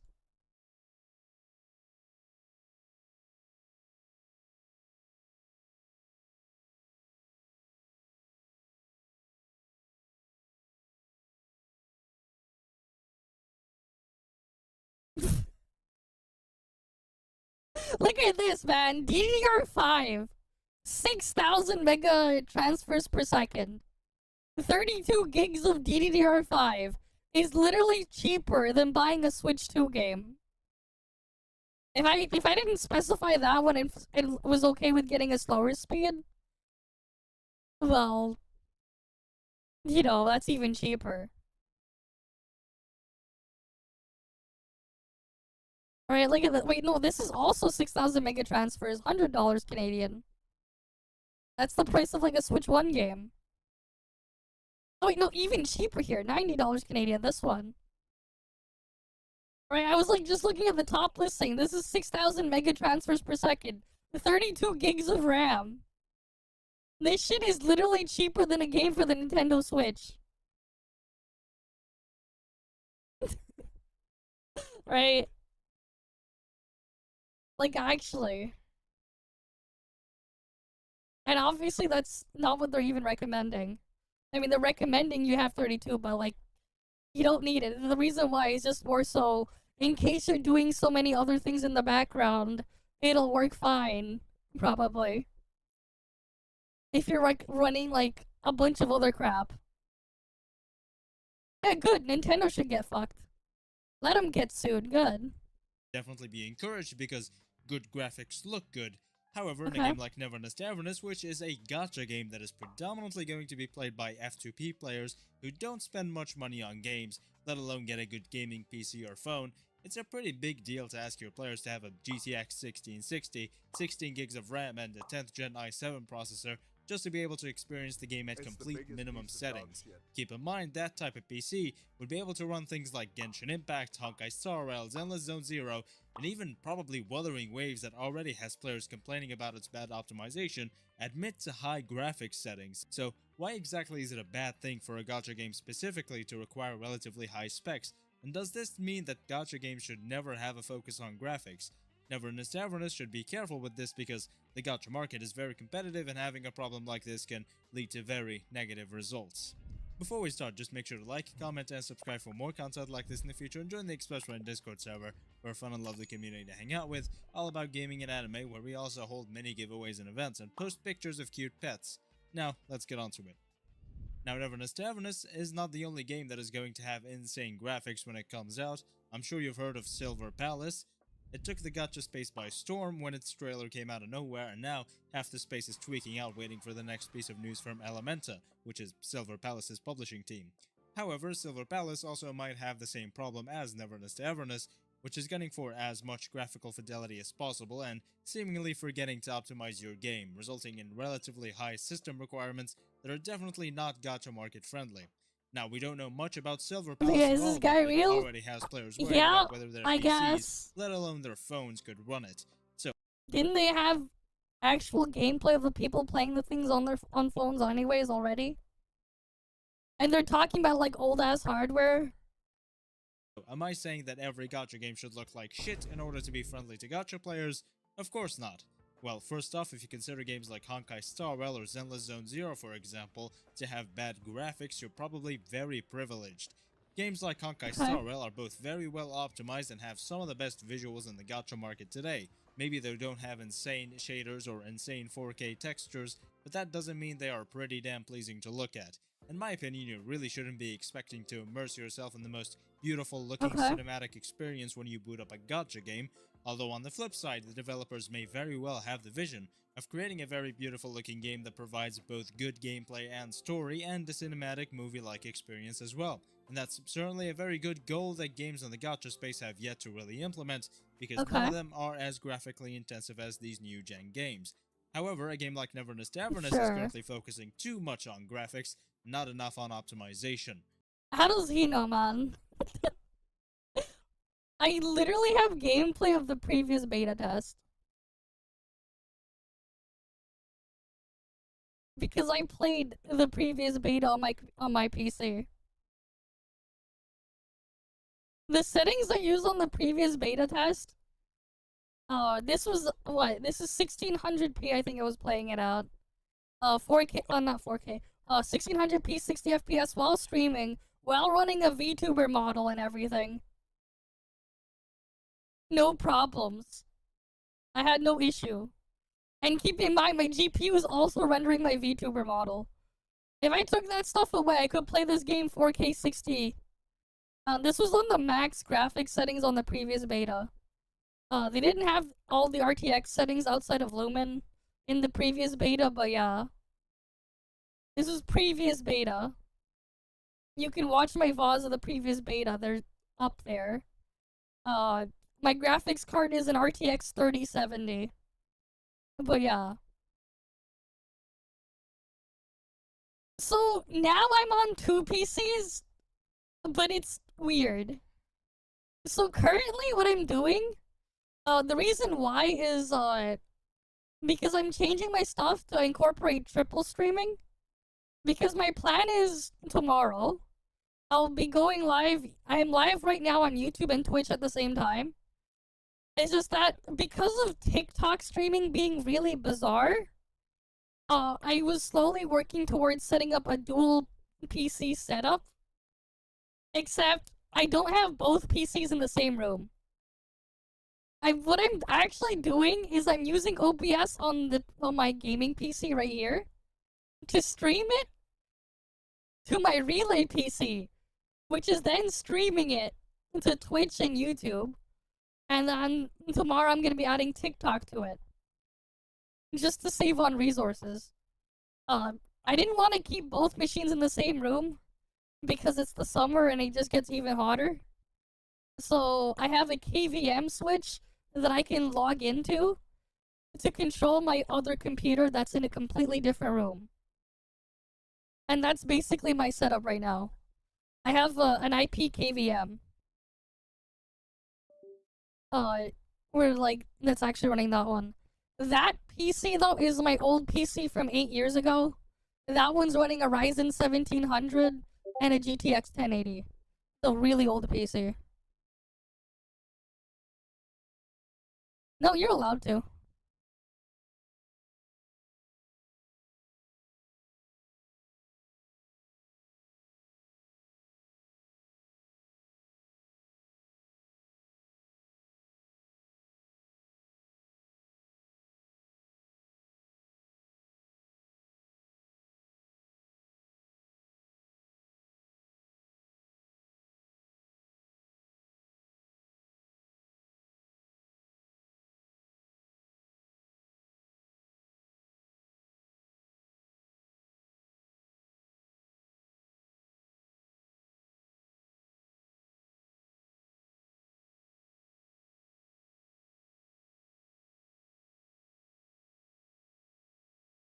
But yeah.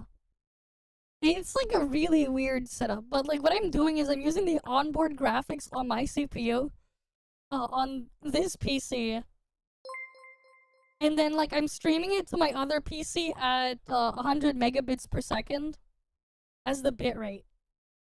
So you don't actually see the loss in quality. You don't really see it. I'm sending it at H.265 100 megabits per second to the other PC, which is then relaying it down to the 6,000 kilobits per second to YouTube and Twitch. But yeah. No, but Twitch has allowed multi-streaming for the past like 2 years now. They've been okay with it. There are some restrictions, like you cannot have the other platform give a better experience than Twitch. So like you're not allowed to be like multi-streaming to YouTube and Twitch, but give YouTube a higher bitrate than Twitch. You're also not allowed to prioritize YouTube chat over Twitch chat, but you can respond to both. They're like, those are like some of the restrictions between it, but like, for the most part, like everything is fine. You won't get banned. They've allowed multi-streaming for a while now. But yeah. Like, I thought the last beta was pretty well optimized when I played it last year. The RTX 3050 is above the minimum requirements. It is above the 1660. So you should be able to run it fine. There are people on Bilibili testing it on GTX 1063GB models. There are people testing it on some AMD integrated graphics. If those can run it, your 3050 can handle it. Yeah, if you go at like low resolution, medium settings, yeah. The thing is, the configuration they were recommending was using like one of the presets at least 1080p or a higher resolution at 60 FPS. Their actual target for max settings is an RTX 4070 doing 4K 120 on max settings. That was their target for max settings, getting everything turned up at 4K 120 on a 4070. That was what they were targeting before, on the max end. But like, even like a 3070 can do a 4K 60 in the previous test. And like, you're probably playing on like a 1080p display or something. You're probably gonna be able to at least get 1080p 60. I probably won't use the ray tracing features on the 3050. Unless you're using some aggressive DLSS settings, maybe. But yeah. It should be fine. The rest of the game looks fine, but the optimization is definitely currently heavily suffering. Your game can have as high recommended specs as possible. In fact, the higher your recommended or maximum specs are, the more of a flex it is, because it means your game looks better. And as we said earlier, good graphics look good. However, your game should... But like, the thing is, right? On the used market, I could literally build a PC for like $150 that is a bit higher than the minimum requirements that they're asking. I could technically source a full PC off the used market for around $150 if I really wanted to, if I was crazy enough. Especially if you don't mind buying like old used mining GPUs. You can easily get there. Like, you can find like the mining GPU equivalent to a GTX 1080 for like $30-40. Just straight up on the used market. You can find them pretty easily. And then, depending on how janky you want to go, you can look through like old used Xeon CPUs from like retired servers and stuff. And get some crazy things going on there. Like, actually.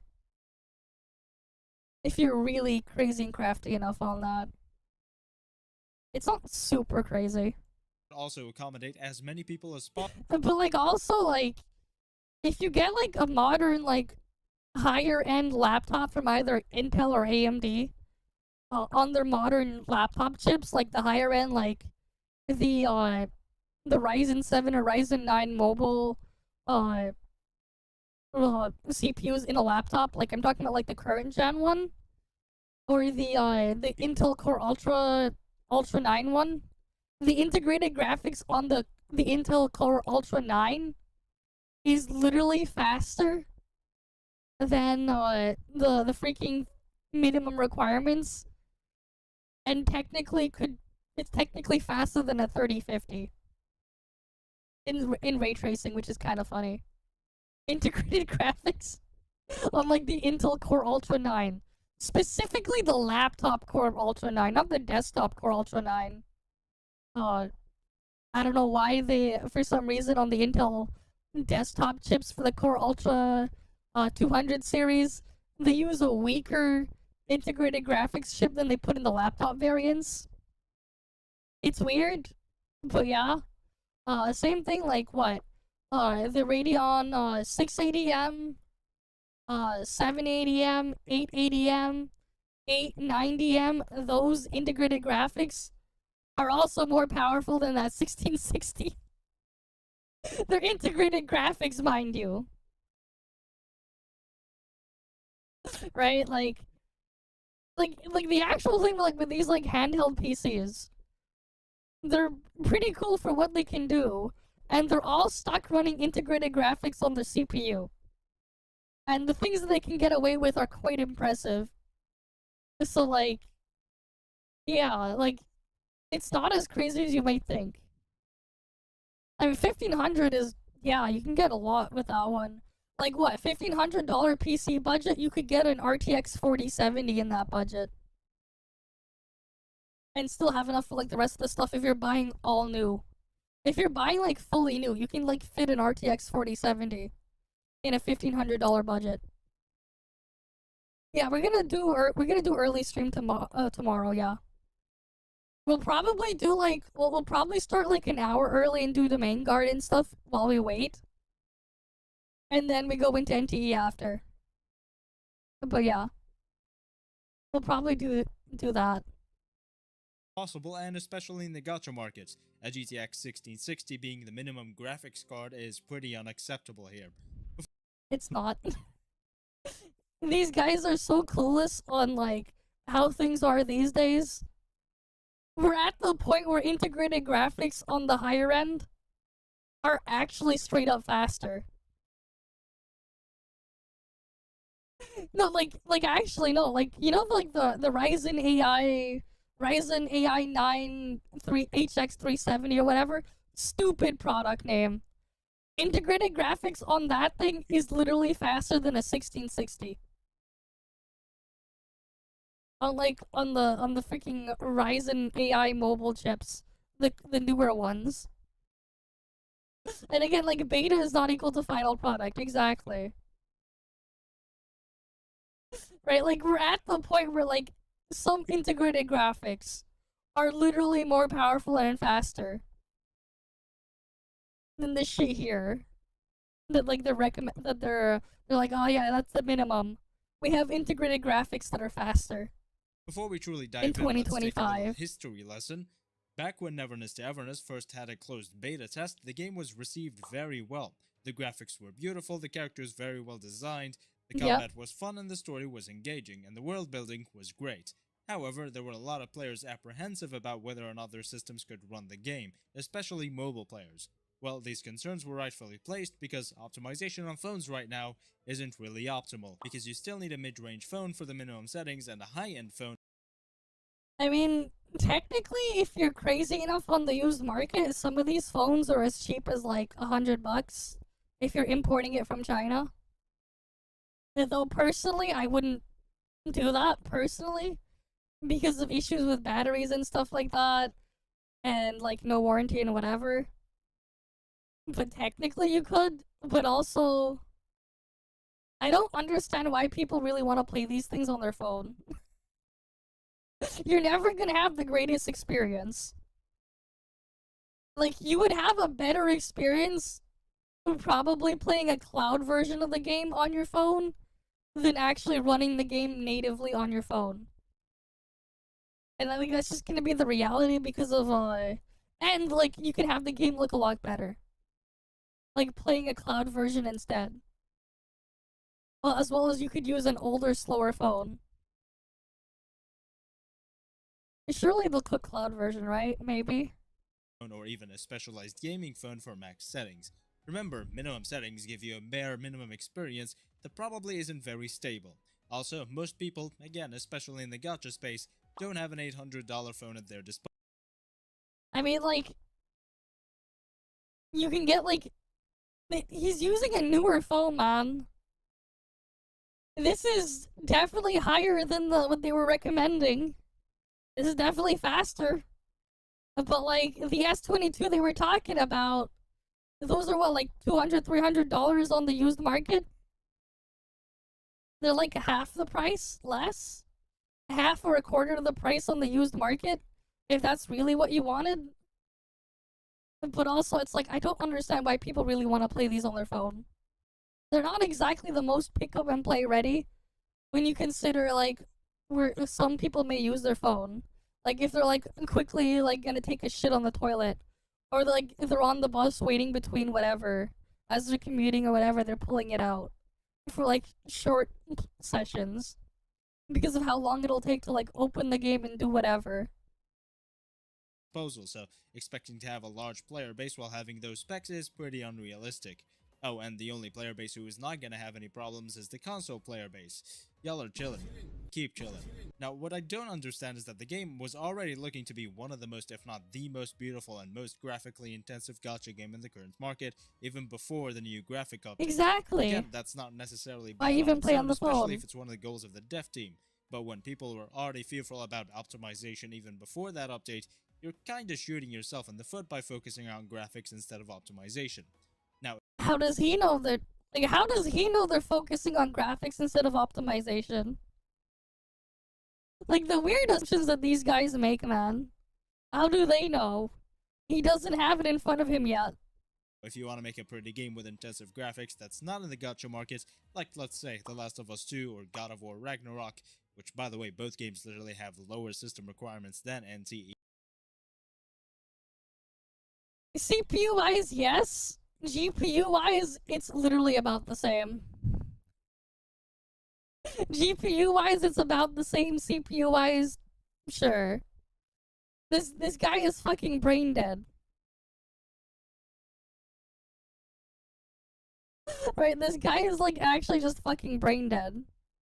And they're some of the best looking AAA games out there. It's fine to market your game towards those who spend money on gaming devices, because that's what people buy expensive devices for, experiencing AAA games at maximum settings. They also have to buy those games in order to experience them in the first place because they're not free to play. Going for as much graphical fidelity as possible in those games is very understandable, even though there is a limit that in my opinion should only be crossed with caution, but that's not the subject for today. And even with how beautifully crafted these games are, they still have incredibly low system requirements, again even lower than Neverness to Everness. And that fact just screams that there is a huge optimization issue. I don't know, man. They were already pretty low.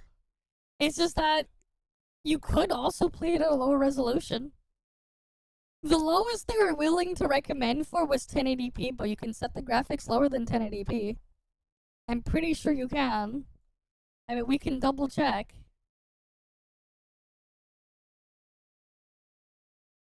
That too, you're probably just gonna be playing on the other thing instead anyways. If you're really going to actually dig into it.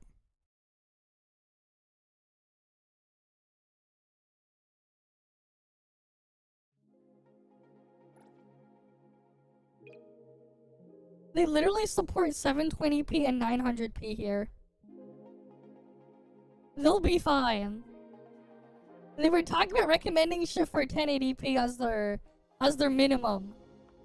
But you could literally play at a third the resolution of 1080p. Right there is an option. This is about a third the resolution of 1080p.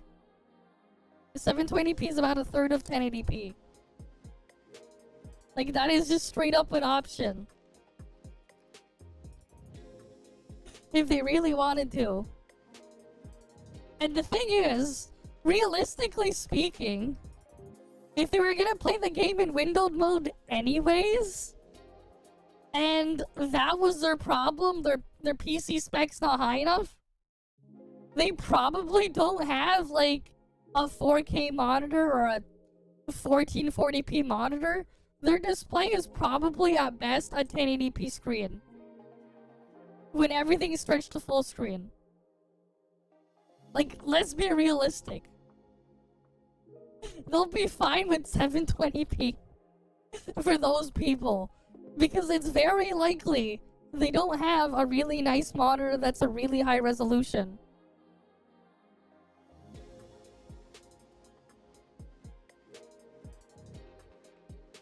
Yeah. Like, I don't know, man. It's like, how many people are gonna be playing with a fucking decade-old graphics card? Like, this shit is old, man.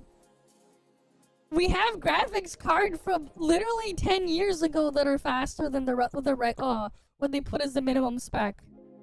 We have integrated graphics today that are faster. So it's like, at some point they should just let it rest.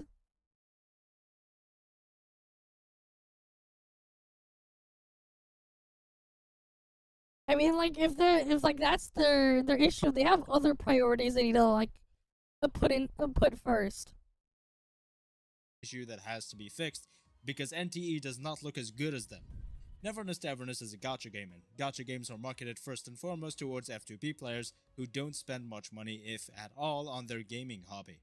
Most gacha players play games like Battle Cats, Arc Knights, Genshin Impact, Honkai Star Rail, and Dragon Ball Legends that don't need much more than a $300 phone to run. And when faced with a game like Wuthering Waves that has absolutely terrible optimization that the dev team... So they're basically so traumatized on how bad WUA is optimized that they're spreading the blame to NTE. Is that it? Really? Team constantly trades for better graphics every region. Gacha players complain a lot, and they don't spend as much time or money on that game than they would on others, because running a game on 20 FPS isn't really that fun. I mean, like, the reality is you'll have a better time instead of swiping in the game, just buying a better computer. Wuthering Waves looks pretty good, but it has nowhere near as much graphical fidelity as Neverness to Everness, and has much lower minimum system requirements, and gacha players are already complaining about it. There is nothing else to expect for NTE at its current stage when it drops than to receive insane amounts of criticism for having such bad optimization, traded in favor of good graphics. Yeah, I don't know about that, calling it bad optimization. Like I've already said a million times, it's not bad to gun for good graphics, but a GTX 1660 and 16 gigs of RAM for a minimum requirement in this gacha space, where a 1660 GTX isn't even a max requirement most... You can literally buy graphics cards faster than a 1660 on the used market for like $40. And as for the RAM requirements, 32 gigs of DDR5 6000 mega transfers, right? So we're not talking like older RAM. We're not talking about like a really slow kit of memory either. Right? We're talking about like the shit people would recommend to buy to put in with like a freaking 9800 X3D CPU. Like the fastest gaming CPU you can buy. The kind of kit you can do with that one. These are like freaking 90 Canadian dollars. Meanwhile, like, the fucking Mario Kart World is how much? That shit's cheaper than Mario Kart World by like $30. It's $30 fucking dollars cheaper than a Switch kit to buy 32 gigs of RAM. And like, it's a good kit of 32 gigs of RAM. Not some crap one. That's some crap slow one at bare minimum JDEC speeds. Like, actually, like, thing. And heck, this is like even like a rare like white color variant, man. Does this one even have RGB on it, maybe? Fuck, this is RGB as well! This is a fucking RGB kit of DDR5 6000! And this is cheaper than a fucking Switch 2 game by $30 fucking dollars! This is brand new! This is on Amazon! This is on fucking Amazon! Brand new on Amazon! DDR5 6000! 32 gigs of RAM. This is an RGB kit of memory. This thing has fucking RGB on it. And it's cheaper than a Switch 2 game by $30. The shit people are complaining about. No, it's more expensive. This is Canadian prices, though, yes. So it's cheaper if you're not paying Canadian pricing. Yes. If you're paying US dollar pricing, this will be cheaper. This is Canadian pricing. This is Canadian dollar pricing.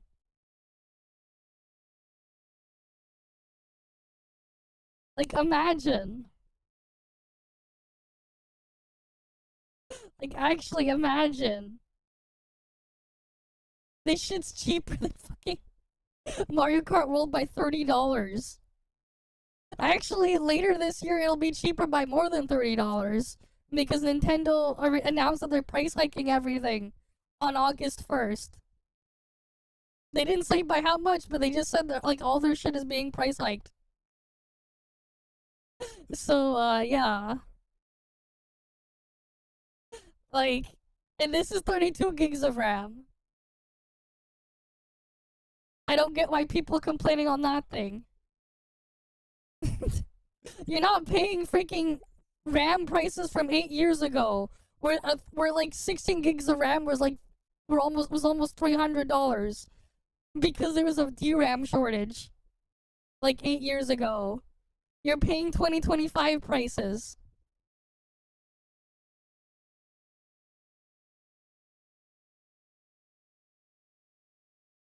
Of the time is absurd and should be fixed first and foremost rather than being ignored for even better graphics. Okay, all of that is clear, but why should gacha games even care about F2P players at all? In the end, they don't even spend any money by definition, so why would they matter at all? Well, they are a significant portion of the player base, definitely well over 75%, and in some cases even over 90%, with the rest being mostly very low spenders that spend $5 to $15 a month on their favorite gacha game, and the final 1 to maybe 5% at a maximum being whales. Those light spenders and F2P players, by the way, contribute more to the game's economy than whales ever will, and they probably don't have a device with a GTX 1660 either. They contribute to the game's economy. Even if they don't, they probably have something that's even better. It's 2025. Unless they're using something like actually older than 10 years ago. They probably have something better. I want Spirit. Welcome. This fucking Doom poster on the spec things that they were talking about is just really papega. Because the shit they're complaining over is just really silly.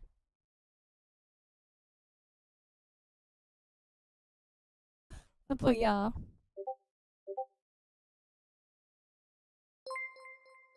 Alright, thanks for the follow as well, Stephen, Jr. Alright, I guess we go to the fully red one then.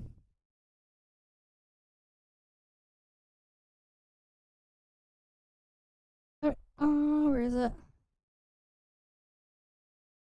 There we go, now we're like this.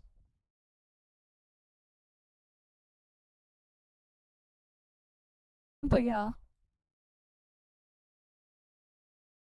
I don't know, man.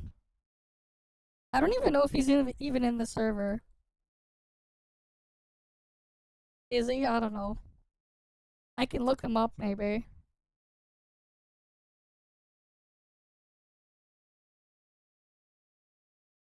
What's his Discord?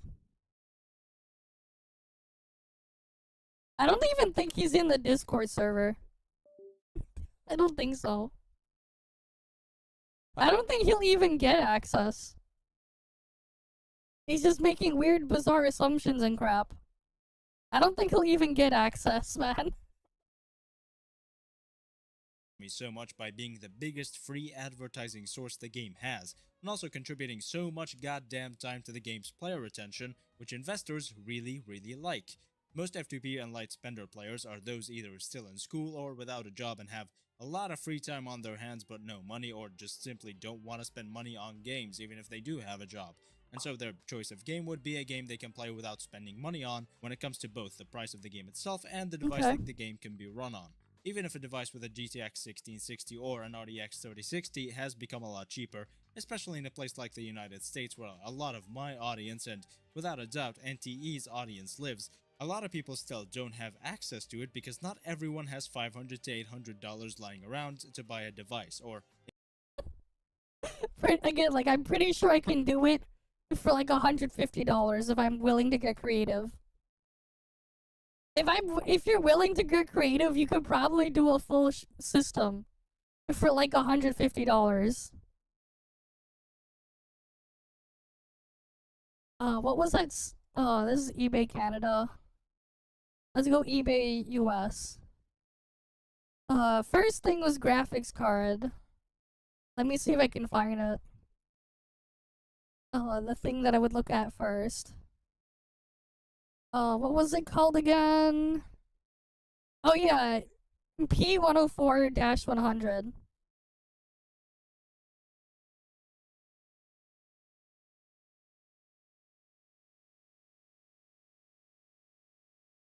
If you're wondering what this is basically a GTX 1080 without a display connector here. But if you have anything with a display out, you can just pass through the graphics card through that. There are like custom drivers you can get. This thing is a lot faster than a GTX 1660. This thing is a lot faster than a 1660. This graphics card here. Outside of like not supporting ray tracing features, this is on a similar level to a PS5, the base PS5's graphics. This thing. This is literally a GTX 1080. It was just the variant that was sold to minors. I do not play Wuthering Waves, no. But like, yeah. For those who are curious, you could probably come up with like the rest of a system for even less. I don't know, like what? Xeon... maybe that's too new. What are good Xeon CPUs? Old Xeons.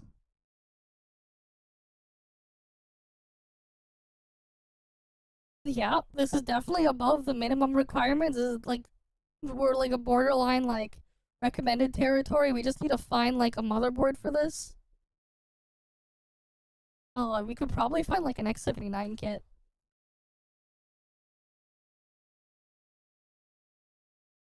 There's probably combos that you could get if you wanted to be lazy. With like a really high core count CPU and stuff like that. And technically speaking, there is a way to run Windows 11 on these older hardware as well. You would have to use Windows 11 Enterprise LTSC 2024. You can basically get a key for like $20. This is a special variant of Windows 11 that is meant to be put on medical equipment and like other like a very important shit. This is actually like an extremely deep-loaded variant of Windows 11 because again, it's like meant to be put on like on things like medical equipment and a bunch of other shit, like very mission critical equipment and stuff like that. So it doesn't have the ads and the other random crap that Microsoft will give you.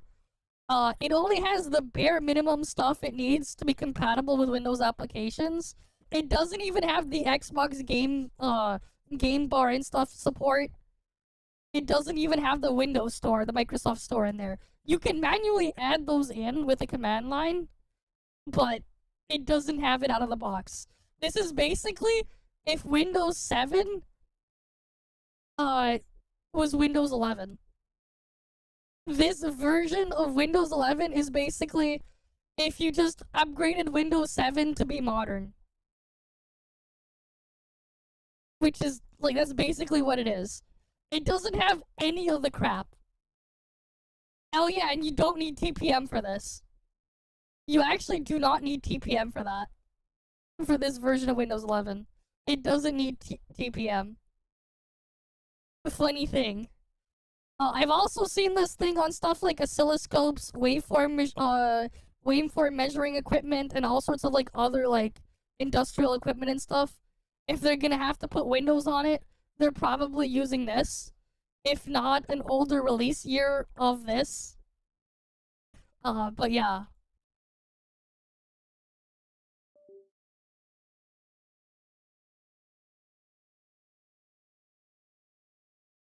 You basically have to buy. Well, here's the thing though. Microsoft won't sell it to you normally. But there are partners that sell server equipment that will just sell it to you. So you could just buy one license to IoT Enterprise 2024. You won't find this on regular key sites. You have to like look up like wholesalers that sell stuff for like businesses. So like you won't find this shit on like your G2A or whatever.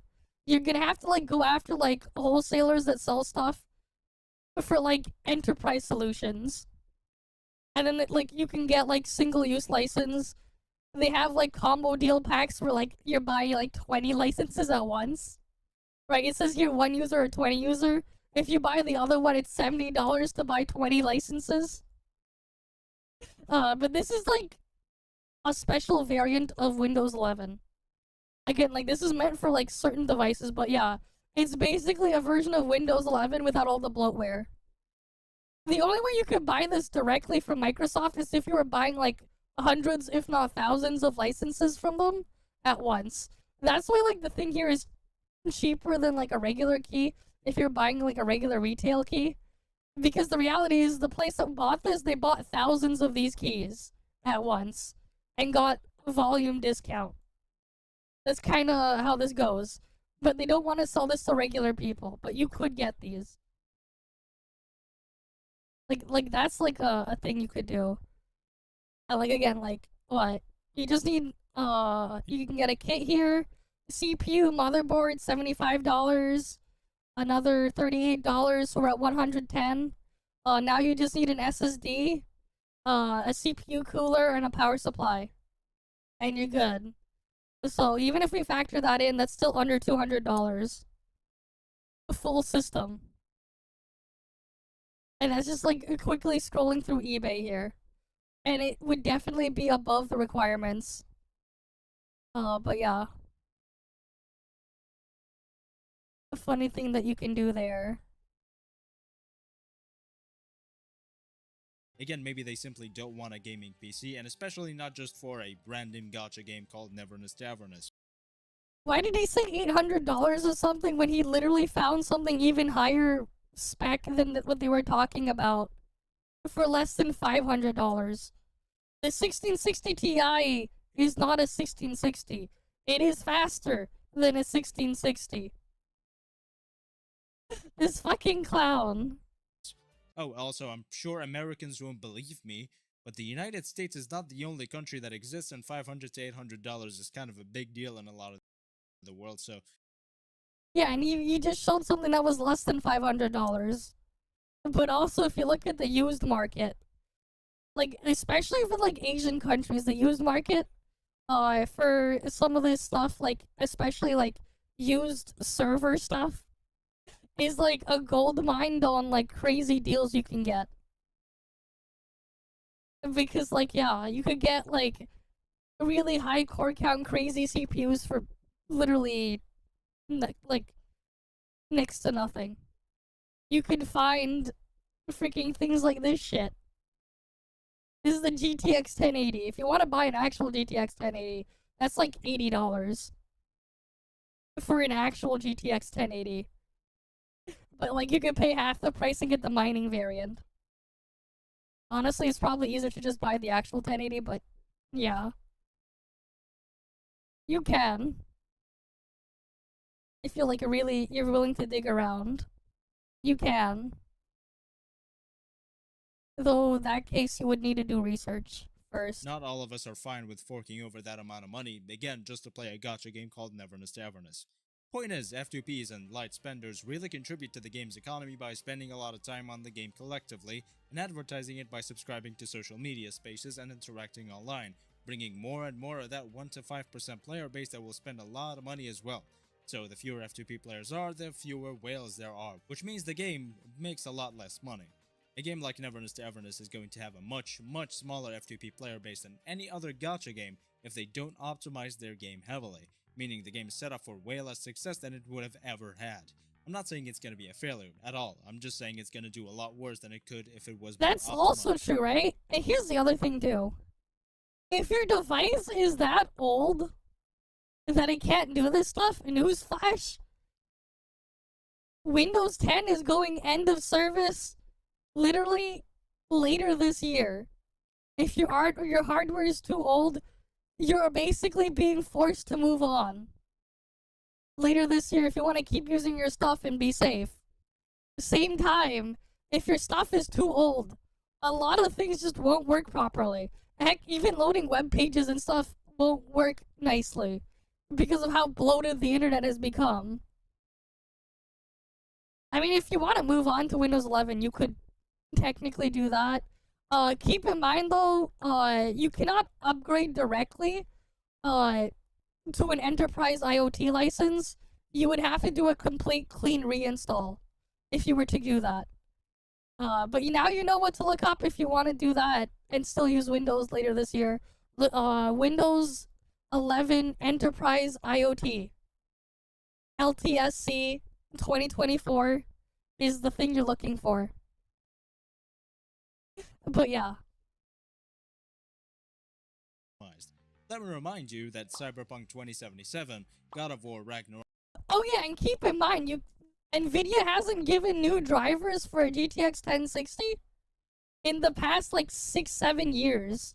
They stopped updating drivers for the 1060 6 or 7 years ago. AMD stopped dropping drivers for the RX 480 and the 580 series because the 580 series is literally just a rebadged 480. In what, like 2018? They completely ended driver support. Like, you can't even get like modern drivers for this shit. You can't.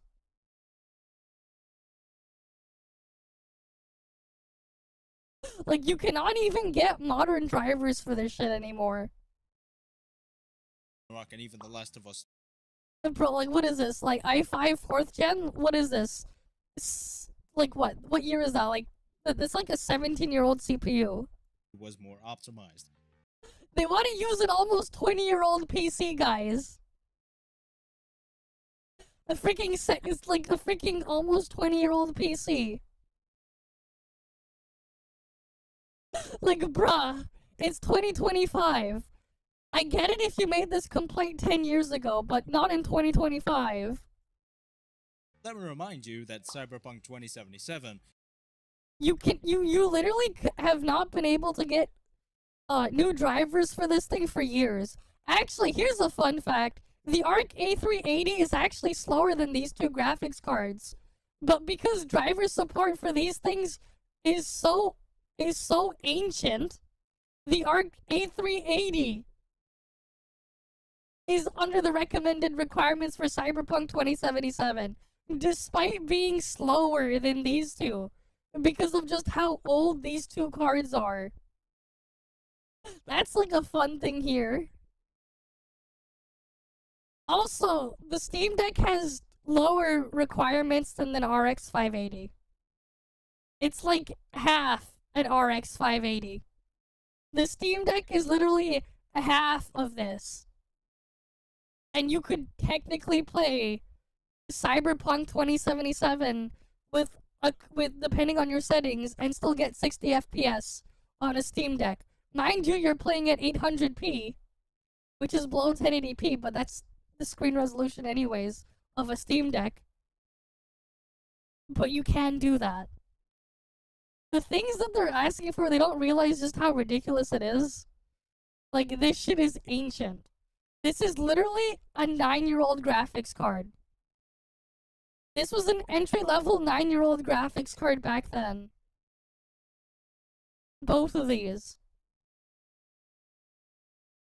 Like, both of these were older, like, 9-year-old graphics cards.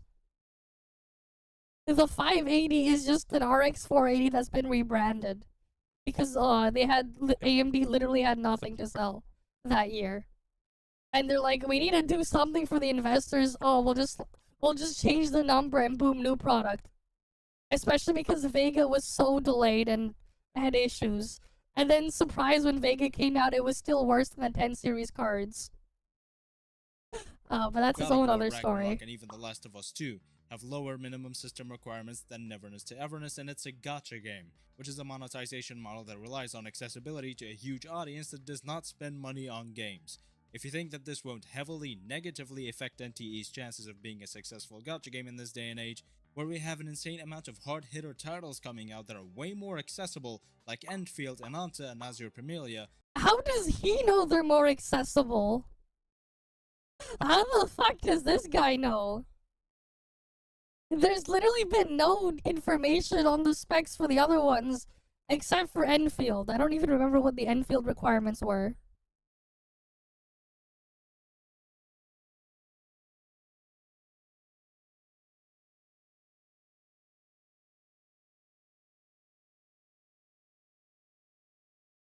It was actually less optimized anyways than thing. This shit is literally like the same shit NTE is asking for. Bruh. This is literally the same shit they were asking for. This is basically the same thing.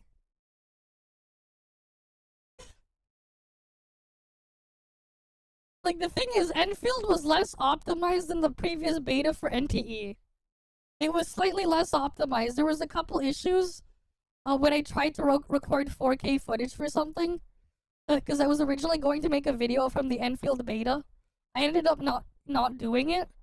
I have a lot of footage that was recorded in 4K that had a lot of issues with the recording. So I ended up just axing it. But, like, this is about the same as what NTE is asking for. This is like actually the same.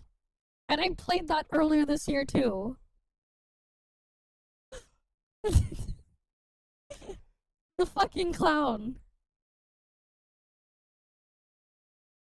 I mean, we'll test it. It probably does. 720p Steam Deck, probably.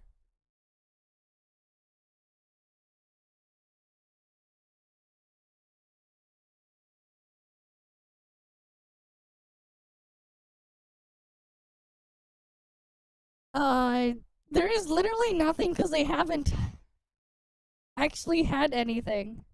They had a technical test, but nothing else.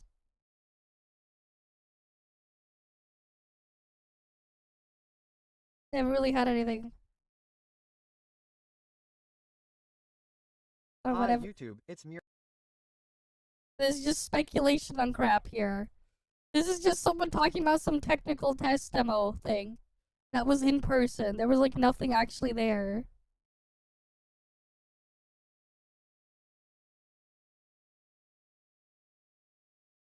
So like, there's no point in even going over it. We're not gonna look at a Sticks video.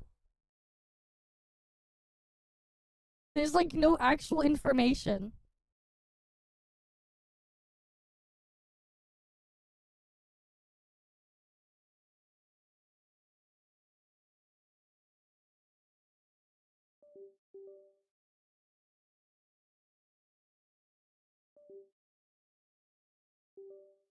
Again, like, nothing.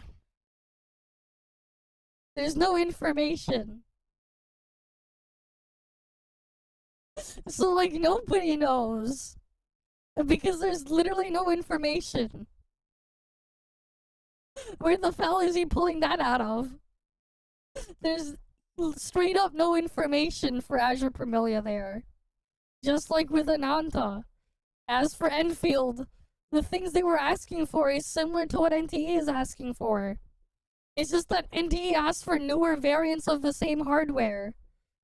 While Enfield was like, yeah, they listed older variants of similar performing hardware. Then you're coping very hard. The same can be said for Silver Palace if they also don't pull up their big boy optimization pants.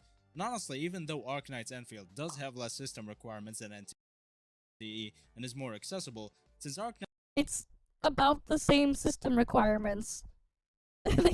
they just listed older things there. is a title with a player base that is literally all mobile players right now, extending the OG Arknight's player base. If they go the route of heavy graphics and no optimization, they're even more screwed than NTE. They got Oh no, like here's the thing though with Enfield. When you really build up your factory, you will feel the lag with if your CPU isn't fast enough. You will feel the struggle on your CPU. You will feel it. I spent way too much time in the Enfield beta earlier this year on that. Keep in mind, my CPU is what? What CPU am I using again, guys? Let me open CPU-Z so you guys can see it.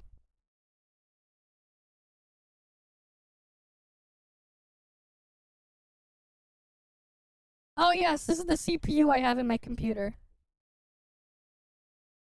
At some point, it did get laggy when I was just messing with stuff in the Enfield beta. After, like, I really built up my factory because, yeah. They couldn't properly use all my CPU cores. That was its own problem. And I was literally throwing this thing at it. Right? If we ignore the 9800X3D and the 9950 X3D, this is literally the next thing that you could get. And like the 9000 X3D ones are only a little bit faster than the 7000 X3D. It's not even a 10% difference. It's like 5%. Unless you're overclocking for some reason. But yeah. Because you can't overclock these older X3D CPUs. The 7000 series X3D and the 5000 X3D CPUs, you cannot overclock them. But like, yeah.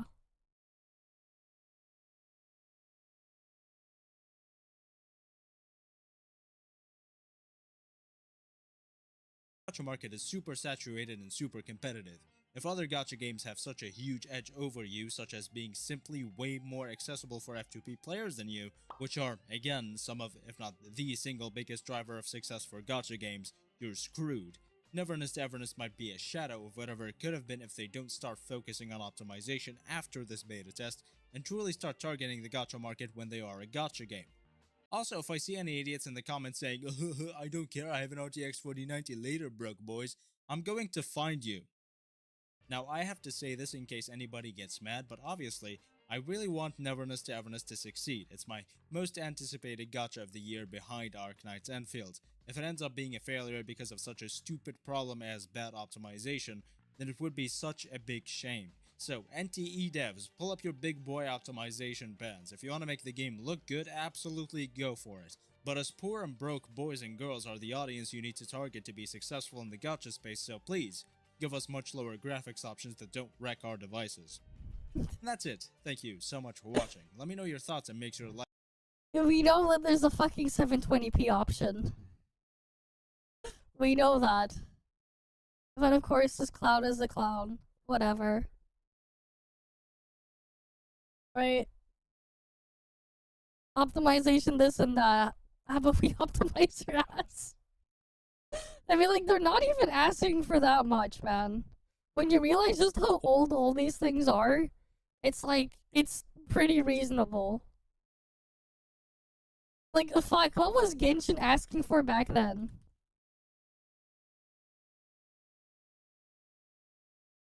I'm pretty sure for the time what Genshin was asking for... Bruh, for the time! Genshin was asking for something even worse for the time. Relatively speaking, Genshin was asking for something that was very recent for its time. And he's complaining. This is from 2020 requirements. From when Genshin released. They're like GT 1030. Which is like GTX 750 Ti.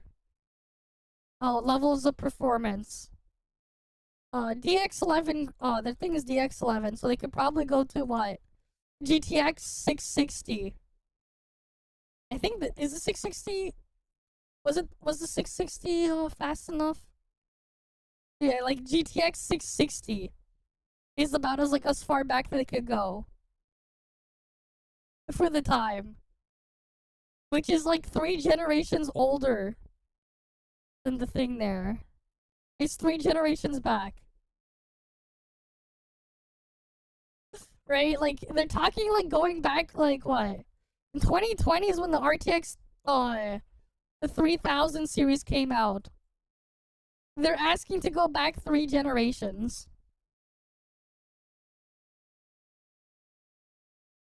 Right? And then again, NTE's requirements are what?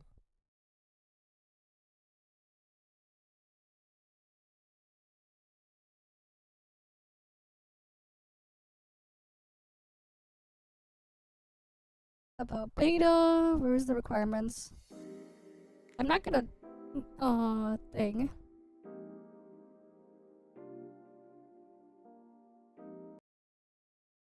Oh wait, no, that was just straight to download. What was the requirements?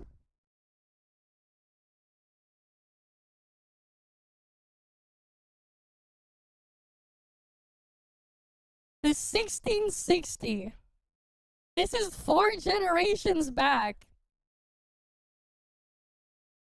Genshin was asking for a 3 generations back thing. This is 4 generations back at least.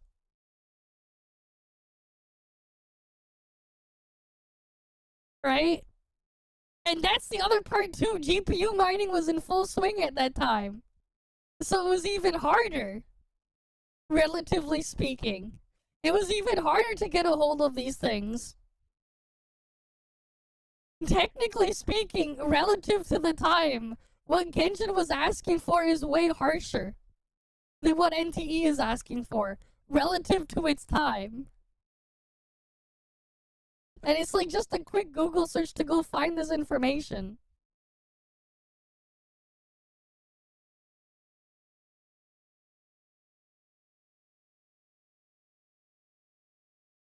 Right, like we just did a quick Google search to find this information.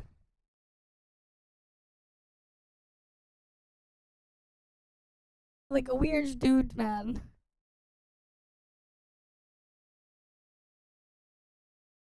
Right, like it's really not as crazy as he thinks it is.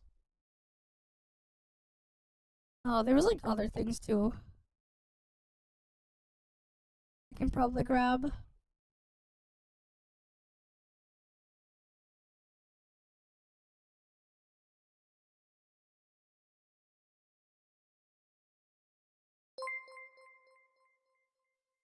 Oh, wait, there was this other React thing.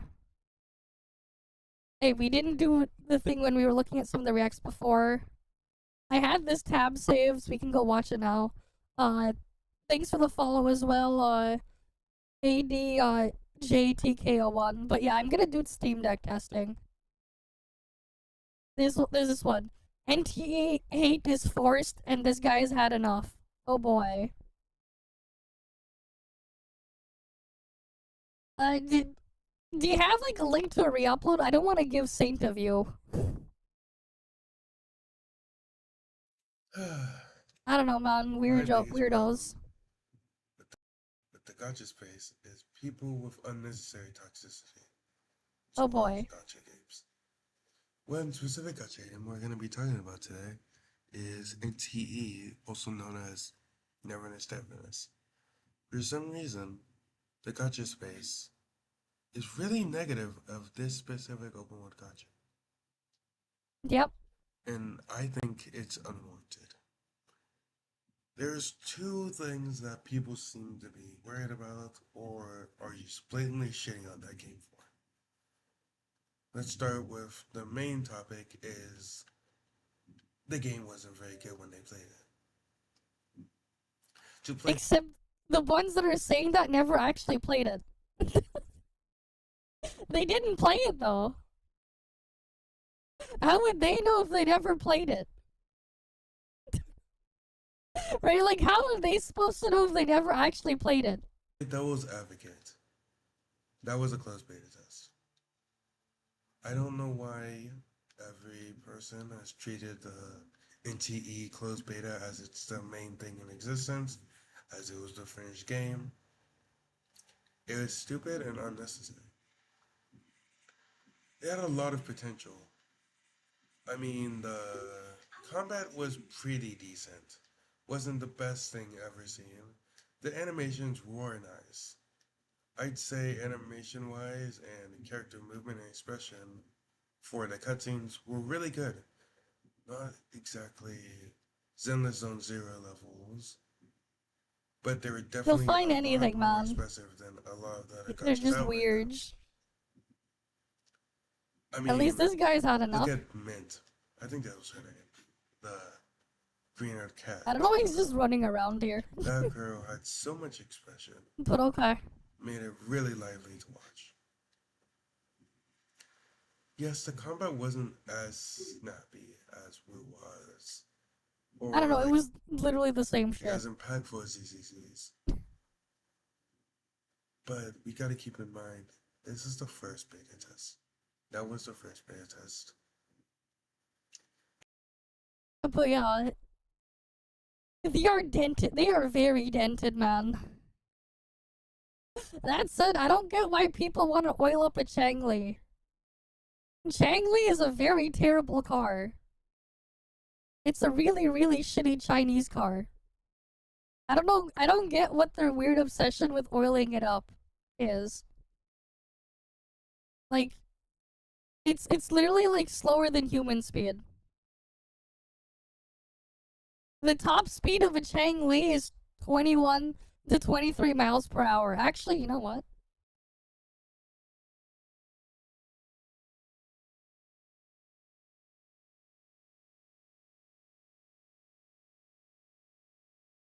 Oh, it's around 18.6 miles per hour. So it's about human average running speed. The fucking Changli car.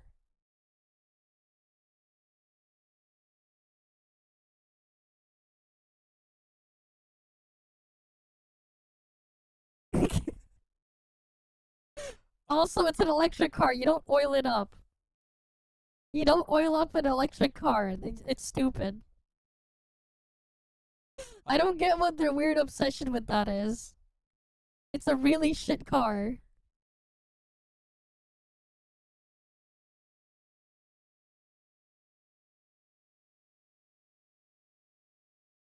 And betas can change a lot from the first release. Like, there's a clear example of this, which is Wedding Waves. Why not, man? I saved the screenshot. It's funny. It was a lot darker. The world was It's a lot funny. more empty. It's a funny one. It wasn't much in it, it seemed. Even the story. The story was completely different than it was now. Where the story was a lot more darker. Not as much people were like a fan of Rover in the story, which is interesting. But fast forward to the next beta, it's a lot prettier, and they completely changed the story. Yeah, we'll see It's what clear happens. how much something can change over a beta test. The point of a beta test is to, well, get critiques for the finished product so it can be better when it releases. Okay. But after the beta, this isn't critiques anymore. It's more just blatant hatred. And I'm assuming the bulk of this hatred is coming from the second and probably the main reason as it's made by the same people that made Tower Fantasy. Okay. And if that's the reason, I can fault you on that. Tower Fantasy, to put it lightly, was a massive fumble. It did terribly and was marked as the first quotation marks Genshin killer. Except they never called it that. All the clowns called it that. Even though it played nothing like it. Yeah, it's a terrible Genshin killer because it's the furthest thing you can get. While still having a gacha monetization. It is the furthest thing you can get from Genshin. Which we all know. So like, yeah, you go try to play it to try to find Genshin. You're not gonna get that there. Shit's not even the same genre. That didn't happen. And it proceeded to shit the bed. And now is one of the most laughed upon gachas. Yeah, they're freaking weirdos. But to give them grace, NTE looks 10 times better than Ananta ever did. And this is what? This was their first beta test? It looks amazing for that standards. Though I'm not saying y'all can't be worried, as I mean, I would be worried too. And I slightly am. But y'all need to let those people cook. Give them some time in the oven. Their beta test is recruiting currently, actually. I won't get in it as I never get any beta tests and my computer isn't strong enough. But give them till at least the second beta test to give y'all each other's final actual judgment. Another thing to point out when it comes to actual game, they released a couple other things, like how they revamped the characters. Exactly, man. They need to put the killer thing like their life is on They the look line. significantly It's nicer. ridiculous. They had a lot more detail, a lot more strands in the hair, making it a lot less Genshin-esque. Definitely Okay. giving a lot more Wuwa vibes, as they don't have more simplified shapes for hair. Okay. And when I see that, I'm like, wow, it looks so much better than the old ones. But everyone else seems to be thinking, oh, it's whatever. It still looks like shit. Which, that's just objectively not true. It looks so much better. The lighting looks so much better. They fixed how the lighting bounces off the character Yeah, the models. devs never said that. They added more detail. Right? Like, why would the hell did the devs advertise, like, the game as not what it is? And talk about something in a completely different genre? Imagine MMO game with MMO systems built around multiplayer and all their stuff there. Why the fuck are they gonna talk about a single player game there? The only thing they have in common is they both have an open world and the monetization model is a gacha. But everything else is completely different. You got your freaking Genshin clone and Wuwa though. It's literally the same game there. But yeah. Freaking Pepega's gonna be Pepega. I'm just confused on why people are mad. If y'all know why y'all are like, or y'all know why people are hating on NTE, can y'all explain that to me? Yeah, they got drops. It's a Comments? the drops is a gacha to see if you can get beta access.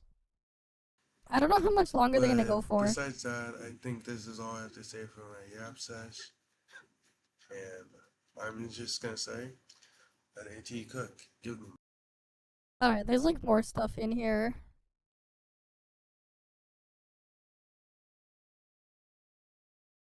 There's like this reaction we could look at as well. We haven't seen this reaction yet either.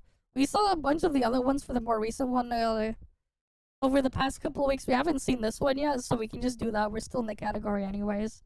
Even when I go sleep, I'll just probably AFK in this category as like a wait room.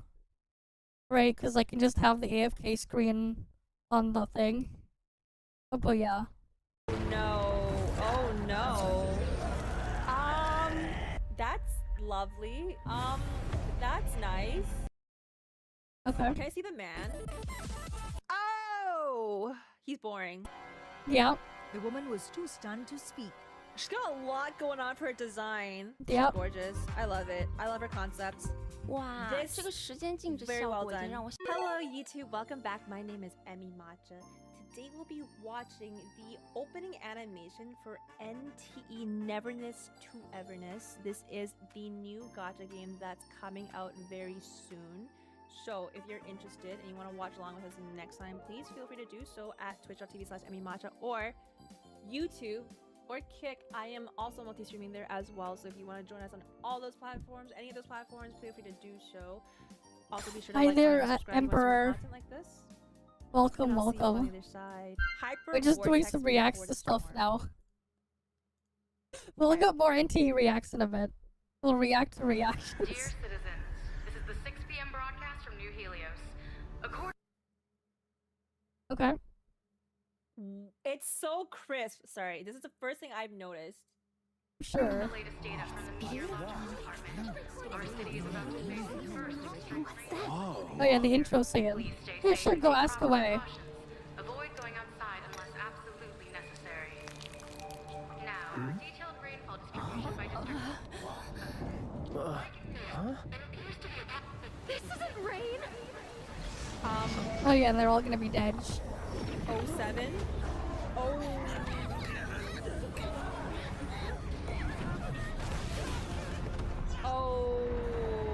Oh no. Oh no. How do you know if you've watched enough? So you go here on your Twitch dashboard. You click under drops and rewards. And you should be able to claim it if you watched enough. You should have an option to claim it somewhere. And connect. Oh, nice. You got the ticket yesterday? You can go to the website and download the game. And then you just log into the client. Right? So you have to just go to the website here. Their official website. You see PC download. You can download that. The actual server goes live in like what? 15, 16 hours or so? Right, like yeah. Yeah, like 16, 17 hours or so, yeah.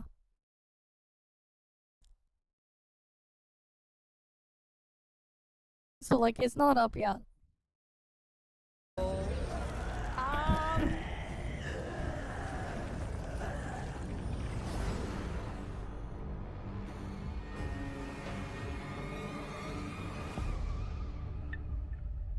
That's lovely. New Helios after 5 hours.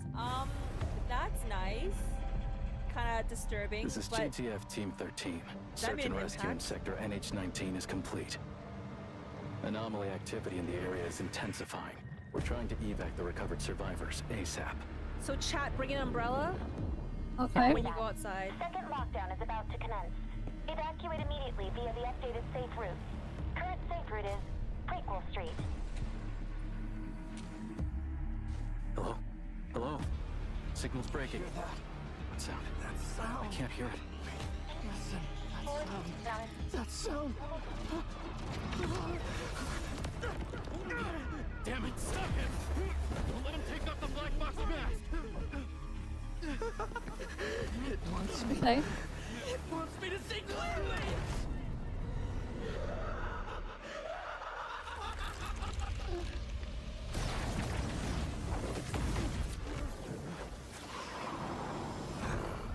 Everyone, do not look directly at the hypervortex. Alright. Make it sound so Yeah. terrifying. Don't scare these poor dears. What a way to open it. You go monk. Monk trying to is so focus. Look at it. Isn't it gorgeous? Yes, we're They're gorgeous. just like, yep. Fadia.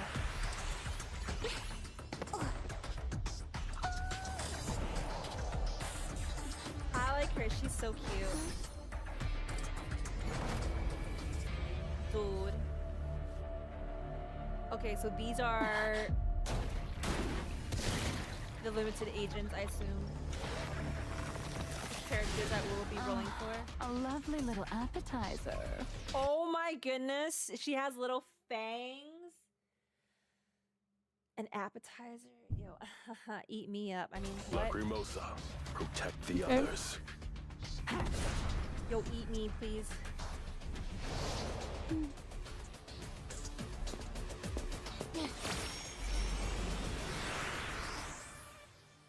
That's the intro? That's it? Yeah, that's the intro. That's the intro to the game. Wait, Then that's it puts you in kinda the sick. tutorial. Probably one of the best, or not one of the best, but it kind of gave you enough information, impactful enough, disturbing enough for me to actually be intrigued as to what's going on here. Because what is this rain, dude? Dear citizens, this is Like, the 6 p.m. and then how crisp these graphics are? That's the first thing I noticed. According to the latest data from the meteorological department, our city is It's about to be beautiful. Whoa. So everybody here is just gone. Yeah, they're all dead. And everyone died in the What end. is this rain? Now, detailed rainfall distribution by district. Huh? This isn't rain. I wonder if this is common.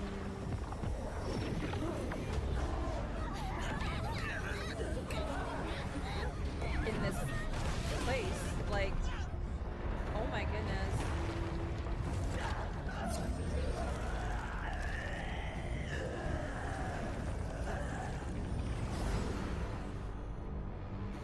This is so creepy. But I like the vibes that it's going for in this opening animation. Okay, I feel like the vibe there. This shit like goes up to defies gravity. Okay. So I guess it's trying to This is JTF suck life into whatever vortex that is. Team 13. Search and rescue in sector NH19 is complete. Anomaly activity in the area is intensifying. We're trying to evac the recovered survivors ASAP. Copy that. Second lockdown is about to commence. It kind of reminds me of like I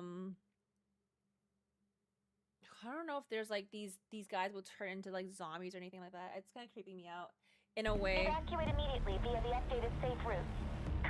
But I'm gonna let it be. I'm not gonna watch this one more time because I mean we don't. If you want to watch this again, it's really good. Like it's really good. I do want to watch. I want to Okay, scroll they through look at this. Okay. This is our MC. Can I get the? Can I see the man? There you go. Oh, he's boring. Just like, oh, he's boring. What a reaction. Okay, I'm female in this game. Sorry, I'm gonna be female in a lot of my games. She's cuter than him. Yes, sorry, male MC's kind of boring. For Silver Palace, though, I'm male MC. For this game, I'm gonna be female. Sorry. MC that looks like Kevin. Man, there's a man in this game. Yeah, him. She's gorgeous, by the way. Please come to my account. I will re-roll for her. Okay. And then there's grown-up Shocky. She's fine too, okay? But next. I'm focused. Okay. Oh my god. Female characters wearing pants. Oh, she's covered up. Female characters are covered up, but she's got huge knockers. But still, she's covered up, chat. We don't see that in gacha games a lot. Yo, congratulations. Her too, okay? Damn. Okay. 这次 PV 中应该还有几位手册里面没有出现过的新角色吧？能不能也给大家介绍一下他们呢？时间关系，这里我就先介绍其中一位吧。在招募 PV 里出现的那顶神秘的女巫帽子梅露拉，猜一首。I'm slowing it down now. They're talking about my mommy.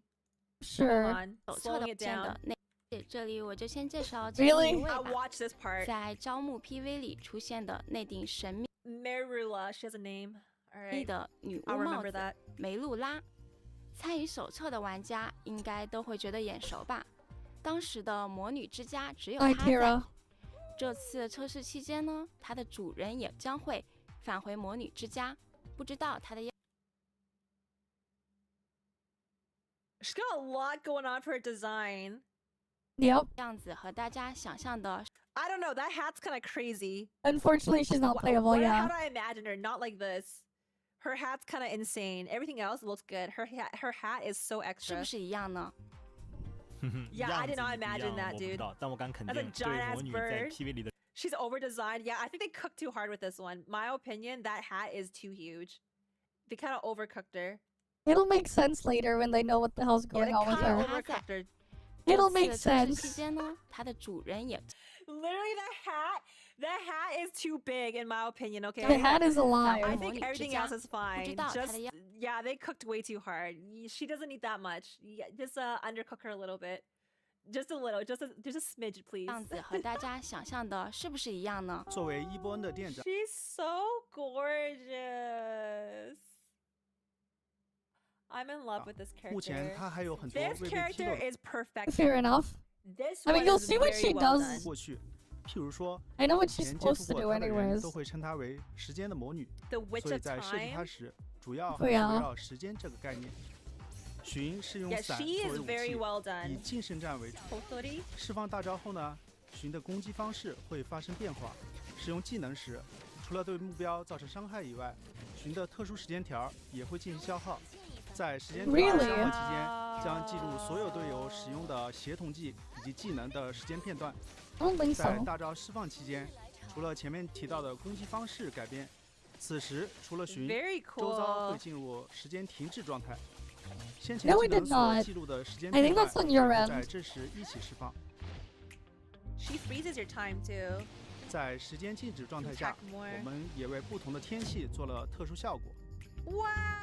Wow! She gives you 4-star energy. How?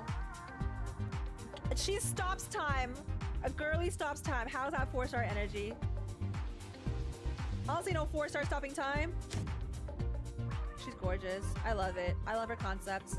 哇， This 这个时间静止 very 效 well 果已经 done. 让我想到很多名场面啦。又在骗弹幕了是吧？我们还是继续介绍下一个可操控角 They're 色吧 like they're gonna show the 也就 next 是 one. 已经和 Yep. 大家打过交道的 Okay, 意向管理 this 局 man. ETT 4队的队长白 Let's 藏。 see it. 玩家在游戏中也能感受到，作为队长，白藏平时虽然散漫话多，关键时刻还是非常靠谱的。他自身的异能是类似言灵的咒能力，所以我们也是围绕语言、文字这些元素进行设计。白藏以近身体术配合言灵异能进行中距离攻击， Yeah, 他 the 的 attacks 普 with 通攻击可以 words. 触发不同的分支攻击，命中目标后呢，会生成言灵文字。他的技能也可以通过技能释放前的不同操作来产生不同的技能分支，并生成不同的言灵文字。白藏释放大招时，会把周围变成他的领域，生命值较低的目标会被直接斩杀，并且白藏不会在自己领域内死亡。先前所生成的言灵文字也会在领域中触发这个文字所代表的寓意效果。 His 另外 design. 他作为 ETT 4队的队长， Whoa. 当所在队伍中有其他4队 Yep, 成 they 员 got the 作为 parry 当前 there. 主控出战时，白藏也会在恰当的时机下出现，进行辅助作战。这种同队成员 He's a 之间的联系效 support. 果还是很有趣的呀。除了发挥在战斗中的作用，还能体现下角色们在世界观里的联系。我们也是想通过这些战斗上的小设计来辅助角色的塑造，让角色更加鲜活。下面要给大家介绍的角色也是这样的。哈索尔是斯特利速地的 Oh my 一员， goodness. 作为象属性的异能者，会比其他属性的异能者 Smash 更擅 as 长 well. 体术。他的战斗 Okay. 风格就是这种敏捷又充 We 满 love 力 our 量的感觉。 one-winged angels. 不光是普通攻击，技能也是这么硬核，打到服。另外，技能和极限闪避攻击命中目标后，都会为哈索尔提供 buff 闪送 throws 之 in a 力。 motorcycle in 哈索尔的 midway. 大招会动用异能，将生长于体内的荆棘 She's 具现成 randomly 他最 throws 喜 it 爱 on 的 a 机车， motorcycle. 给 Yeah, 敌 let's 人 just 致命一击。 mid-fight 释放 ram 完 it 大 up 招的 here. 哈索尔会进入紧急 That's 派送 funny. 状态进行攻击。这种拳拳到肉的感觉。Ah, yes, the car thing now. Wait to see what's gonna happen here.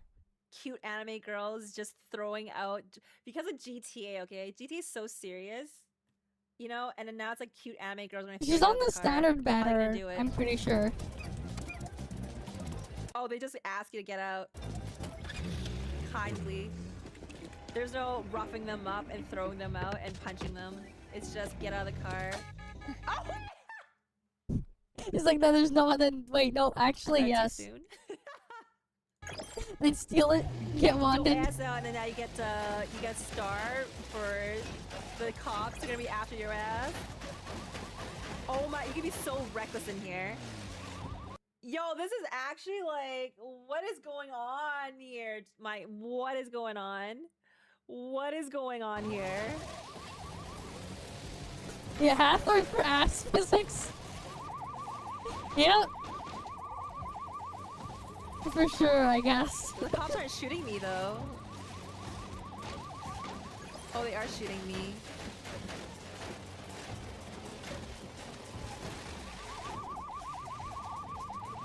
Do you get SWAT after me? Like helicopters and stuff? Let's see. Oh, there's drones. Yo, I want to see how she gets out of this. Yeah, there's cops in this game.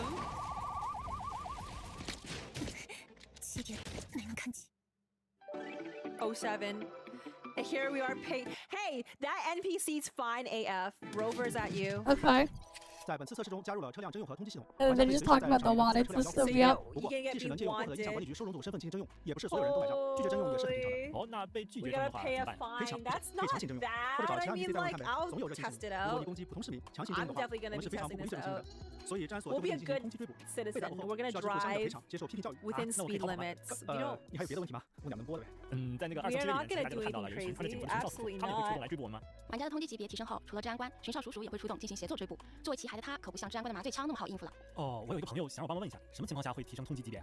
比如说攻击路人啊，驾车乱撞， Join your 把人 world 行道、 cows 当行车 I 道、 know. 拿 Can 商 we 业中 join 心付钱等 worlds 等。 and 当 start 然， shooting 这些 things 行 up 为 and 呢， then 我们都是不 leave? 鼓励的，都会提升你的通缉级别。如果你的通缉级别到达了最高等级， And 会 then 有 I 比 won't 巡哨 be 叔叔更 wanted 厉害的影响对 anymore. 你进行制裁，请 I'll 勿 just 尝 be 试 wanted 跟 in 进 someone 手法 else's。world. 其实有时候也不是我故意要违反交规的嘛，那个车本来就不太好开，地图这么大还没有导航，不小心在走错路还遇到堵车，那真的是只有人行道比较宽敞了。这点大家可以放心， Dude, 我们已经对驾驶系统进行了全面升级，新增了路线追踪功能，只要在地图上设置好终点，就能提供全程路线。 What happened with BB Sum now? Why? 手感上也都进行了单 Why 独 rip 增加了 BB 驾驶动 Sum? 作等细节。 Wait, what's wrong with BB Sum? Thanks for the follow as well, JD. What happened with BB Sum? What happened to BB Sum?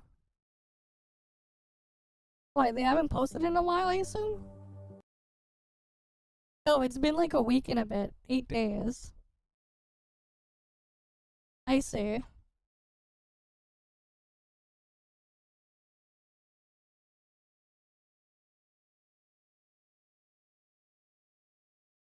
Who knows?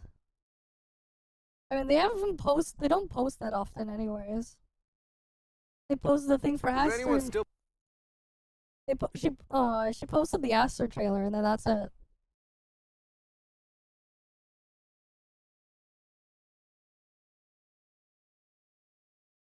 Oh, you meant the NTE character.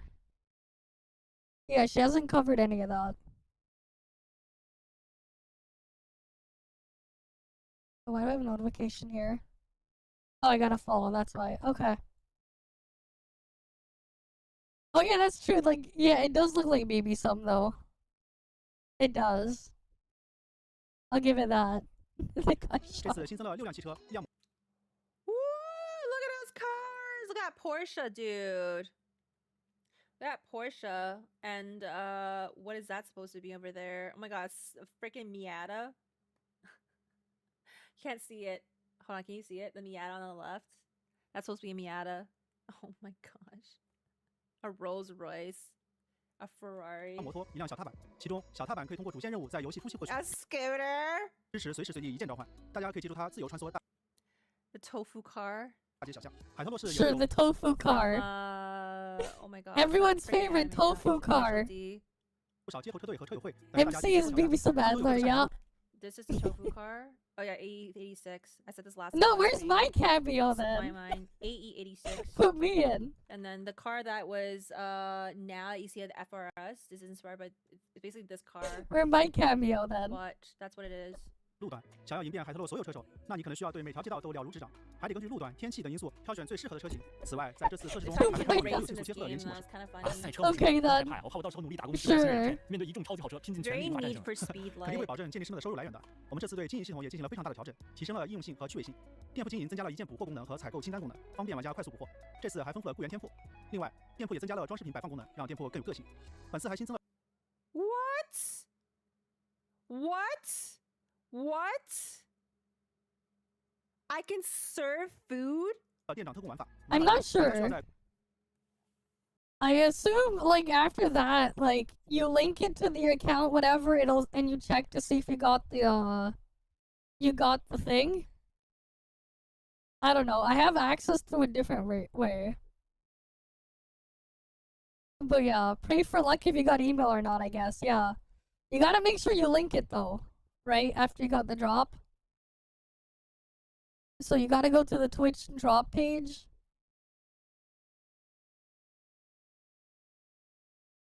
You gotta go find the NTE drop, you click connect. And then you link all your accounts here, link your Twitch, activate the link there, and then register your NTE account. And you should be good. I'm not gonna do it myself because my account is a separate situation, I already have access. So I don't need to do this. But yes. Oh yeah, the instructions are here. What do I need to get the rewards? Activate drops, you click it. How do I confirm? You check it, you confirm with the thing there. It's 2 hours or whatever. After you link it, you complete the thing to enter the prize pool. And then just check your email to see if you get it or not. And that's it. And then you can just download the launcher afterwards. Right, if you did win it, you just download the PC launcher, and then you log into your account. And that's it.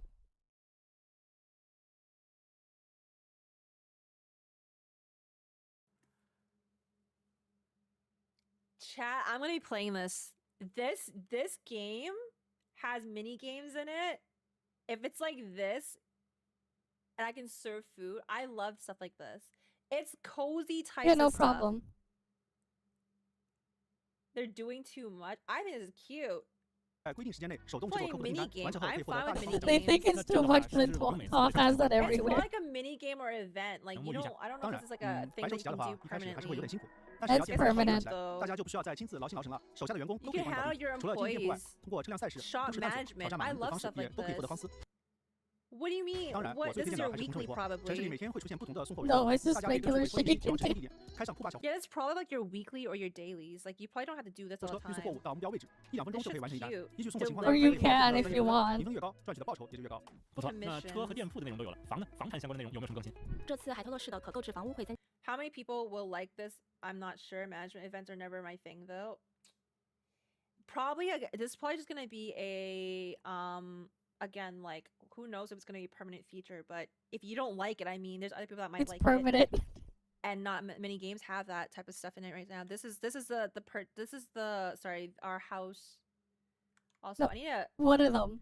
I need to redo this because Cass is just taking way too long. So let me restart this challenge. Let me get out of here. I think it's a good side to game. I know, like you guys have so much. What do you want? Hey, let me guess. You want another roguelike domain where you go in and pick and choose your cards and you battle with your team and they get buffs that you'll never see ever outside of the domain again?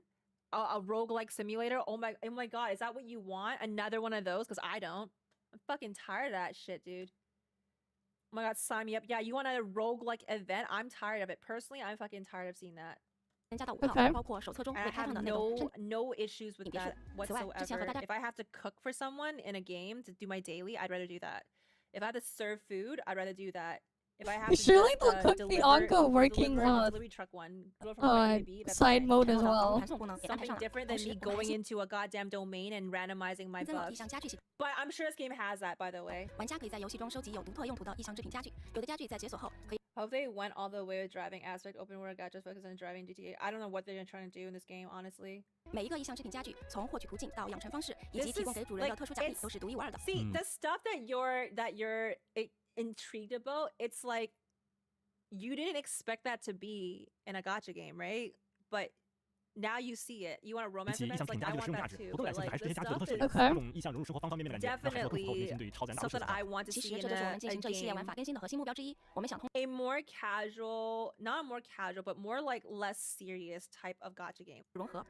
I would love the gacha where you're a criminal doing heists and street races. Exactly. Like I'd rather have something different. So this is 所以说回到意象本身，这次我们增加了拖车烧、海球、鹰霸魔王、伤心英雄等全新的意象委托，大家依然可以在游戏中收容或免除各种各样的意象，有时还能获得带有该意象能力的红蓝会报酬，进一步提升自己的实力。总感觉这个是刚加入一波业绩压力有点大。能力越大责任越大，身为主角就是要有会被卷入各种意象事件的觉悟。不过也是如此，鉴定师也会经历各类意想不到的精彩冒险。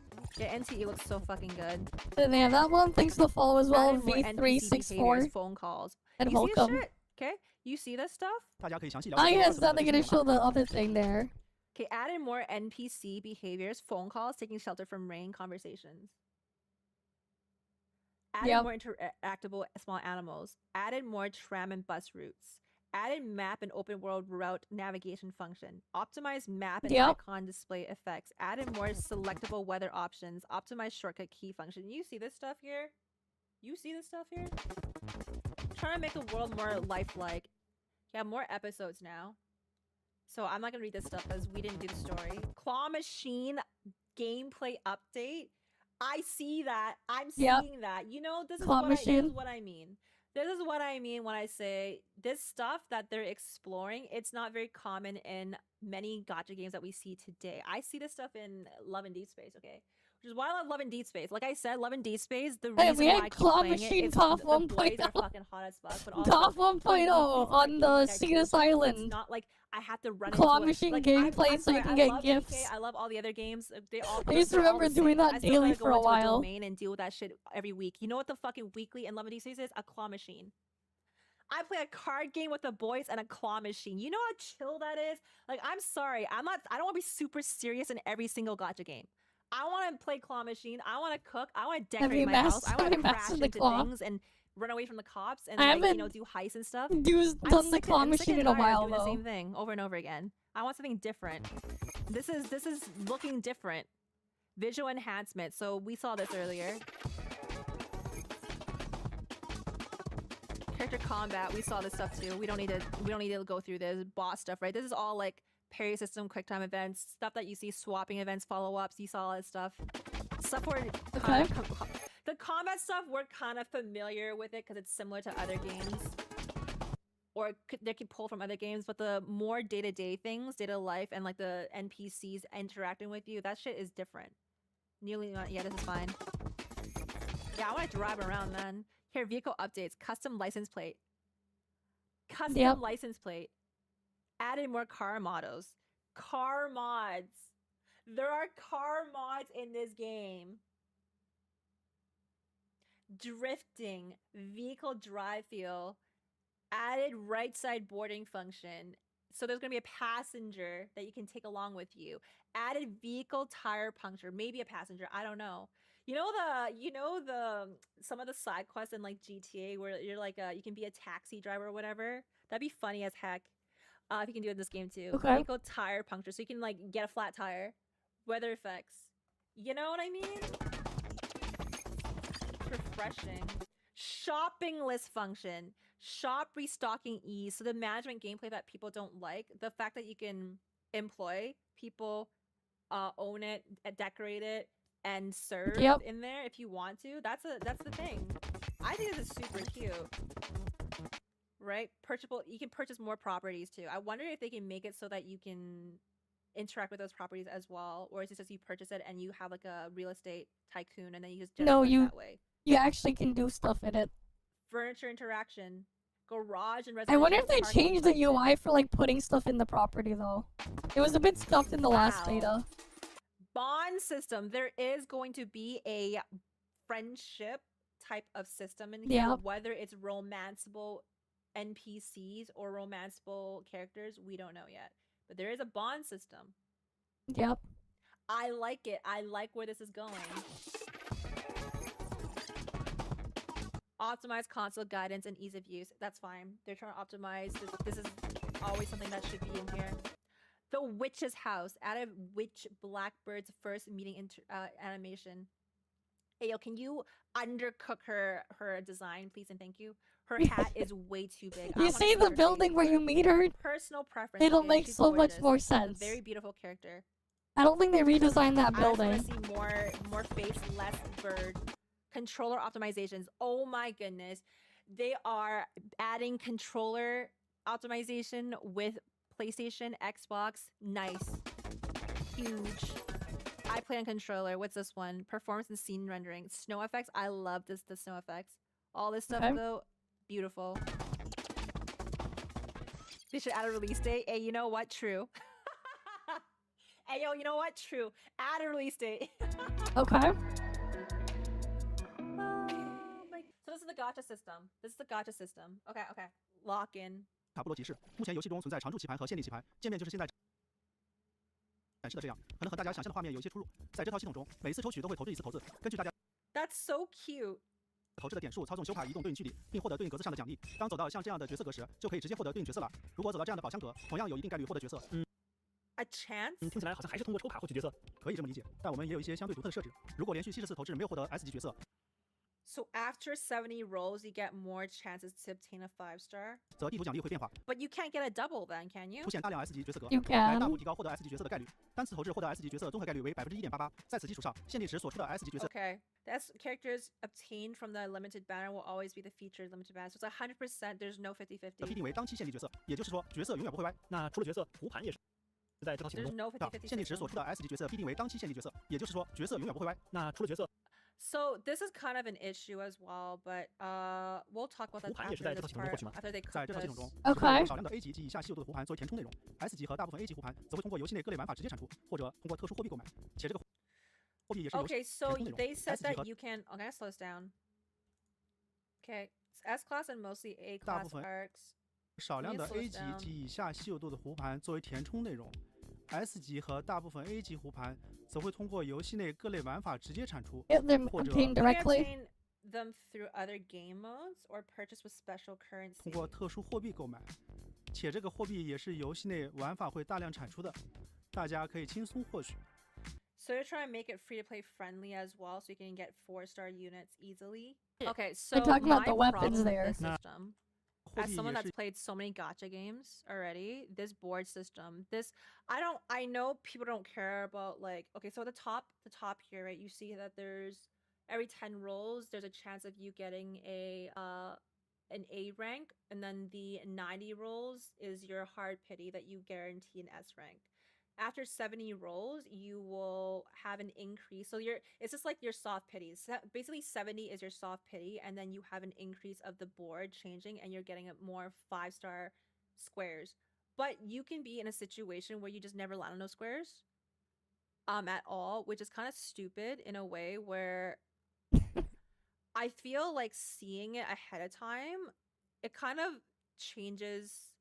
Like for a gacha player, the people that, okay, I hate to say it, but the people that enjoy gachas, I'm fine with the 100% characters and limited characters, but it's just people don't like seeing that they get a 5-star ahead of time before they get the 5-star. Like we'll see like Okay. the beam or the light or something that marks it as a 5-star, and that's where the rush comes in. But then the like me Freaking seeing weird it gambler ahead in my board, mentality. I don't think it's going to help as well as the fact that a lot of people also get the dopamine rush from getting Yeah, they don't really doubles don't. or Exactly. triples in their polls, Either which erase or is Nox something though. that you don't Welcome. see until you unveil it in your 10 poll, right?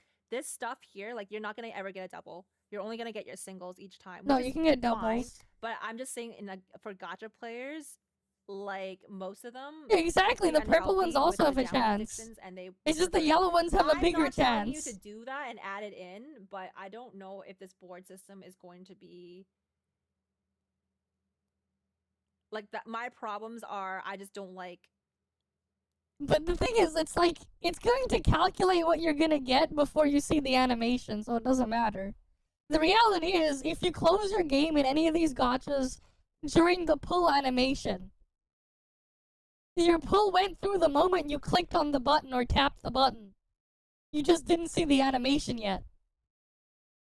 The only thing they're doing is they're just changing how it looks like when you see the animation. That's all this board does. It just changes it to that. I just read your name in the chat. Eraser Nox. Yeah, they judge it before they try it, but like they also don't realize that all of these games, if you exit the game after you press the button to go do your draw, the moment you press it is when it already spits out the reward, not when the animation is playing. It spits it out before the animation even plays. You just don't see it until after the animation. But if you were to like Alt F4 the game during the animation and open it back up, check your inventory, you got what you got. Even if you didn't see the animation, that's how it works. It's always determined the moment you click the button. You can potentially just never land on a square until at least 90 rolls. And then 90 rolls later, 90 rolls is pretty high for a 5-star. And then no 50-50 is fine, but it's pretty high. But they said that you can get 5 stars through playing the game. How? What's my currency? How often am I going to get the currency to roll for a 5-star or the 4-star? That's something they haven't discussed yet, and they said they're working on it. But the 100% gacha, for you to win your characters each time, where it falls flat or where it falls short is most of the time when you have a 100% gacha system, they're going to cut off your resources in how you obtain those polls. So they're saying that's not a thing, but we Thanks need for the to see follow as for at well, least a month time Katsuma-san. how many polls we get And for that one welcome. patch. We're just doing some 'Cause in the reacts right beginning, now. There's always going to be a huge We'll look up more NTE inflation reacts of after. polls and huge injection when you get into it. So we're not going to see it for the first month. But after like at least the first patch, you'll know how the gacha is and if it's good or not, which is the problem. And they're just reworking this. I don't want a 50-50. I'm just saying I don't want to see it ahead of time of me winning. I play gachas to lose. I play gachas for the gameplay and characters, not the gamble. Yeah, there's people that play it for the gambling aspect though. That's what I'm saying. I don't play it for the gambling, but I can also understand when the people do actually play for gambling. Even they give you lots, the rates are like, yeah, It's just I know. like kind of depressing if I'm like a person that's so unlucky that I will never see it until I get to 90. Like if you hit hard pity, you know what I mean? I don't want to see this shit. Again, this system is interesting. Definitely a new take on it. I'm fine with it, but they need to, like, what is this shit down here? Like the dice roll, and what is that times 8? That's like what 8 3-stars? I think we actually need to see this in action and try it out before we can discuss how bad Yeah, it the is. catch I the mean, it's 100% banners are slightly lower rates. they don't even know themselves. Yeah. They already said that. And whether the boards change as well, depending on new character releases, like this stuff here. If you can go to another space. And then I wonder Mr. if that's King proved it right wrong. on the right side. It's just there to visualize, exactly. You know what I mean? Like, the thing don't is, know these how it's games are going doing the to- same how thing it's going to regardless, even if affect you can't see it. The polling aspect of the game, whether people enjoy that or not. Because you believe it or not, people do play gacha games. They play gacha to gacha. They play gacha games to gamble. Definitely does not turn me off from the game. It's just a very interesting system that they're trying to cook here. Don't know if they're overcooking though, but everything else about the game so far looks really promising. So I have no like, oh, nice ass. I have no Okay, nothing nice bad to ass. say about this Sure. right now. It's going into a good direction. It's more appealing to me than other games that I'm seeing because it's just more casual looking than the hardcore I need to fight the world and parry and do all this. Like, I'm fine with those games because I play them as well. It's just I want something Hardcore, but then you realize no directional input is needed in combat, and you can effectively just do a couple keybinds and play them one-handed. Like, when you put that into realization, it's like, how the fuck is it hardcore when they require, like, no simultaneous inputs and you're just pressing the buttons in in the set order, just swapping between them to then press the more buttons in the set order, and there's only like 2 buttons. Apparently 2-button gameplay is the hardcore, guys. Different, and this is different. It's a different type of game. Different type of gacha game, so I'm here for it. I'll be waiting for this release. I'm very impressed with the graphics, the way they introduced it, the animations, the upgrades that they did ever since the beta. I know. Everything about this right now It is what it is, really man. good. I'm very excited for this game. If you want to watch along with us next time, YouTube, feel free to do so at twitch.tv/emmymatcha. Alright, let's see if we can find more NTE stuff.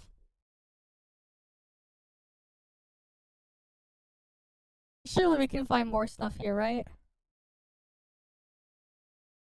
Okay, here we go.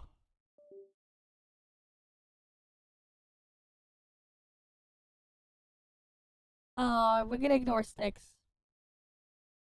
The fuck is this? They got the copium here. Who knows what the hell is going on there?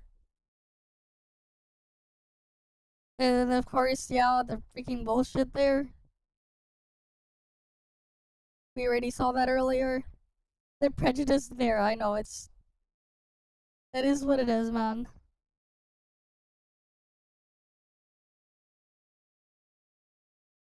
Okay.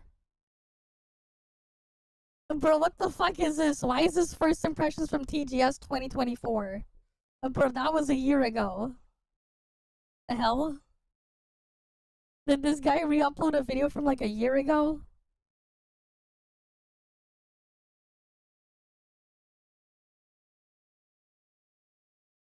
I'm talking about the business info, okay. Sure. Oh, yeah, you can get the motorcycle with blue flames there. Oh wait, where's the? I think I saw somewhere that we can find video of the other thing. Wait, what's going on here?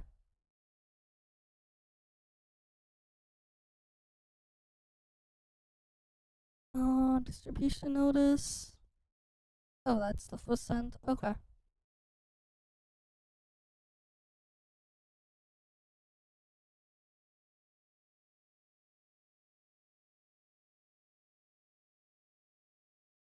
I was just looking at something else. I think someone posted a video of like NT, like the multiplayer stuff. Let me see if I can dig through it from Discord. Somewhere so we can pull it up.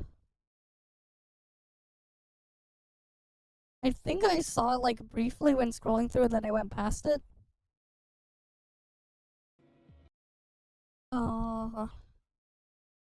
Was it in Mr. Cake's Discord? Someone posted like a clip on it. But yeah. Well, it is what it is.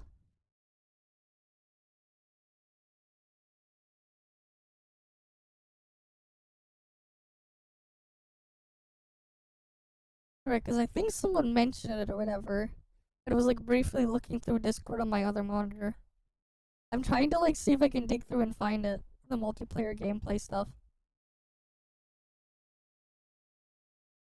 After the NTE release, you're gonna quit WoW? It's really a pain.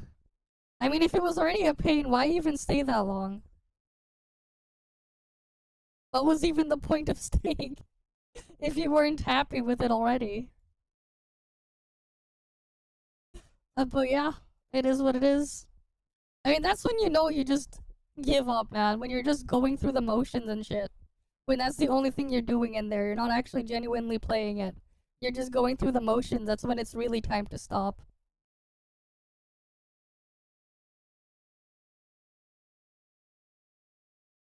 It was a pain as the game event took so long to finish. I mean, to be fair, if you've ever seen how events were handled in PGR, like, you would know that, like, don't trust Kuro to make actually okay events. Right? Like, freaking PGR events was like, you go grind this shit for like 10,000 hours, and then maybe you get one gacha pull out of it. For some reason, that's how they did events back then, when I played PGR.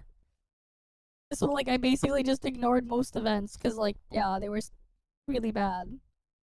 So most people just didn't bother. What the hell is this Billy link? I saw on Mr. Cake's Discord. Let's see. What was this? There's a Billy video. The first time I was online, I was writing co-pilot of a gay friend. Okay, sure. Nice job, Google Translate.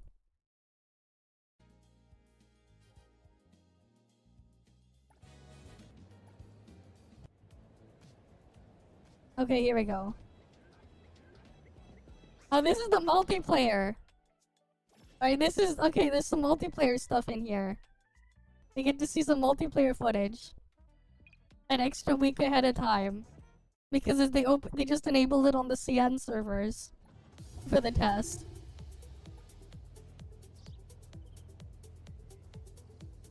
Okay, they're getting the cars for the racing.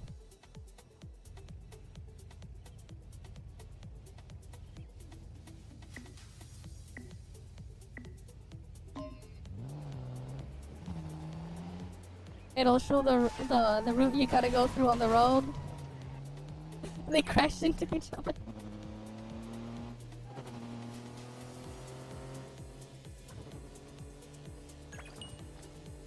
There are checkpoints you gotta hit.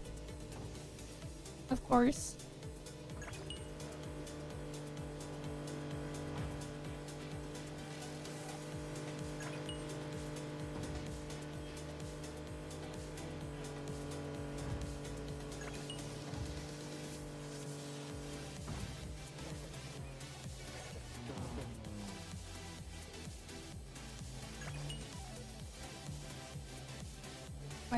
Why is the guy slowing down? Oh, because the other player didn't get caught up, I guess. He's just trying to see where the other guy is. Maybe.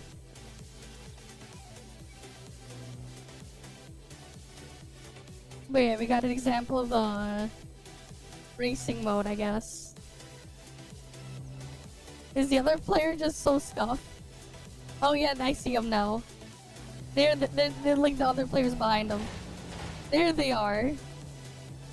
They crashed into each other, then he went ahead.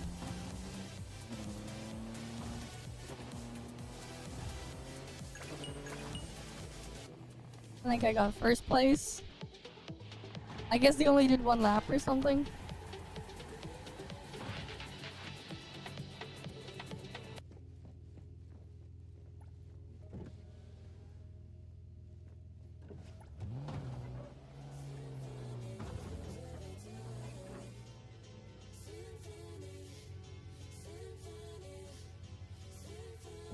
And then other player can ride with you. Okay. Alright. They can ride in the passenger seat.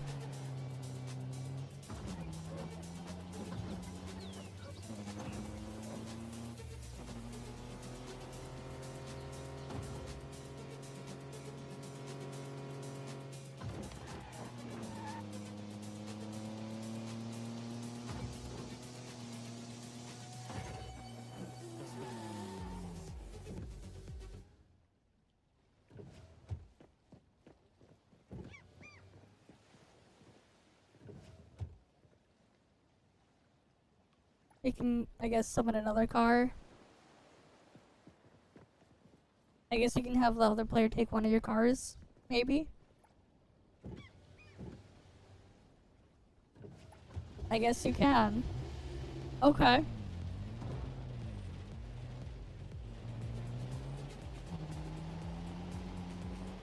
It'd be cool if they can make it so you can rail grind off the side of the railings on this bridge.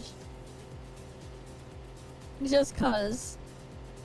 You know, that you play Radical Highway in the background when you do that. Just because.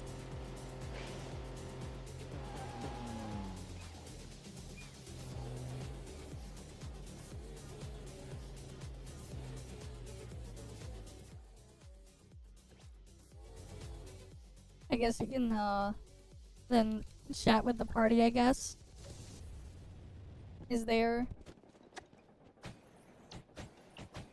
And notice how like you still have access to like all four character party slots in multiplayer there. You still get access. And the other player also still gets access to all their character slots. So that's nice.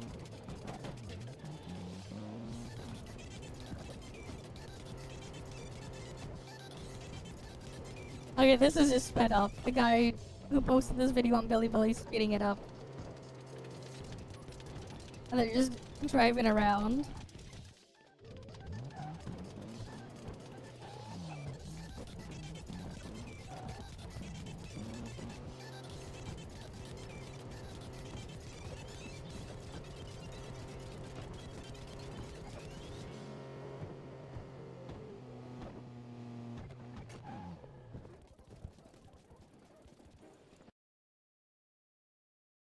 Oh, that's the end of that one. Wait, do we have more?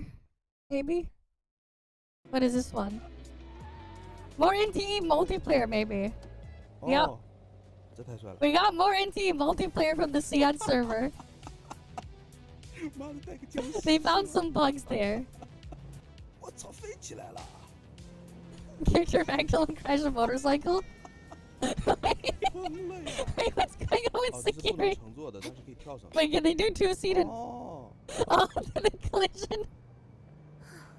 Yeah, this is giving me the vibes of using the Hilda turret on the car in ToF, remember? 好了，掉下来了，还是会卡下来的。 Collision funny collision stuff in multiplayer. 很方便的。啊，这才是。 People are gonna do wacky shit with that. 哎，不是，哎，他把车招。 Wait, where'd the car go? 他要去改车，然后我在车里边不动。原来。Oh wait, they're gonna collide? 我靠。 The car. 那这个车能开不？不能开，这个是纯建模。Oh, they glitched and cloned the car, I think. Oh. I mean, it's a beta. Oh, look, there's a third player there, too. There's 3 people in there. They're knocking each other off. 哦，4个人了 ，OK。 Yep.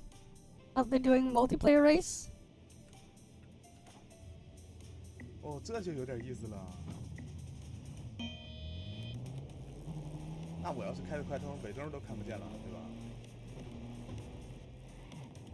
他们3个撞一起了，他们3个撞一起了，笑死！这太帅了，这个！看看飘怎么样啊？哦，飘的手感也很好呀，这很好飘这个车，他撞了刚才。啊，这很好飘，啊，果然700万就是这个。 等他俩一会儿。 Then they skill I shouldn't have drifted there. 又来了一辆，这是哪个？哎呦86，哎呦飘的好帅，飘的好帅。哎呦我去！哎，我为什么第一？哦，他等我呢。Alright, they're in the house, in the garage. 神经病！啊，我也是可以切人的。哦，这个设定太好。 There you go, multiplayer combat here. Every player gets access to 4 characters. All 4, all of them.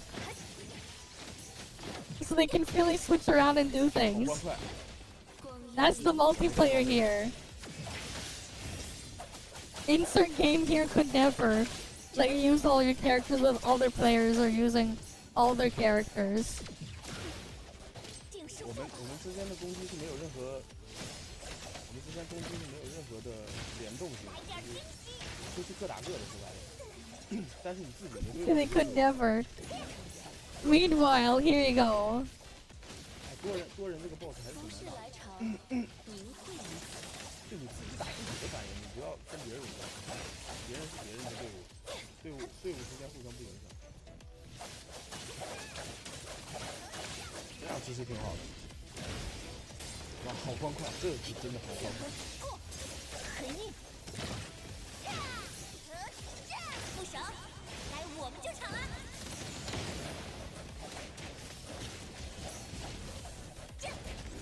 Yeah, the camera's a bit scuffed there though, because I think the floor didn't load in properly, probably. 这好像出了 bug， 不消失，老板娘的视频不消失，所以全是创生化。对，联机它不会。I wonder though, like how big is the group size you can have? There's at least 4 players on the screen there. What if you can get more than 4 people? 就是你的角色是你的角色，你打你的反应，别人打别人的，队伍互相不影响。来吧，上车，兄弟们！来，咱们4个一起，来，好家伙 They're just riding on top of the car. 我的妈呀 And they did the stopping thing. 车载音响。 I mean, it just looks like people are just having fun messing around with the thing there.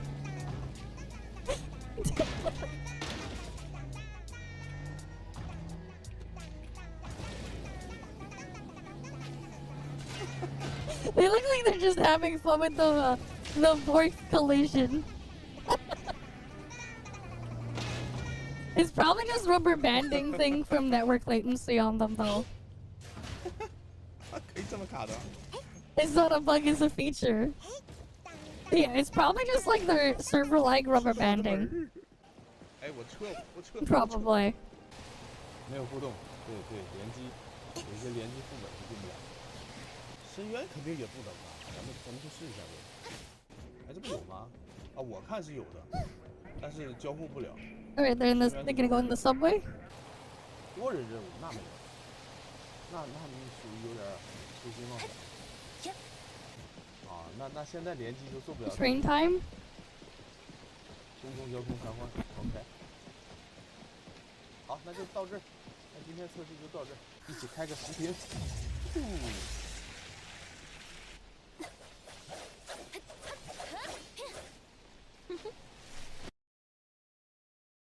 But yeah, like there you go. They got that stuff going on in there.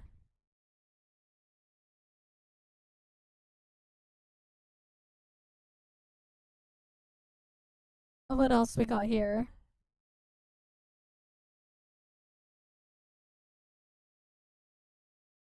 I think we already seen the other stuff already anyways. Because some of this stuff is already like thing. We'll get our gameplay videos to watch and play of this thing soon anyways. It's literally like later today.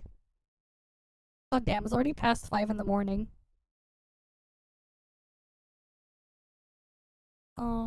What we'll do is maybe we'll just raid out and then I'll see you guys later. I need to get some sleep too.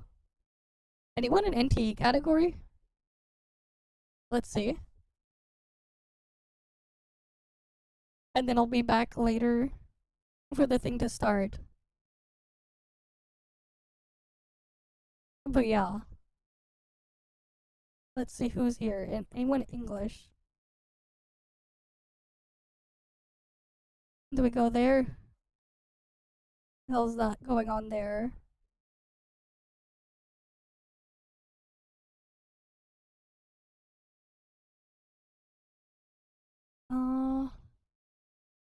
You know what? We'll probably just I'll just toss you to little candy, whatever. I'll see you guys later though. I'll have the thing start up again at an appropriate time. At least an hour or so before the beta drops. Like before it goes live, I'll thing. But yeah, I'll see you guys later then. You guys have a good day or night or whatever. I'm gonna go get some sleep. But yeah, I think this little candy has like all sorts of NT gameplay footage there. Right. Good luck with the drops, man. All of you guys. Maybe you can also get access. Alright then, I'll see you guys later.